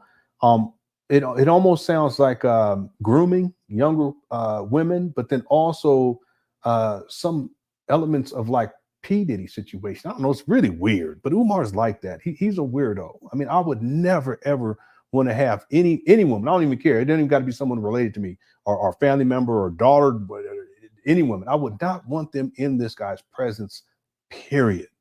Okay. He's a problem. He has been a problem for a very long time. I'm going to continue to do my part to share the information that I do have about Umar to hopefully it can reach some people to keep themselves safe. He's caused a lot of damage and he done ran through a lot of women too. Like I've said before, hide your kids, hide your wife. I'm working on the second documentary. There'll be stuff in there that you guys have not seen. I'm putting together in a way where it follows a very specific timeline, and you'll see things progress over time. This guy is not only a charlatan, a scam artist, he's the great deceiver of our time when it comes to Black consciousness. And also his orientation towards Black women is so disturbing to me. It's only in a society or even in a community where Black women are not seen as being worthy, as being protected by people like Umar, wherein Umar can have free range to do what he does. See, that's a whole other topic that we really haven't gotten into. See, it's not just that Black men aren't present enough to be participants in their families' lives and in their children's lives to where they are the providers and the protectors, keyword protectors. It's also part of this is that Black women are not seen as being deserving of that. Umar doesn't see Black women as being deserving of it, because if he saw that, he wouldn't be talking in these sexually explicit terms and talking about cookie crushing and crushing cookies all the time and a date with the doctor. That's all predatory. That's a whole nother topic we haven't really gotten into, but I'm hoping that by me continuing to do these videos, that at least it'll reach some of these people out, and in particular you women out here, so that you can have the information that you need about Umar, so you can make the appropriate decision as to whether or not you're going to deal with him or not. And there are plenty of women who have, and I guarantee you not one of them walked away from the experience feeling as if somehow it was a great experience, because Umar, at the end of the day, he's nothing more than a predator. I want to read this again, because I'm gonna probably end up quoting you in Guana. So I'm going to do this at the end of the show, so that way I can find it later, and I can put this inside of my notes. The point is to put young, impressionable, and vulnerable women in his company so he can push his agenda of self-gratification. Half of the hunt is disarming the prey, and that is perfectly stated. Thank you all so much, everyone, for tuning on, and thanks for everyone inside the Quick Course. Thanks everyone who sent in super chats. Y'all blessed me today. I really do appreciate it. I always appreciate it. I do not take it for granted. Okay, thank you all so much. I really do appreciate it. Thanks to the mods for handling the business. I know you guys had your work cut out for you today. I appreciate each and every one of you. Okay, thank you so much. And if you guys can hit the like button before you head, how's it going to add, Davis? Before you head out, if you can hit the like button, I would appreciate that as well. Again, I'll be back tomorrow with another live stream. We'll cover the video where there's a white man who comes up to Umar, and Umar sitting outside the abandoned building, and they have a conversation. Very interesting stuff. And then we'll also cover the most recent interview with Father David, which was yesterday. We'll cover that tomorrow as well during the live stream. Thank you all again for tuning on in. And as we always do, we'll end with this one.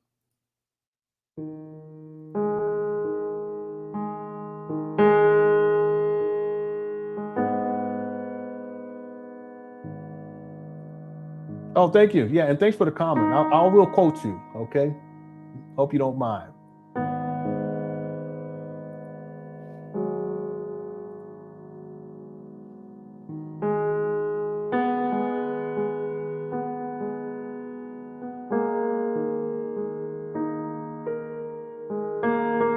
My thing is y'all need to. What happened?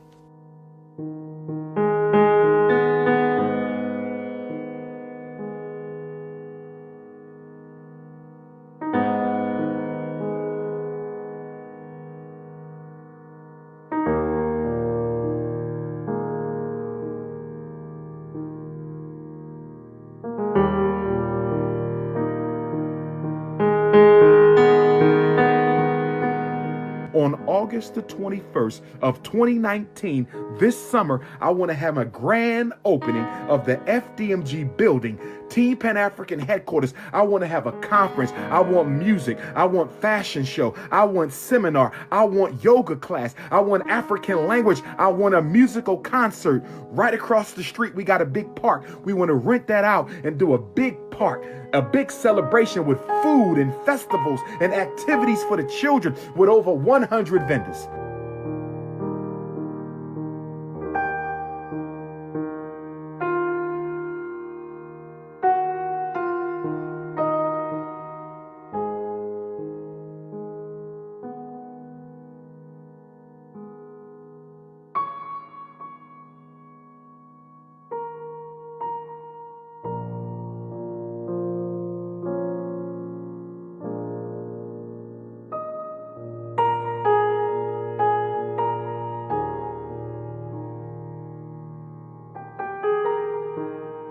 It is a tour of the inside of the school. You don't get to see as much of it as I would have liked you to, because the lighting is not on in the school. We have to get that turned on. I have to go to the electric and gas company on Monday.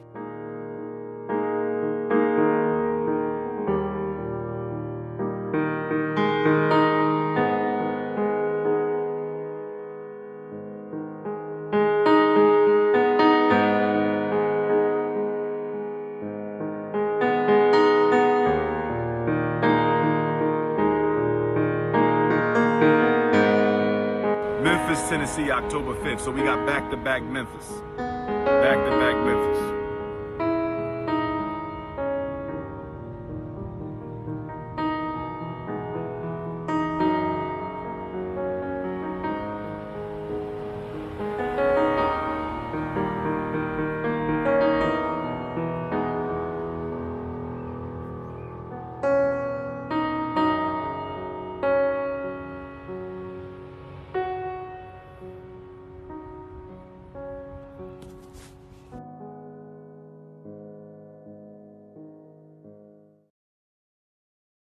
All right, we'll end it right there. It just goes to show you that Umar is not concerned, or he's not even bothered with opening up a school. He's all over the world doing all of the types of things. Meanwhile, there's homeless people sleeping up there. The most recent video where he shows, I mean, it's just horrible what's going on up there. His goal is not to open up a school. His goal is to keep collecting money and to use his platform in order to sexually exploit Black women. Thank you all so much for tuning on in. I hope you all enjoyed the show. We'll be back with another live stream. I'll see you guys very, very soon. Again, thanks to the mods for handling business. Thanks to everyone who sent their super chats today. If you send the super stickers, thank you so much. If you send their PayPal or Cash Apps, Cash App. Yeah, Cash App. Thank you so much. I appreciate the support. And I'll see you guys very, very soon. All right. Love y'all. Take care. Peace.